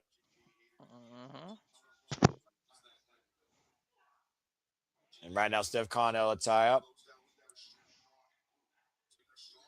Speaking of strong, by the way, you want to look at the tail of the tape. Who's the stronger competitor here? We're looking at two of the biggest powerhouses in the AEW women's division. That's a good question. They look like they can match power for power. Again, right now, Chris Statlander sending Jamie Hayter to the outside. Again, Jamie Hayter did make the point. The last time I hit you with the Haterade, you didn't get back up, but you caught Chris Statlander by surprise. Chris Statlander saw it coming during that interview, and I feel that Chris Statlander is going to see it coming tonight. Jamie Hayter, former SWA Stardom Undisputed Champion, of course, and as I said, former AEW Women's World Champion. Chris Statlander, the first woman of AEW, though, to hold both the TBS Championship and the AEW Women's World Championship. Headlock takeover by Jamie Hayter. Chris Statlander with the head scissors takeover, and both these women right now jogging for position. She used it for what it's for, a stepping stone. Sweep of the leg denied. Went for the round kick denied. Schoolgirl roll out by Jamie Hayter. Are we getting a 2 count? I love this right now. Both women going for the quick fall here. Whoop! Went for the Haterade. And Schoolgirl by Statlander. 2 count again. And right now the gut wrench possibly looking for the Saturday Night Fever. Push her off the ropes. Crash Statlander. Jamie Hayter. Both job position. Shoulder block. Takes the champion down. Man, loving this. Does that mean the finals are next? I would imagine so. We only got 2 matches left after this. A swing and a miss. Jamie Hayter. The drop down by Chris Statlander. Jamie Hayter off the ropes. Shoulder block by Chris. Takes Jamie Hayter down. Statlander right now standing tall.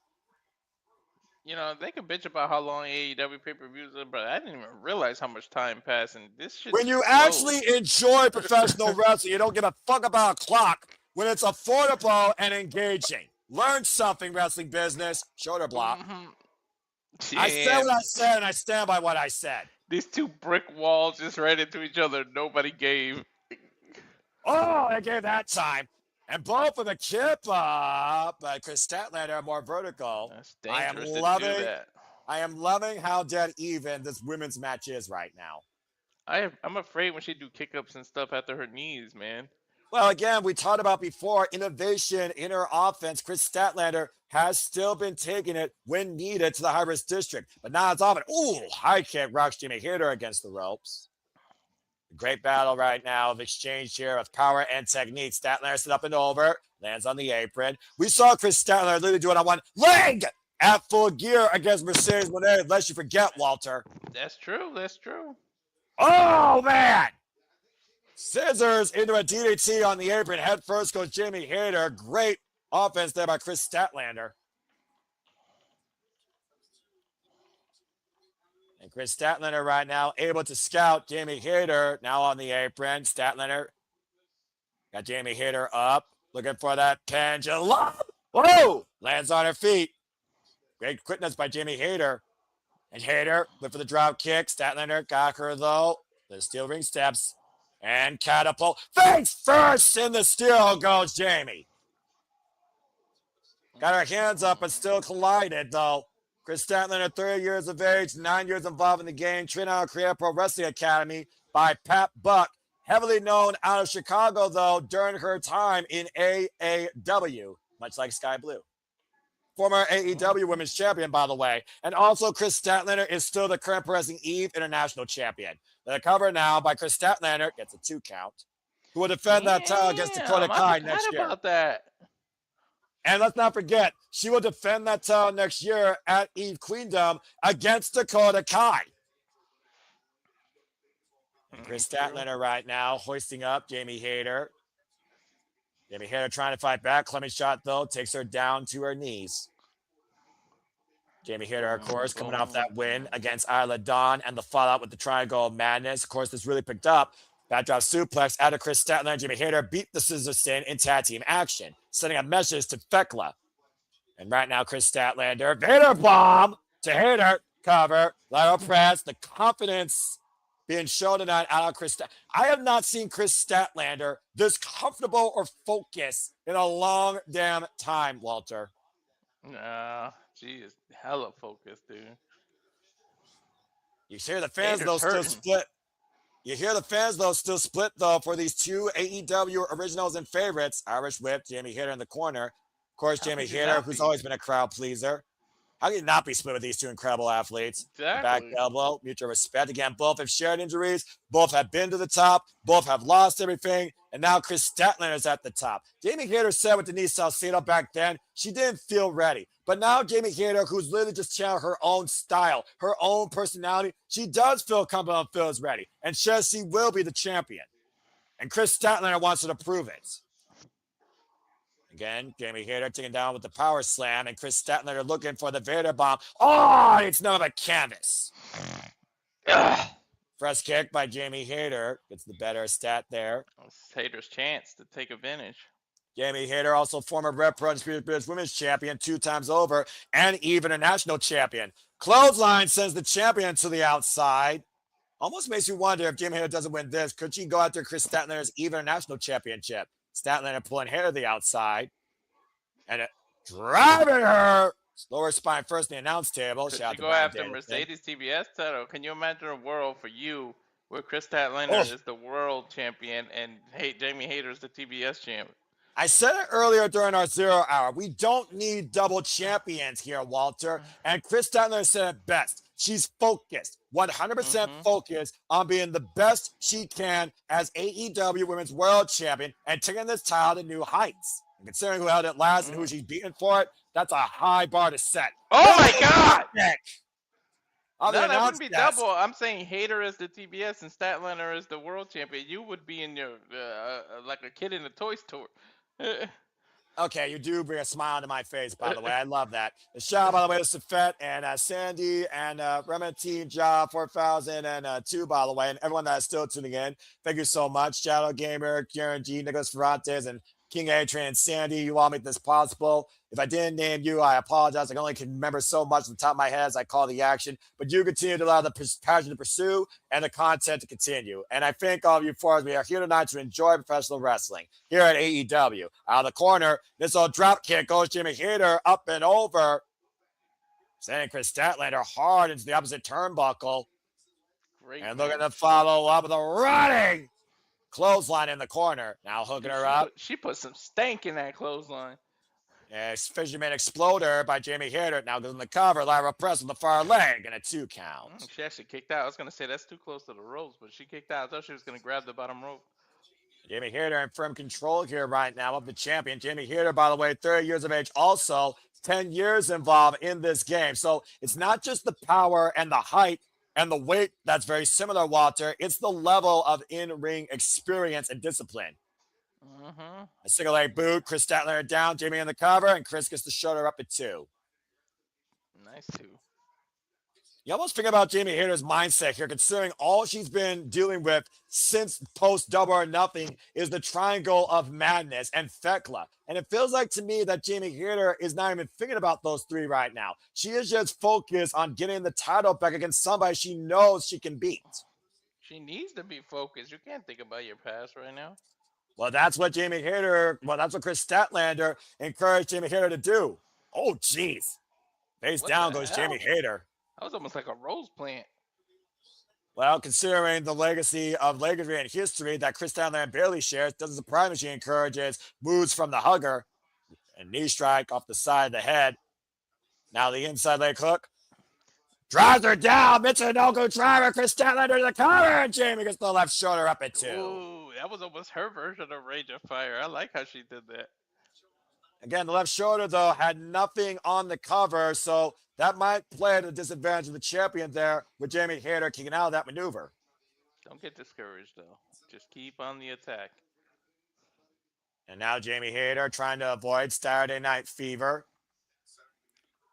But instead, driving her elbow and hooking up possibly for that backbreaker. Chris Statlander fighting back, though, with the back elbow strike. Side strike, excuse me.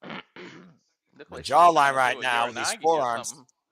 Well, we know that Jamie Hayter loves to set up that Haterade off a backbreaker over her leg. Interchanging levels now. That was a stiff elbow right to the side of the head. No, that knee she did before that too. And so was that received by Chris Statlander as the dueling champs continue here for these great AEW female competitors. Oh, Hayter trying to hoist up Statlander up in the fireman's carry. Hiroshi on the move, sliding lariat. Leg catcher 2, and Stat gets the shoulder up. I'm going to break free. Women's professional wrestling at its best. Damn it. First time these two met each other one-on-one, by the way, was 2021 on the Jericho Cruise. Jamie Hayter won that night. They did not meet one-on-one until this year's Owen Hart Foundation tournament 4 years later, and Chris Statlander lost to Jamie again. Jamie Hayter is 2-0 against the champion under non-title stipulations. How much of that's in Statlander's head right now? Well, think about Mercedes Moné. She was the downfall of Chris Statlander, of course, 2 times over last year, including this event last year. And Chris Statlander beat her. And right now, Jamie Hayter and Chris Statlander in the high-risk district. Capacity crowd again here in the Now Arena, witnessing AEW World's End like all of us. And big superplex. Oh my gosh, she fisherman suplexed her off the top rope. Almost a fisherman buster, and you see Jamie Hayter might have more damage there than Chris Statlander. Solidify up in the cover, hook on the far leg, and a 2 count. That was almost like that same exploder suplex she hit her with earlier. If I was saying, watch the way she landed on her right elbow, by the way. And of course, that right arm is for the Haterade. She might have possibly neutralized one of her own weapons. And that's why she couldn't cover or capitalize immediately. Up to the ropes. Now Statlander up and over. Package power driver? Possibly. Package power driver connects. Come on, Chris. 1, 2. Oh, gets the right shoulder up at 2.5. Yo, how did she kick out of that? Oof. Bro, she got all that package power driver. Chris Return to Statlander. sender. She forgot to put the stamp on it, Noah.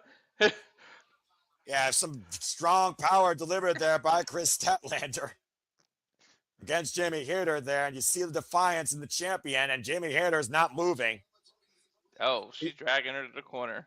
You think about Chicago's been good with Chris Statlander. She beat Willow Nightingale here, of course, in the Chicago Street Fight, one of the damnedest, most violent matches in AEW women's history, literally a year ago. I remember that. Oh. Back to her feet. Jamie Hayter back on the attack. Again, like I said, Jamie Hayter with singles wins over Thekla, Skye Blue, and Julia Hart, all in succession.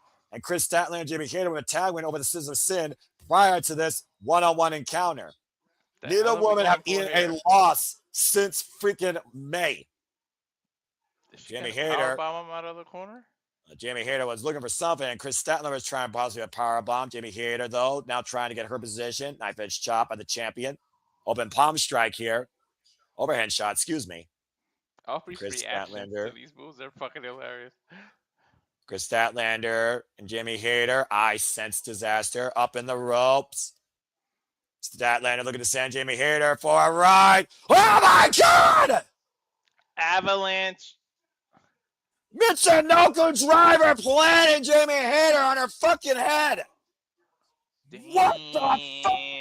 Takeshita, take a note of that shit. Hayter clutching the top of her head. I don't blame her. Knows the heavy kinesio tape on Jamie Hayter's shoulders. Look at this. Jesus. She turned what was going to be a superplex into a Michinoku driver. Avalanche, too. Statlander sort of capitalized, though, as well. That took a lot out of the champion as it did out of the challenger. Man. Goes back to what we said to the innovative offense we've seen out of the champion. And now Statlander. Oh, I don't know. You should play with this fire. Look for the Hayter raid. Got caught. Oh!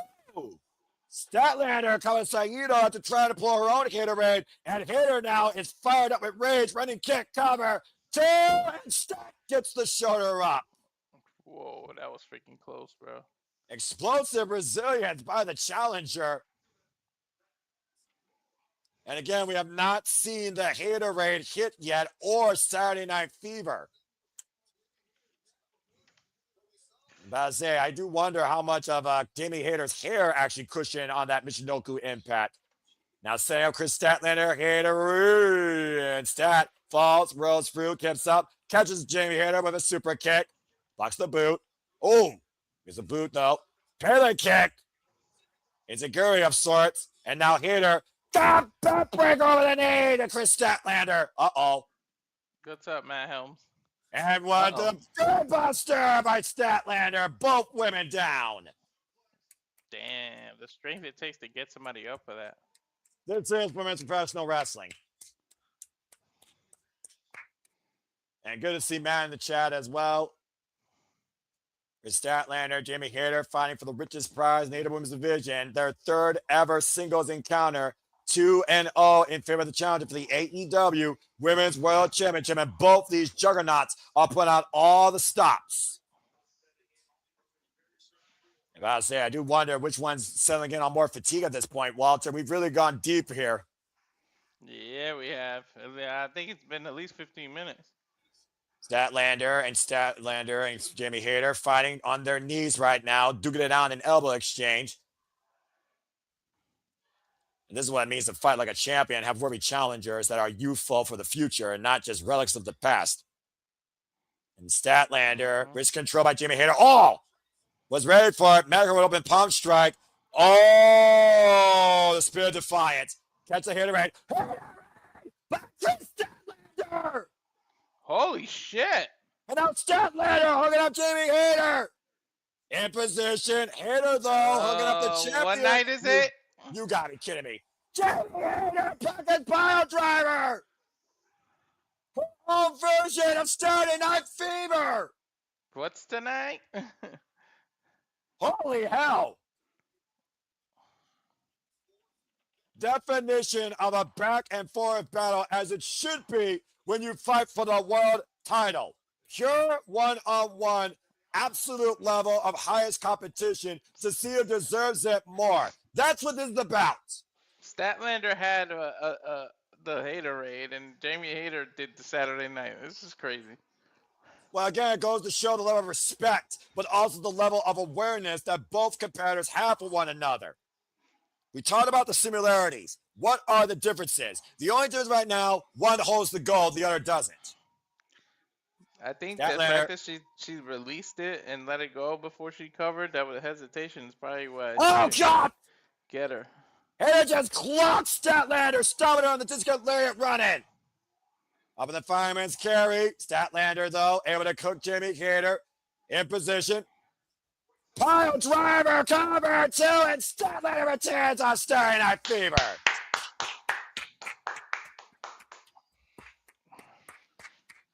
She hit her with it. Because it's Starry Night! Sudden impact. And the key thing, Walter, Chris Statlander never, ever let Jamie Hater hit the haterade. Nope. It was ultimately Chris Statlander's awareness and focus that allowed her to retain her AEW Women's World Championship against the hardest of hitters. Tremendous singles encounter tonight as Chris Statlander continues to prove how far she has grown and continues to evolve. Statlander still the face of AEW. Matter of fact, it was Statlander that hit Hater with the haterade. Now the hell of a singles contest, though. You think about what Statlander has done this year. Beat down Soy Storm, remove Mercedes Moné from her past, and has finally overcome Jamie Hater in one-on-one action. The only question left now is who's next? Still AEW Women's World Champion. It's crazy, huh? I freaking Hater love has this no company. shame. She has no need to be shamed or hang her head low after that. And again, that was her first singles chance for the gold since she lost it at Double or Nothing. Oh, man. And again, folks, we are so excited to bring you New Year's Smash this coming Wednesday as we say cheers to 2025 and All Elite Wrestling's incredible year. Now made official. Walter, you called it. Jungle Jack Perry gets a shot at the AEW National Championship against Ricochet this coming Wednesday on Dynamite. And we will be covering it, folks, live. So please stay tuned for more on that. Plus, holy shit! Willow Nightingale will get a chance for the TBS Championship against Mercedes Moné, the very person she beat for it. Dude, Willow gets a chance to be a double champ. Can you imagine if Willow Nightingale is the downfall to the crown jewel of Mercedes Moné portfolio before the year is out? She can start the reign and she can end the reign. Well, speaking of rain, let's see if it rains still tonight or John Moxley can make it rain dry. It is now time for our Continental Classic final between Kazuchika Okada and John Moxley. And there's no turning back on this first time ever one-on-one encounter. Let's take a look at how we got here, though. Moxley's ankle is shattered, too. Yeah, but how about friggin' Konosuke Takeshita's trust in the Don Callis family?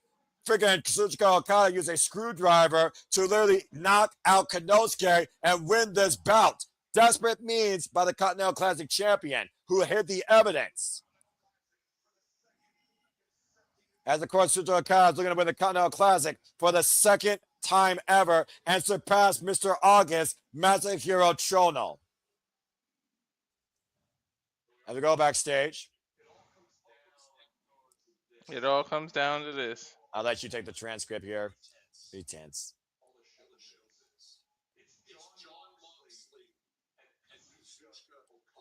Oh boy. The finals tonight.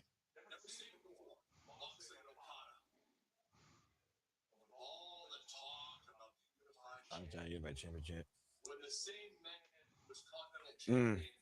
Poof.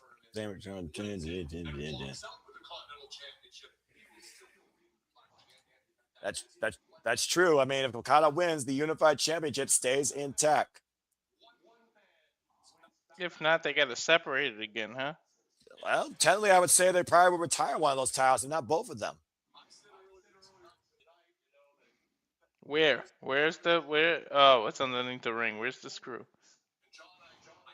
And let's not forget, John Moxley was talked a few weeks ago by freaking Don Callis. And again, the Death Riders had nothing to do with freaking Don Callis' family business.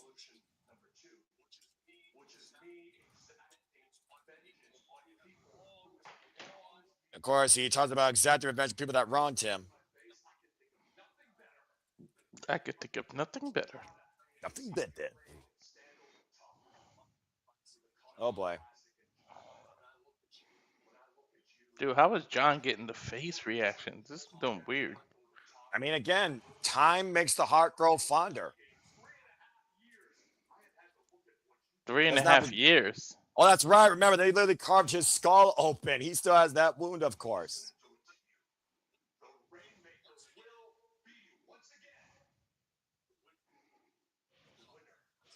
Saying that again. Winning the Continental Classic. We'll see.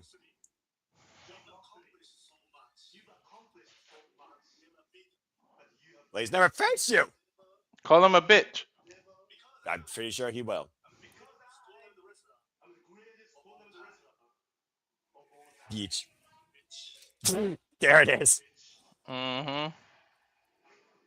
About saying, of course, we got here when Kyle Fletcher, desperation sunk in. He was looking for a screwdriver there. And I do wonder, did Don Callis tell Kyle and Okada both about the screwdriver? Was Kyle first aware of it, expecting to use it? And instead, John Moxley was able to incapacitate Kyle Fletcher via ref stoppage to advance to the finals for the second time in its Continental Classic histories. That means Kyle didn't pay attention to the first match. Let's hear from John Moxley real quick.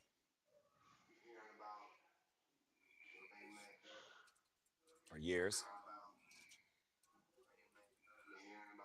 Rainmaker. Top of the food chain. Man, he's not wrong. And the food chain. Dude, his lip is busted. I mean, he got jacked up in that match. Let's just call it what it is.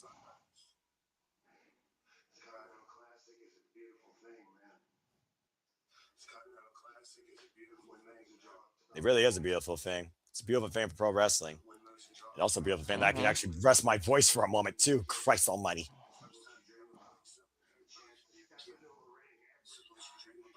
It's what you dream about. I don't know. I never dream about stepping in. I just dream about calling it. I fucking am so damn glad I get to call it. But you put your life towards. I know, classic. Is a hill worth dying on? Well, like you said, we will leave nothing to chance when it's all said and done. Okada-san. Dude, you know, Moxley knows something about that Japanese hard-hitting style. Well, considering he's beating Tetsuya Naito, for example, for the IWGP World Heavyweight Championship, and Minoru Suzuki, damn right he does. It's time for our finals of this year's Continental Classic. Let's go down to the Dapper Yapper Justin Roberts for our semi-main event. Oh, boy. Who collapses first? Whose spirit wavers?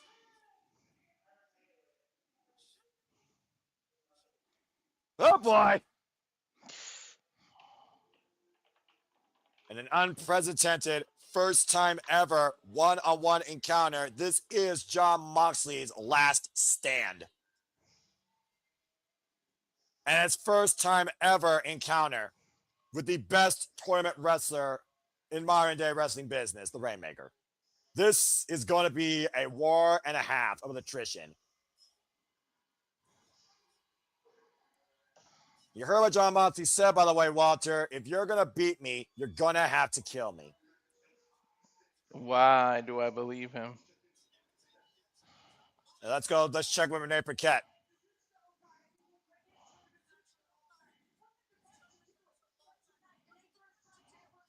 Oh, man, I got goosebumps. It's going to be so fucking good. Imagine how Renee feels. That's her husband. True that.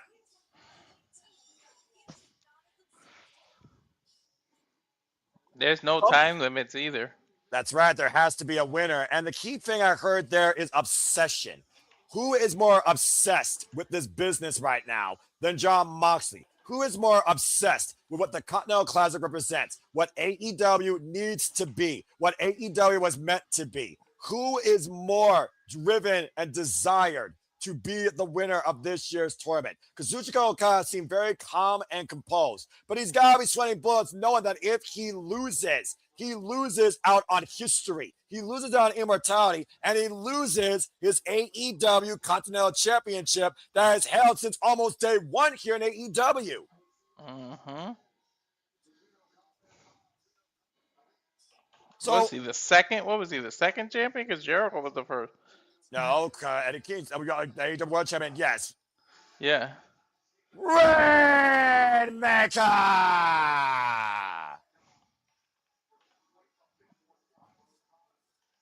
Oh boy.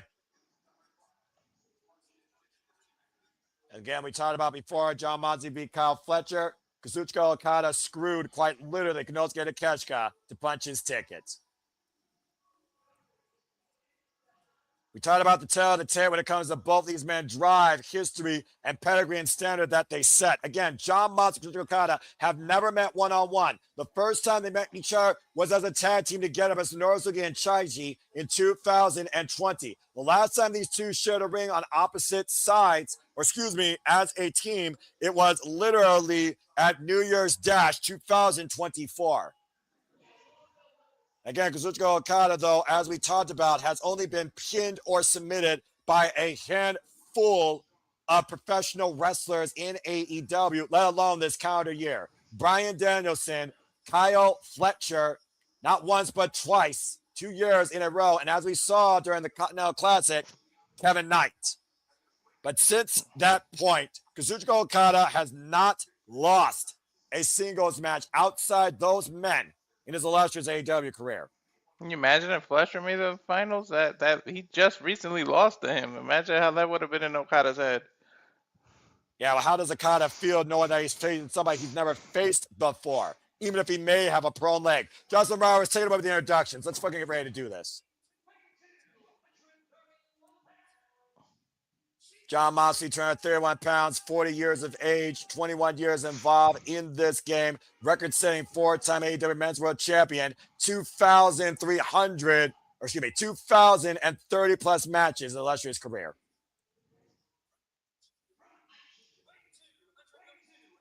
Five-pound differential, 236 pounds, 38 years of age. He is the Rainmaker, 21 years in the game. Record-setting seven-time IWGP World Heavyweight Champion, reigning defending Continental Classic Champion with 1,780 plus matches in his illustrious career, Kazuchika Okada. He's cut under his chin. Look. Referee Stefan Smith drawing the call to be the referee for this contest. As you see, Kazuchika Okada still wearing and bearing the AEW International Championship, but whoever wins this will be the AEW Continental Champion. This is our third ever Continental Classic. Inaugural winner was Eddie Kingston beating John Moxley. Last year's winner, Kazuchika Okada, over Will Ospreay. First time ever one to encounter in the third ever Continental Classic. John Moxley, Kazuchika Okada. Both men have been in the finals. One has succeeded. Bell rings! Bryan Danielson, who's been very much familiar with both these men, has, of course, beaten Kazuchika Okada via submission. And, of course, Bryan Danielson has lost to John Moxley on numerous occasions. You see the scars of Konosuke Takeshita's battle all over Okada's face. And John Moxley, of course, we talk about, again, there really isn't a definite strategy or ground body work by John Moxley. He reacts and he goes in. Okada with the hand out, though. Yeah, he did that to Takeshita, too, but he smacked it away. Yeah, I'm sure that, again, John Moxley knows who he's dealing with here. Fuck you. You know, I almost wonder, does Okada respect John Moxley more because John Moxley is also defiant in his own attitude and proving he's the best? He just went, okay. I mean, again, Kazuchika Okada has literally made bitch his trademark in AEW. So let's go ahead and talk about the tail of the tape here. Again, we know both these men are founded in strong style. We know they're disciplined by the New Japan. We know that they are time tried and tested. We also know they can be submissionists. Now, obviously, I would think the strategy would be to attack John Moxley's leg, right? But for John Moxley, how do you neutralize the Rainmaker lariat? Oh. Yeah, no, you don't let him hit it like Statlander did, right? She just completely avoided the Haterade. Maybe just completely avoid his Rainmaker. And to your point, Chris Statlander didn't work over that arm at all. It was a massive high-risk move that injured Chris Statlander's elbow possibly, and maybe that lack of velocity cost Jamie Hayter there. And again, both these men, this is their second match tonight, folks. So they're all ready for the worst for wear. But who's the worst for wear more than the other? I say it's still Jon Moxley. Moxley, right now, he's not favoring his leg, to be honest. Back heel toe hold right now, and Jon Moxley planting the palm of Kazuchika Okada on the map. Again, if Kazuchika Okada wins, he will surpass Mr. August, Masahiro Chono, for the most round-robin tournament wins. Mm-hmm. You see Jon Moxley, though. You saw the way he was hobbling, trying to get some feeling out on that left leg. There it is. Now he's favoring. Before he was okay. Notice that Don Callis is not even out here at ringside on commentary for this match. Mm-hmm. This is strictly Jon Moxley and Kazuchika Okada. That goes to the comfort I think Don Callis has in Okada being this year's winner. No screwy finish, no screw-ups. You can't interfere in Continentals. Again, we know that Jon Moxley entered this tournament injured already after the wars with Kyle O'Reilly. You see immediately Jon Moxley going for the ropes as Okada was probably looking to exploit the leg. He clipped his knee. He definitely took it out. I mean, his leg, ankle. He let him go clean, though. I'm a little shocked right now. Well, again, this is the first time I want to encounter, so I also think Okada is treading lightly, knowing that I still think the bigger pressure is on him, because again, if he loses, then all his work is for naught. In Jon Moxley's case, Jon Moxley's trying to just keep being defiant against Father Time in this wrestling business. A regular eye by Jon Moxley. It's hard to win the Continental once, let alone twice in a row. And of course, Moxley doing all he can right now to keep separation from Okada and that left leg. Something in his eyes bothering him. Okada, of course, a very dangerous man, though, in himself, where we talk about, again, he loves the hardest fight. He loves testing himself. That's why he came to AEW, to prove that Japanese pro wrestling is the best art form. It's the passion. It's the fight. It's the spirit. Ankle pick. Elbow drop, and now it's heel hook, actually. But Jon Moxley, though, able to grab Okada's head and bears his knuckles in the crown of the Rainmaker. Trying to follow up the sidestep by Okada, perching Jon Moxley. Uh-oh. Drop kick! And, oh, no, oh, no, oh, no. What? You saw the way that left ankle got hung up on the top rope, Walter. Mm-hmm. Oh, yeah. And God bless mothers. You see right now, again, the grueling nature of this round-robin tournament. Yeah, you're probably right. You're probably right there, actually. Dude, Okada's all bruised up. Them hits to the face by DDT! Look at that. It almost feels like, though, as well, there's a little bit of tread lightly by Okada, but a lot was taken up by him as well. Take a look at the replay here on this drop kick, and watch the way Jon Moxley's left ankle gets tied up on that top rope opposite corner. Yeah, I see. You know that wasn't supposed to happen. And good to see you in the chat saying thanks for tuning in and joining our coverage, by the way. Ooh, headbutt. Throwing his head to the apron. Jon Moxley, of course. Broke up the count, too. You saw that quick roll in and out? Right. And again, no time limit here. Then the outside. Everyone's got a language barrier, and I don't judge. And, oh, man! And a knee breaker on the steel ring steps. And right now...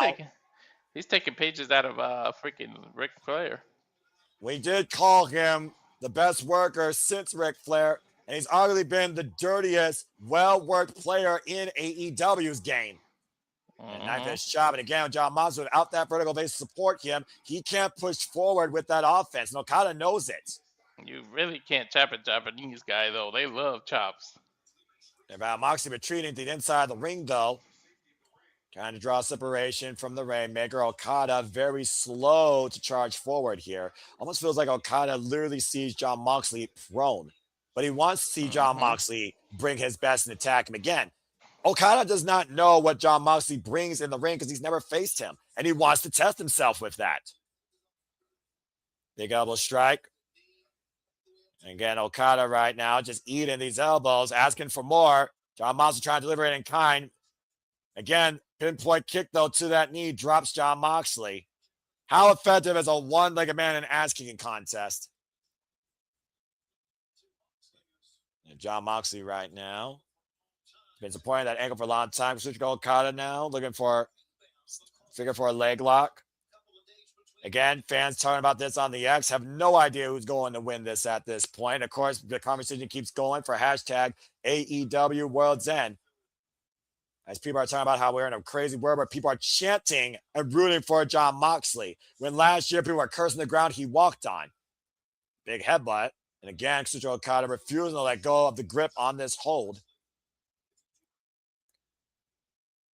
A big headbutt again, and Jon Moxley creates separation. Reaches the hold.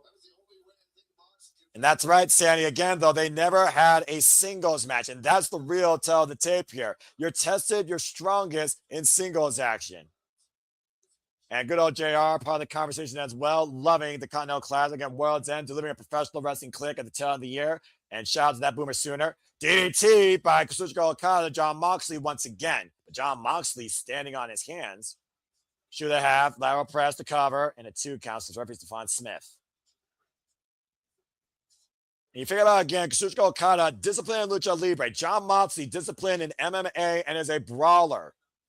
Of course, Jon Moxley, more founded in his own technique, violent style, Def Jitsu. Kazuchika Okada, very founded on that Yabe style. And now Kazuchika Okada with the follow, sliding single leg boot to the side of the head. And no defense by Jon Moxley for that, as Don Callis is looking for revenge 3 years later after what Jon Moxley and the Blackpool Combat Club did, permanently scarring and opening his damn forehead. This is a very one-sided match, and I don't think we've been out of the preliminaries yet. And Jon Moxley right now just using the ropes to just stay on his own 2 feet. Okada slow to fall again. Irish whip, Jon Moxley sent down with the back elbow. That elbow caught Jon Moxley from the draw, might chip the tooth. Slingshot senton by the Rainmaker. Again, the Lucha Libre influence, like I talked about, trained by the real Ultimo Dragon. Also trained by Yuji Nagata. And see the cheeky bastard showing the middle finger behind his back. I will never change my language when it comes to professional wrestling and the passion that exudes in me. For those that don't like it, oh well, too bad, so sad. Go to a PG era forum. Right. With all due respect. Okada trapping the head of Moxley and the net breaker over the leg. In trouble here right now. Damn. Elects to cover to count only. Man. You think about also the way that Okada's putting pressure also on Jon Moxley's neck, clearly setting up for that Rainmaker. Of course, we didn't see the Rainmaker take down Konosuke in the other semifinal. Bro, he literally took it to the chest and didn't budge. And again, I feel as when Okada knew that I had to just screw this bitch. And drops the elbow to Jon Moxley's heart. Yeah, that's when he said screw this, right? And once again, fuck you. Okada looking for it. Rip. Fuck you. Shaking bastard. Jon Moxley grabbing Ichiban, the middle finger of Kazuchika Okada. And you do not play with Jon Moxley when it comes to what this means to him. Mm-hmm. And he's really got a hand on the Rainmaker here. Look at the eyes of Jon Moxley. Moxley running for Okada with the lariat. Moxley unable to follow up here. I think Okada just realized what the fuck hit me. No, but Okada's eyes are glazed. Well, I mean, he ducked him. That's the first offense we've seen out of Jon Moxley this whole match that was effective. Right. Again, capacity crowd on hand here in the Now Arena, near 10,000 plus. Taking in AEW World's End, our final preview of the calendar year, and our main event still to come after this. We crown this year's Continental Classic winner. Irish reversal, Jon Moxley. Drop kick denied. Now Jon Moxley stepping over, trapping the legs. A figure for a leg lock applied. I mentioned Ric Flair earlier. And the figure 4 is in. And remember, your own patella is your own worst enemy in this move. But I do wonder, how much pressure is Jon Moxley's legs actually putting on this hold? Left leg over the right foot, by the way, for the positioning that are wondering. You see right now, Okada just trying to roll over. And you imagine Okada rolls over and this, Jon Moxley will be in serious jeopardy, knowing his leg is prone. Looks like Okada is trying to maneuver the rope break instead and does so. Again, Okada using those long limbs, that 6'1" girth. As Moxley uses the hold 5 count of the hold legally. Kazuchika Okada 6'3", by the way, excuse me. And Jon Moxley back up to his feet. We already saw all the Death Friars lose tonight in Mixed Nuts Mayhem. The front face lock looking for the DDT. What's Now Moxley, 6'2", Dragon Screw leg whip. What's Moxley, 6'2", I think? Yeah, and again, you figure about the torque on all 3 ligaments of the leg with that move, and another Dragon Screw leg whip. Not to mention, that is Hiroshi Tanahashi's move Okada is using. The move of his greatest rival. Look at this, look at this, look at this. Texas Cloverleaf? And now turning him over to Texas Cloverleaf, another move. Okada is channeling the ace. Great strategy by the Rainmaker here. Put your knee on his back. When you figure about, though, again, all the pressure applied to those legs and the knee driven into the lower back of Jon Moxley. Now steps over fully. Again, now Jon Moxley, though, has more leverage, though, and Jon Moxley's defiance is on clearly here. You can see it on the man's face as he crawls towards the bottom rope and forces the break. Dude. Now allow Moxley to create separation for the time being with Kazuchika Okada. Moxley's got some drive. Last time I saw Okada use a Dragon Screw leg was his last match in a freaking New Japan Pro Wrestling while the Ace was on commentary. Oof! And he's still got Wrestling Kingdom coming up. That's right. Don't forget, next week at Wrestle Kingdom, we'll be coming at folks. Kazuchika Okada will take on Hiroshi Tanahashi in Hiroshi Tanahashi's final match of his career. What started at Wrestle Kingdom 14 years ago, ends in 2026, less than 10 days away. And Moxley right now, jaw gasping, taking all this punishment from Okada in the corner. These freaking elbows. And talk about the defiance of this Death Rider that the audience has come to respect, especially during the Continental Classic this year. Irish Whip Reversal, Okada sent in the opposite turnbuckles. Sent up and over, hooks Jon Moxley. Nope, that's the center. Okada now hooked by Jon Moxley, and wait a minute. Trying to trap the legs, pump it. God style pile driver. Is this the only Jon Moxley needs? Goes to the cover, but the far leg too. Okada gets the shoulder up. Woof. Yeah, but into a bulldog choke. Trying to put him out the same way he put Kyle Fletcher out. He doesn't have it fully locked in, though. He don't have the angle for it. And you see there you go. Yeah, about to say, but look at the hand, Walter. The hand's creating separation between the carotid artery of Kazuchika Okada. Okada's getting up, though. Yeah, both men up to a vertical base. The arms wrapped around Okada. Okada might be going limp. Shizuno Suzuki, double underhook. Death! A counter by Okada. The waistlock, Stephon Smith almost collided. Rain, Okada turned around. Oh, and a low blow! Oh, those are mixed nuts. And maybe for a second time, Okada just screwed his way to history. Rainmaker! Oh, shit, he got it! The Rainmaker! 1, 2, no! Moxley gets the shoulder up at 2.5. I fucking knew Moxley was going to kick out. First time ever, Jon Moxley eats the Rainmaker after a low blow, might I add, and refuses to fall to the 3 count, and Okada can't believe it. Yeah, you thought that Okada had it for sure there, Walter. I had a feeling he was going to kick out. He's going for the screwdriver, isn't he? No, he's going for his Continental Championship. Remember, the most richest prize Okada's held since being part of AEW for 648 days, but he's got to be careful not to get disqualified. Stephon Smith taking the title from Okada. He used the title as a distraction before he uses the screwdriver. Jon Moxley turns it around with a low blow. Turnabout's fair play here. I don't blame him at this point. Took the words out of my mouth. I was just going to say that. Turnabout's fair play. Now, both these men literally prone below the belt. Well, Boy, has gives this us a match moment to shifted. breathe. Yeah, boy, has this match shifted back to ground zero and a reset. Mm-hmm.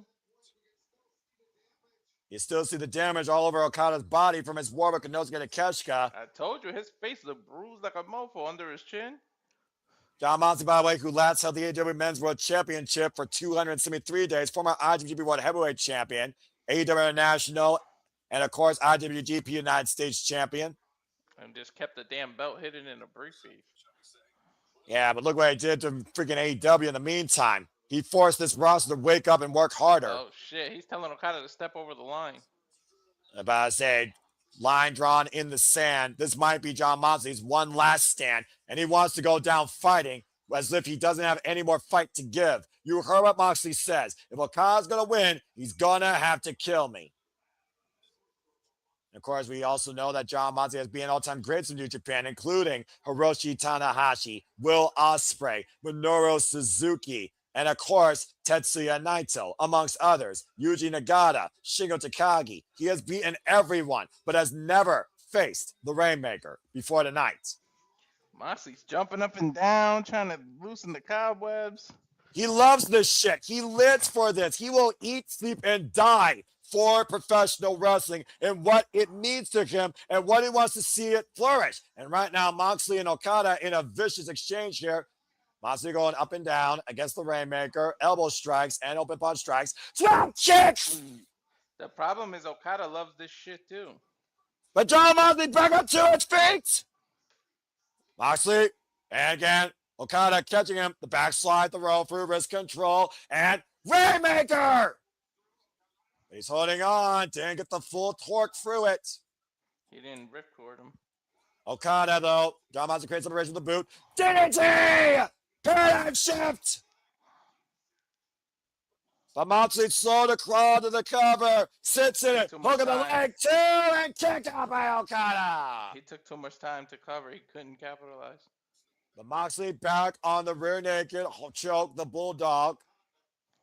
Once again, you see the left hand of Okada, though, sense of awareness there, trying to get underneath John Moxley's forearm to create some separation. He's going to have to snap mirror him over and take to reverse it. Or pick his ankle. You see Mark John Moxley changing grip as well, though, seeing what Okada's trying to do. Okada slipping out from underneath, though. Again, look at that. Went for the Rainmaker, ducks underneath, wrist control, Rainmaker by John Moxley! The Rainmaker! And now Okada flush! Get to the midsection.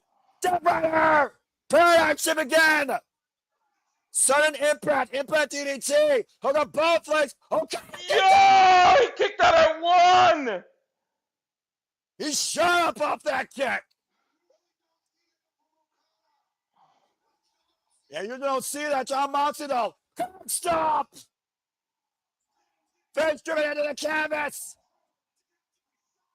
Both these men digging deep, leaving it all for the Continental Championship! Death Rider! John Moxley by 1, 2, 3! What the fuck? Moxley won? John Moxley just beat Kazuchika Okada and won the Continental Classic. Yo, I was not expecting that shit. No one was. I can't fucking believe it. Did only one person picked him, you said? That one person got some balls. For the first time ever, John Moxley, the Death Rider, has won the Continental Classic, and Kazuchika Okada is no longer the AEW Continental Champion. Never count out John Moxley. He doesn't give up. I can't believe it. You weren't the one person, were you? Castagnoli, Marina, Shafir, the Death Riders embracing John Moxley here. What an incredible moment. And we got Toya Giovanni in the ring. You weren't the one person, were you, Noah? As much as I really wanted to say John Moxley could do it, I really sincerely thought that Konosuke Takeshita was going to win it. and exhausted Jon Moxley through hell and back has won the Continental Classic and has added another accolade to his AEW career. Absolutely incredible.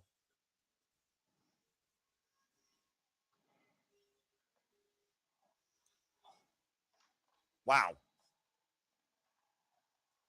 And the crowd is absolutely showing their respect and approval. Hell, even I am. Right.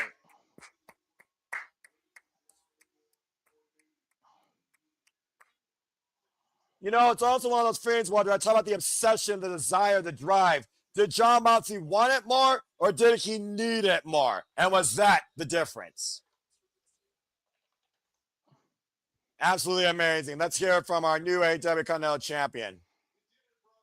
You did it, brother. Whoa. Tony called? Shivani called him that? What a tournament.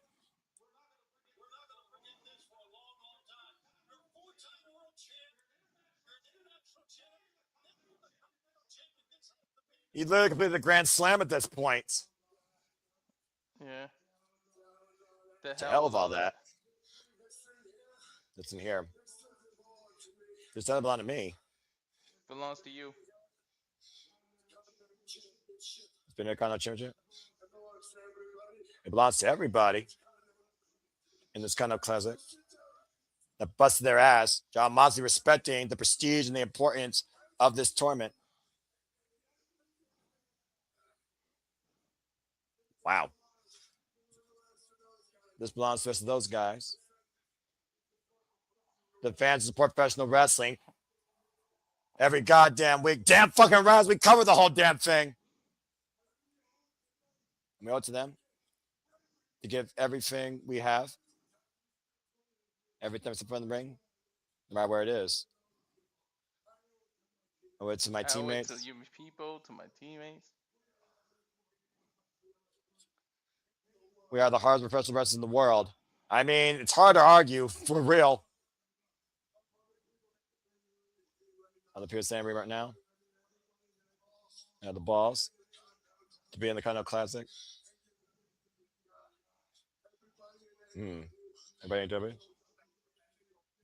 You should have every single fucking day. Damn fucking right. This roster, it's where the best wrestle.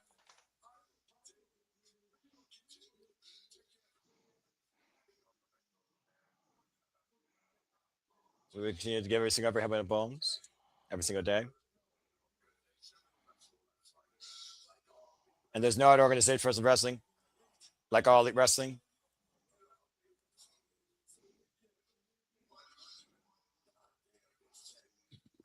We give 100 goddamn %.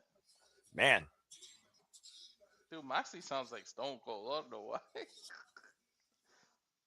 That is what this company and this industry deserves. Preach, Jon Moxley. The renewed revival of professional wrestling in AEW and the 2025 Continental Classic champion, respecting the hardworking men and women and dedicated professional wrestling fans of this company. Congratulations again to Jon Moxley, the brand new Continental Classic champion and the 2025 Continental Classic winner. Fuck all the haters. Wow. And that's a man who tapped 3 times this year. This man wanted to change AEW. We wasn't sure what he meant by that fully. Some will agree, some will disagree. But you cannot argue during the duration of the Continental Classic what Jon Moxley proved in his mission statement. Jon Moxley winning his first Continental Classic tournament, second go around. And he is now the third person to hold the AEW Continental Championship.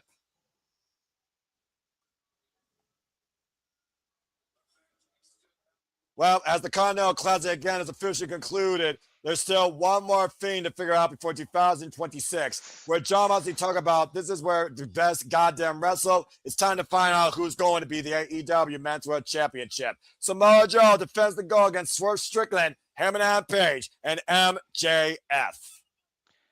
Hey, didn't I say this was the tournament of shock? And this is also a place where predictability, we don't give a fuck about your thoughts. This is for the strongest. This is for the hungriest. This is for the most driven, passionate, dedicated, that wants it. And Jon Moxley is the measuring stick. You want that not to be the case? Beat the man. That's all you gotta do. Kazuchika Okada couldn't do it. Jon Moxley did. First time out with a bad leg. Quote Dude, unquote, fuck you. I think this is the worst I've done on a predictions, but I don't even care.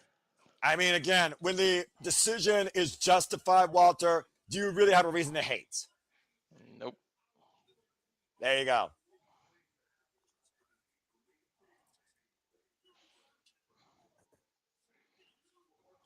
Anyway. Now I wonder how they separate what are they gonna do now? Well, I guess we'll have to figure that out come the new year, honestly. Let's say just say it next Wednesday. Do you think next Wednesday they're just going to come out with a big an announcement? Why not? It's New Year's Eve. I suppose. All right. Dude, this is some shit. Tonight has been fucking awesome. Well, that's what AEW does, unlike anybody else in this wrestling business. That being said, it's main event time at AEW World's End. Whose house is it? You tell me whose house it is. As we got Swerve Lantern about to enter the field.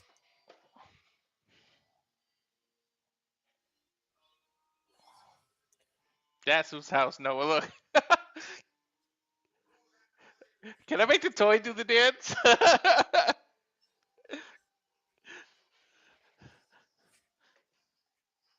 Of course, Swerve Strickland, former AEW Men's World Champion, was the literal fall of Samoa Joe during his inaugural run after Samoa Joe beat MJF at AEW World's End in 2023, while Swerve Strickland created a dynasty in 2024 and lost to Bryan Danielson at All In that year. After upsetting the Young Bucks and freeing AEW, and Swerve Strickland coming back from the injury at the hands of the Rainmaker at Forbidden Door, Swerve Strickland looks to be the face of AEW once again in 2026. Whether it goes against his rival or his ally, Swerve Strickland is out here to prove a point that no matter who's in the ring with, I make them better. He's channeling his inner Jon Stewart. Yeah, but like I said, Green Lantern out tonight here at Now Arena. And thank you again for those that have tuned in, by the way, since the beginning. For those who have comment, tell friends, I bring you up to speed on all the results here tonight. We, of course, saw Chris Statler retain the Women's World Championship. Babes of Rap retain the Women's World Tag Team Championship as Willow Nightingale. Pin Mercedes Moné to the point. Now we got Mercedes Moné versus Willow Nightingale for the TBS Championship this Wednesday on New Year's Smash. We also saw Jungle Jack Prairie get an AEW National Championship shot against Ricochet. We also saw semifinals, Kazuchika Okada, Screwdriver, Konosuke Takeshita, as Kyle Fletcher fell to Jon Moxley, and Jon Moxley took the whole thing this year for the AEW Continental Classic. FTR retained the tag team against the Bang Bang Gang, a damning Chicago street fight. Gabe Kidd lost to Darby Allin, thanks to his resilience and awareness in a 3-second roll-up. And we also saw Mixed Nuts Mayhem as the Conglomeration and Thomas Toy Storm beat the Death Riders earlier this evening. You got to consider the strategy here is going to be hammering out and Swerve Strickland, making sure that MJF does not leave as champion, but also Samoa Joe doesn't either. So where do you draw the line in that situation, though? That's going to be the real question. I'm telling you, they're going to work together for a little while, then eventually they got to go back to earlier this year and dismantle each other. God damn, look at Swerve's body, man. He really did come back crazy. And of course, Samoa Joe, with a loss to him and Adam Page at Wrestle Dream, stole the championship at Full Gear inside Steel Cage with an inside plan by Hook, who never left the ops. And Swerve Strickland returned that night at Full Gear. To think Full Gear 2 years ago defined the greatest rivalry in AEW history with these two men. And gave Swerve his spot he was looking for. Burned the house down and he came out a new man, huh? Why, this man remains to be the same man, but this time looks to show there are no excuses that is better than All right, you, hold on. and you know it. I like this theme. Hang on, hang on. Let Yes. MJF get his theme in. The orchestra, of course, as the devil returns from hell to send all Elite Wrestling into his Burberry heaven. I hope he does win. I know I didn't pick him, but He put all his chips in here, man. He said the real MJF needed to come back. He didn't want no excuses. He would look like a fool if he doesn't. Oh boy.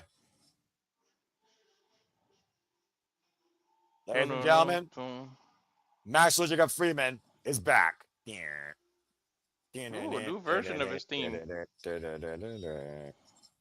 Is it new MJF?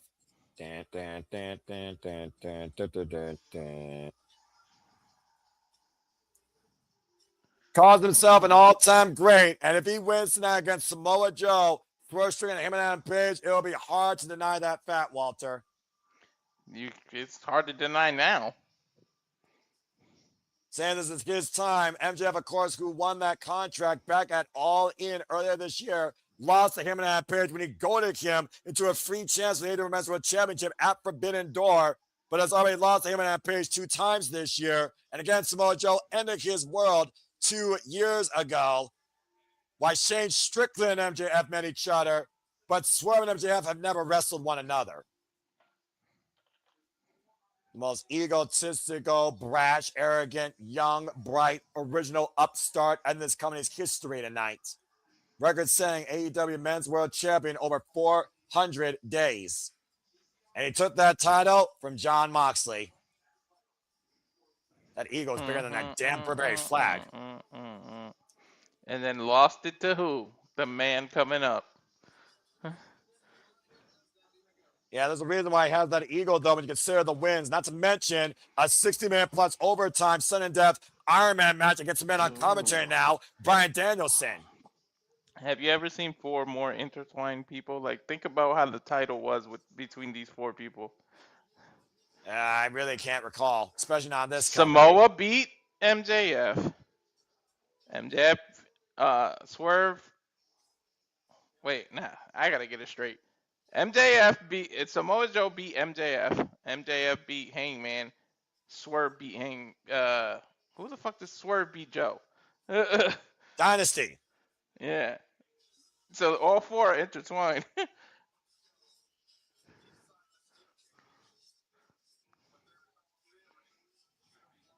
And of course, like we talked about, the reason that he's champion again is thanks to Hook, not his own doing. Thanks to that steel cage and that inside plan where he had Hook incapacitated, self-sacrificed to earn that number 1 contendership in that Fatal 4-Way match. And let's also look at the fact that Samoa Joe is still AEW World Trios champion. In a Fatal 4-Way, there are no disqualifications, so I don't expect the ops to be too far away. Exactly, the ops are gonna be right there. And guess what? He puts that coconut clutcher on. Guess what? The rope break won't count. Let's go down to Justin Roberts one last time for our main event introductions. He could literally choke somebody out. Oh boy. Chicago! Championship. Bring the lights down. Big 5-2! And thank you, as I look at the number for the first time, to the 50-plus you that have been tuning in right now to our coverage, of course, of AEW World's End. Yeah, please subscribe. Subscribe. So our Strickland, as we talked about, there it is, Walter. He beat Samoa Joe for the AEW World title for 220 in 2024 at AEW Dynasty, and of course lost it to Bryan Danielson at All In that same year. But has literally put this company on his own back. The son of tobacco farmers who worked with immigrants, rising out 2 years of hell to bring the AEW Men's World Championship back to light. 2-man, 2-time AEW Men's World Champion, Hangman Adam Page. Who did Hangman beat to be? Was it Joe? No, Mox. It was Mox. That's right. Yeah. But Joe helped in that. And suffered for it. As he gives the Dynamite Diamond ring to Bryce Rensburg. As we look at Maxwell Jacob Friedman, MJF. Longest reigning AEW Men's World Champion, 406 days, beat John Moxley for that title, and lost it to, of course, the last man to be introduced. He said it's my time. We'll find out tonight. California. First time, of course, he won the title was against MJF, World's End 2023. Now a double champion, by the way, AEW Trios champion since Spring Breakthrough. Now a two-time AEW Men's World Champion after stealing it from him and Adam Page. One defense so far against Eddie Kingston. He is Samoa Joe. The most veteran out of everybody. The most experience. Yeah, to your point, Samoa Joe, 46 years of age, 26 years involved in the game. Swerve Strickland, 35 years of age, has been involved in this game for 16 years. Heyman Adam Page, 34 years of age, 17 years involved in the game. And of course, MJF, the youngest competitor in this match at 29 years of age, 10 years involved in the game. There you see, of course, the cornerstone of this company for the men, the AEW Men's World Championship. And of course, we know in the Fatal 4-Way, Walter, Ciampa does not be involved in a decision to lose his title. No, he's at the biggest disadvantage is him. Everybody's got a 25% chance of winning, and that's not Steiner math. All right, let's see if it's MJF's time. Bell rings are underway. You keep saying it's my time. Well, can he back it up? And this is not Paul Levesque. This is Maxwell Jacob Freeman, MJF. Nobody's moving, dude. You mentioned, of course, the interwoven weaves of all four of these men in and out of All Elite Wrestling. Remember, Samoa Joe first tangled with MJF when he bumped him when he was a security guard at NXT TakeOver Brooklyn in 2017, I believe. And of course, Heyman Page has been All Elite since day one, along with MJF. Swerve and Heyman have defined AEW for 2 straight years off their rivalry. Now, Heyman catching MJF. The faraway slam and a kip up out of that wide-eye cowboy. Over the top. Wiping out Samoa Joe. I mean, it's too big to be doing shit like that. Him and Page again, he's got that dynamic, hybrid, all-rounder style in the ring. He brings power and technique and agility. Oh, God, and Samoa Joe brings the power of the knife edge chop. Delivered by the champion. For Strickland, though, shoulder block. Remember the last time Swerve, him and Joe were involved in the ring together, triple threat, bang! Last year, AEW Revolution, and Samoa Joe won that night because Heyman willingly gave up. And boy, how time has changed. Again, Joe right now with the face wash with the boots. And of course, Samoa Joe, the heaviest competitor and the heaviest hitter of them all. A man that has defined no limits. His illustrious career, including TNA, when he was TNA X Division champion and one of the most notorious Ring of Honor World and Pure champions. Him and Punk in ROH. And of course, Swerve Strickland right now attacking Samoa Joe. Again, Swerve was Samoa Joe's undoing. And Swerve's rise and creation of his own dynasty. MJF knows what it takes to win the title off of Joe. And again, I don't know if MJF knows what it takes to beat Swerve Strickland, but he knows what to do to beat a Shane. A step over. Remember, that was a one-on-one. This is a different environment. And this is also a different competitor. A sidestep. MJF catching Swerve. And a scoop slam after he put his own gritty. That was horrible, by the way. MJF delivering the power slam right now. Looking to follow up here. That was the worst gritty ever. And again, MJF teabagging Swerve Strickland.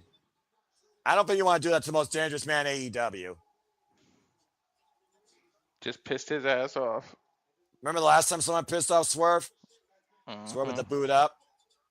Get ready to tune it out, launch the boot. And it Max's face right now. Uppercuts being applied here. And again, now Swerve out of the corner, jumping off with that elbow strike to the spine, and there's the gritty. I don't have to like the dance, but I understand the man does it for a reason. And Swerve, oh! Well, I mean, hey, a taste of your own medicine, right? You literally said it earlier. But of course, Swerve is also coming back after doing a 3-month. Whoa! Raspberry ACL, Flop. MCL, right? Exactly. MCL injury. And right now, getting the better of MJF so far in this match. Yeah, stop catering to the fans and focus, though, man. Well, wait a minute. Watch Samoa Joe! Diving like a Oh, bus. that's a 300-plus pound Samoan flying. We talked about before how this man to find no limits in TNA, lest we forget. TNA World Champion, X Division, Toronto, he's been. Wait a minute, watch him and that Bears out of the corner! Former NXT champ. Hara moonsault connects. He overshot it. I'm sorry, Noah. I think he busted his face on the canvas, too. Yeah, I don't think he cared, though, and it looks like everyone is still down, though. Talk about reckless abandonment. I'm telling you, he did the Mick Foley. A tooth is in his lip from that moonsault. Well, right now, again, I don't think him and Adam Page cares. Let's not forget what him and Adam Page did. He literally was sacrificing his own life to free that championship. MJF with the cover on for Strickland gets a 1 count. You know what's interesting? What's interesting? Swerve and Hangman haven't touched each other. Yeah, that's true. And right now, it's only been MJF and Swerve Strickland right now. It's basically been a tale of 2 matches. MJF possibly looking for that heat seeker here against Swerve. Swerve, though, pushing MJF off. Swerve, though, the sidestep to MJF to the outside. And then Swerve right now. Oh! Swerve, stop! To the outside from the inside seconds. It's a little bit of modified offense there. It ducks underneath, and now we got Swerve and Heyman. Heyman up and over. Buckshot lariat! Off of Swerve's back. Uh-oh, now they're going to touch. And now we have Swerve and Heyman one-on-one inside the ring.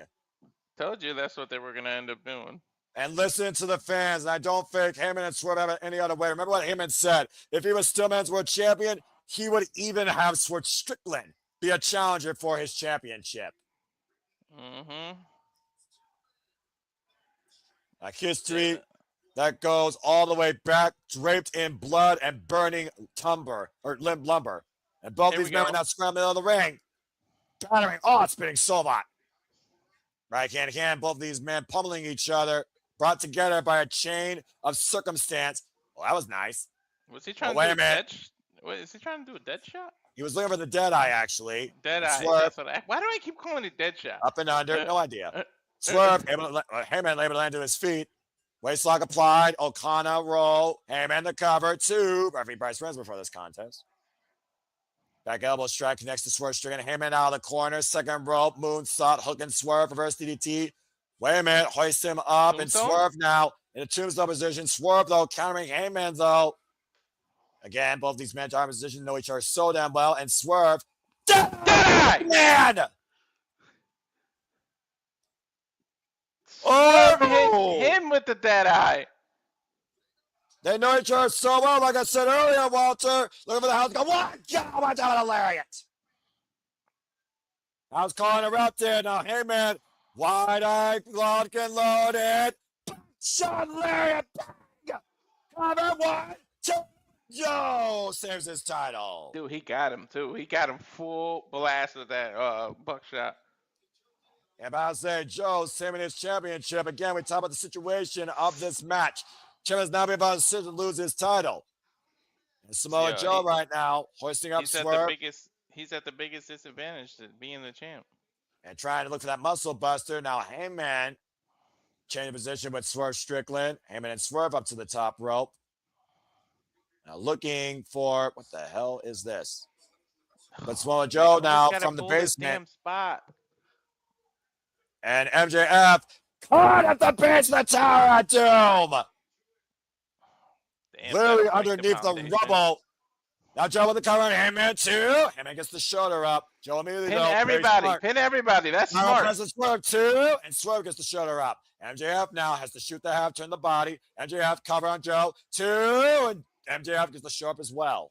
He could have got MJF if he didn't have to swing his whole body around, maybe, Noah. Possibility there to your point, Walter. Again, Samoa Joe denied on 3 pinfall attempts, pinning each one of his competitors one by one. as the AEW Men's World Championship still hangs in the balance. Again, right now, 2 men out. Samoa Joe now isolated with Swerve Strickland. You do wonder, does Samoa Joe want to beat Swerve the most, considering Swerve took the title from him in the first place? The Muscle Buster in play. Joe with Swerve up high. Swerve able to escape. Roll through into the jumping flatlayer on MJF. And right now, Samoa Joe cover the up boots or sneaker, excuse me, by Swerve Strickland. Now Swerve once again. No way. Trying to hoist up Samoa Joe. Waist lock. Deadlift German. Suplex. Dude, remember how hard he been hitting that gym? That's fair. Now Heyman, though, as Swerve goes up and under. Heyman's leg again. Hooking up Hangman. Backbreaker over the leg. Turning him around. Swerve hoisting up Heyman again. Drives him down a power slam. Back press. Look at the far leg. And Heyman gets the shoulder up at 2. The hell was that move? Like I thought it was going to be a power bomb. He turned it into a power slam. Straight up, that was just a takeover power slam, dude. I guess. And so far, not showing any signs of wear and tear since that knee injury, to your point earlier. Keep your eye on the corner. Look, both of them are starting to get up. And also shout out again to Hyan and Maya World, who are now all elite. Congratulations to both those incredible young female athletes. Yes. Joe running like a freight train to Swerve Strickland in the corner. Heyman hoisting up Joe. Backdrop suplex. MJF now back into play. MJF sent up and over with the clothesline to the outside. Again. On his knee. He landed on his knee. No, did you see it? Yep, boots in the midsection. And now Heyman. Oh! Butterfly? No. Ooh. That was Angel's wings. Chance of Christopher Daniels. Yep. Remember the man that Heyman retired. Right now, Heyman skinning the cat up to the apron. Moonsault to MJF on the outside. Great awareness. Now back in position. Once again, looking for the buck shot. Swerve able to duck underneath. Now Swerve of the ropes. Pop up. Power bomb. Cover. 2. And Swerve gets the shoulder up. What the hell? Man. How bad these 4 men want it, but how well do Swerve and Heyman know each other to fight for it? You've been in the ring against your enemy so many times, you get to know them, man. It becomes personal, but you do get to know them. But they had 3 crazy-ass battles? Lights Out Steel Cage, Texas Death Match, a 30-minute draw, #1 contendership. That's absolutely correct. And, of course, the triple threat with Samoa Joe at Revolution last year for the Men's World Championship. Oh, my God. Did you hear that chop Joe just hit Hangman? You can hear that chop in Indiana. And Samoa Joe right now squaring up against Heyman. Gets the big cowboy boot up, sends Joe down the opposite corner. Dude, that was right in the chest, that boot. Heyman right now. MJF, though, back up to his feet. Heyman falls in. Back elbow strike by Maxwell Jacob Friedman. And like I said, these 2 men. Oh, the stomp to the arm. And a follow-up boot for Samoa Joe. MJF taking advantage of the field now. Swerve inside. Swerve sent up and over. Toe kick to the chest. Alabama Slammer? Exactly the move. Correct. Roll through. Irish whip. Arm wringer. Takeover into Samoa Joe. But Heyman is content loaded. Looking for the buckshot. MJF even took underneath. Off the rope. Sidestep. Heyman to the apron, though. MJF looking to hook Heyman on Page for the heat seeker. Denied. Slingshot. Cutter by MJF. 1. Nice. Up to the title. 2. And kick out. But immediately, Oh! Dude, that was a nice transition. Wait, double submissions! Coquina clutch, Samoa Joe, Swerve Strickland right now. MJF's got to let go. Yeah, exactly. Got to make a decision here, breaking the eyes. That was smart by Samoa Joe, forcing MJF to break his own hold. That was smart.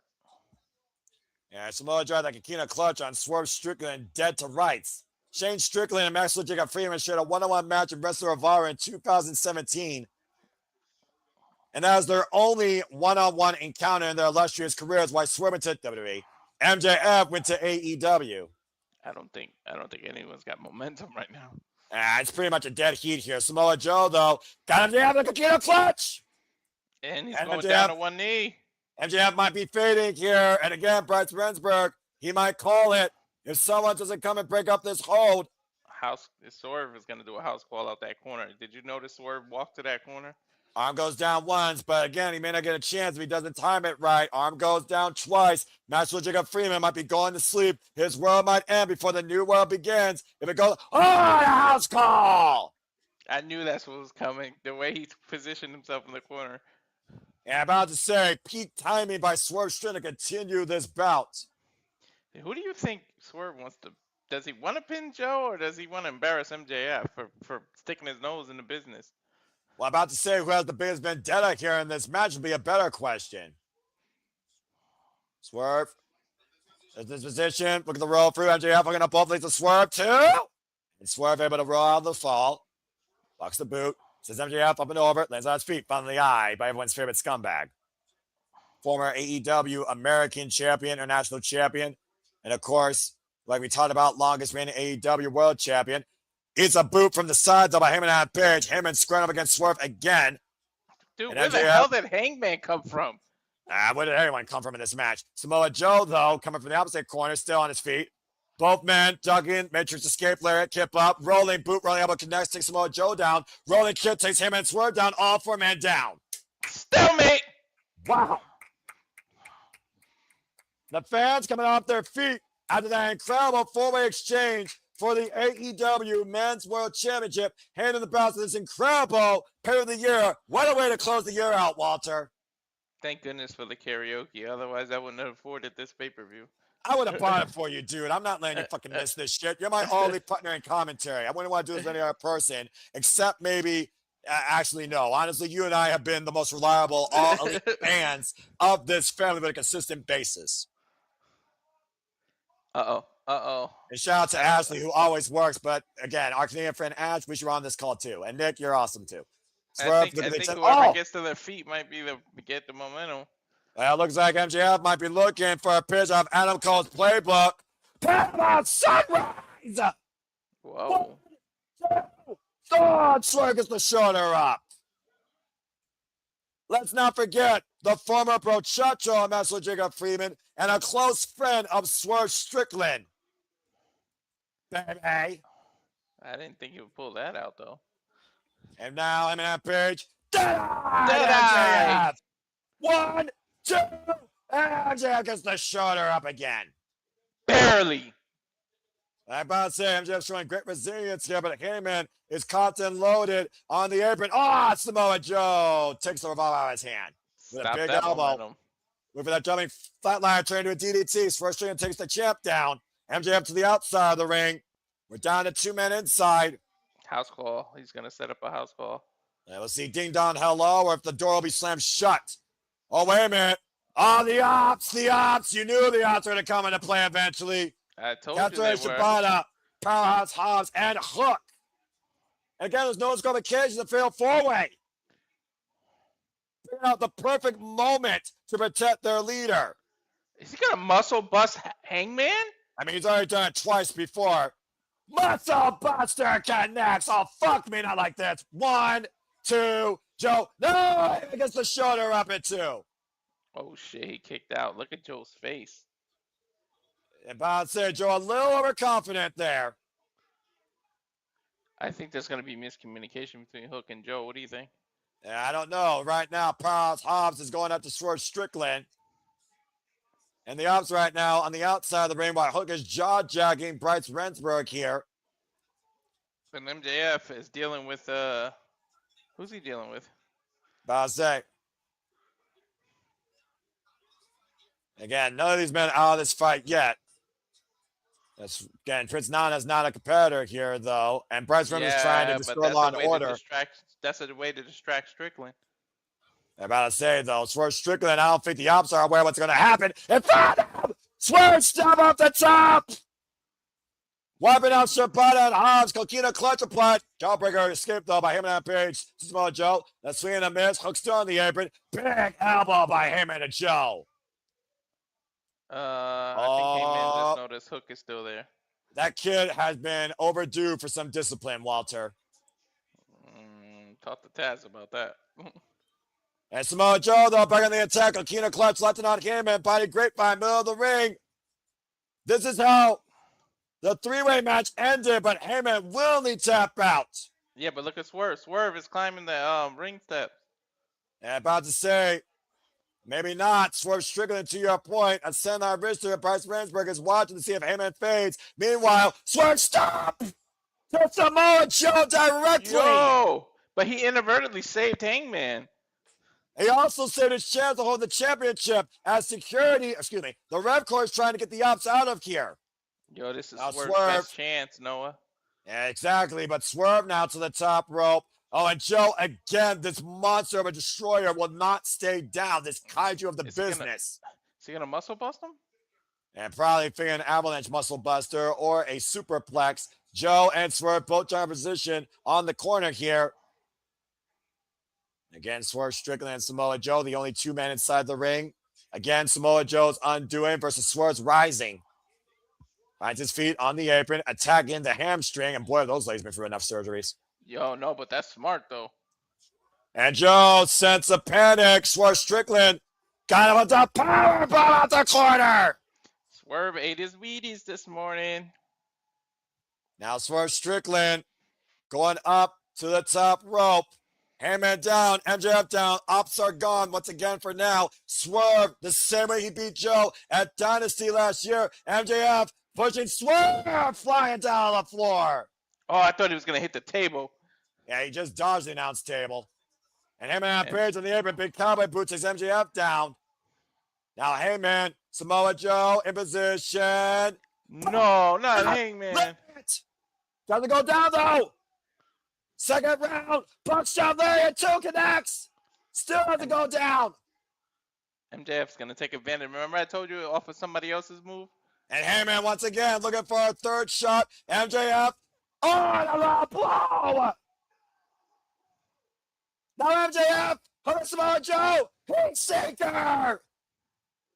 MJF back press. MJF's the new AEW champion. MJF! And he beat Joe. MJF has done it. I told you he was going to take advantage of somebody else's move. 2 years ago, his world ended. And now 2 years later, Maxwell Jacob Freeman's new world begins. Entering the world as the champ. And literally burying the past. Maxwell Jacob Freeman has found himself once again, and he pinned his undoing to do it. MJF played this match perfectly. He played the long game, dude. Pushing Swerve Strickland off the table, off the turnbuckles into the table, and let Heyman and Page do most of the work, taking him out at the perfect time. Like a thief in the Chicago night, Maxwell Jacob Freeman has arrived. The devil has gotten his due. And there's a new fix once again in AEW. Bandito and MJF is coming. That's right, Walter. Let's not forget, the first challenger of MJF's new world will be I am a generation talent, 2-time world champion. I'm burying you, and you fucking know it. There's no denying that, Walter. To your point, the new world begins for Maxwell Jacob Freeman at Maximum Carnage, where Bandito, the most wanted and Ring of Honor World Champion, awaits him. But the bottom line is this. MJF left after Tables and Tax when Mark Briscoe humbled him. He went on a journey of self-discovery. And with that, Maxwell Jacob Freeman has found sweet victory. Dude, Joe only got one defense. A means to an end at World's End.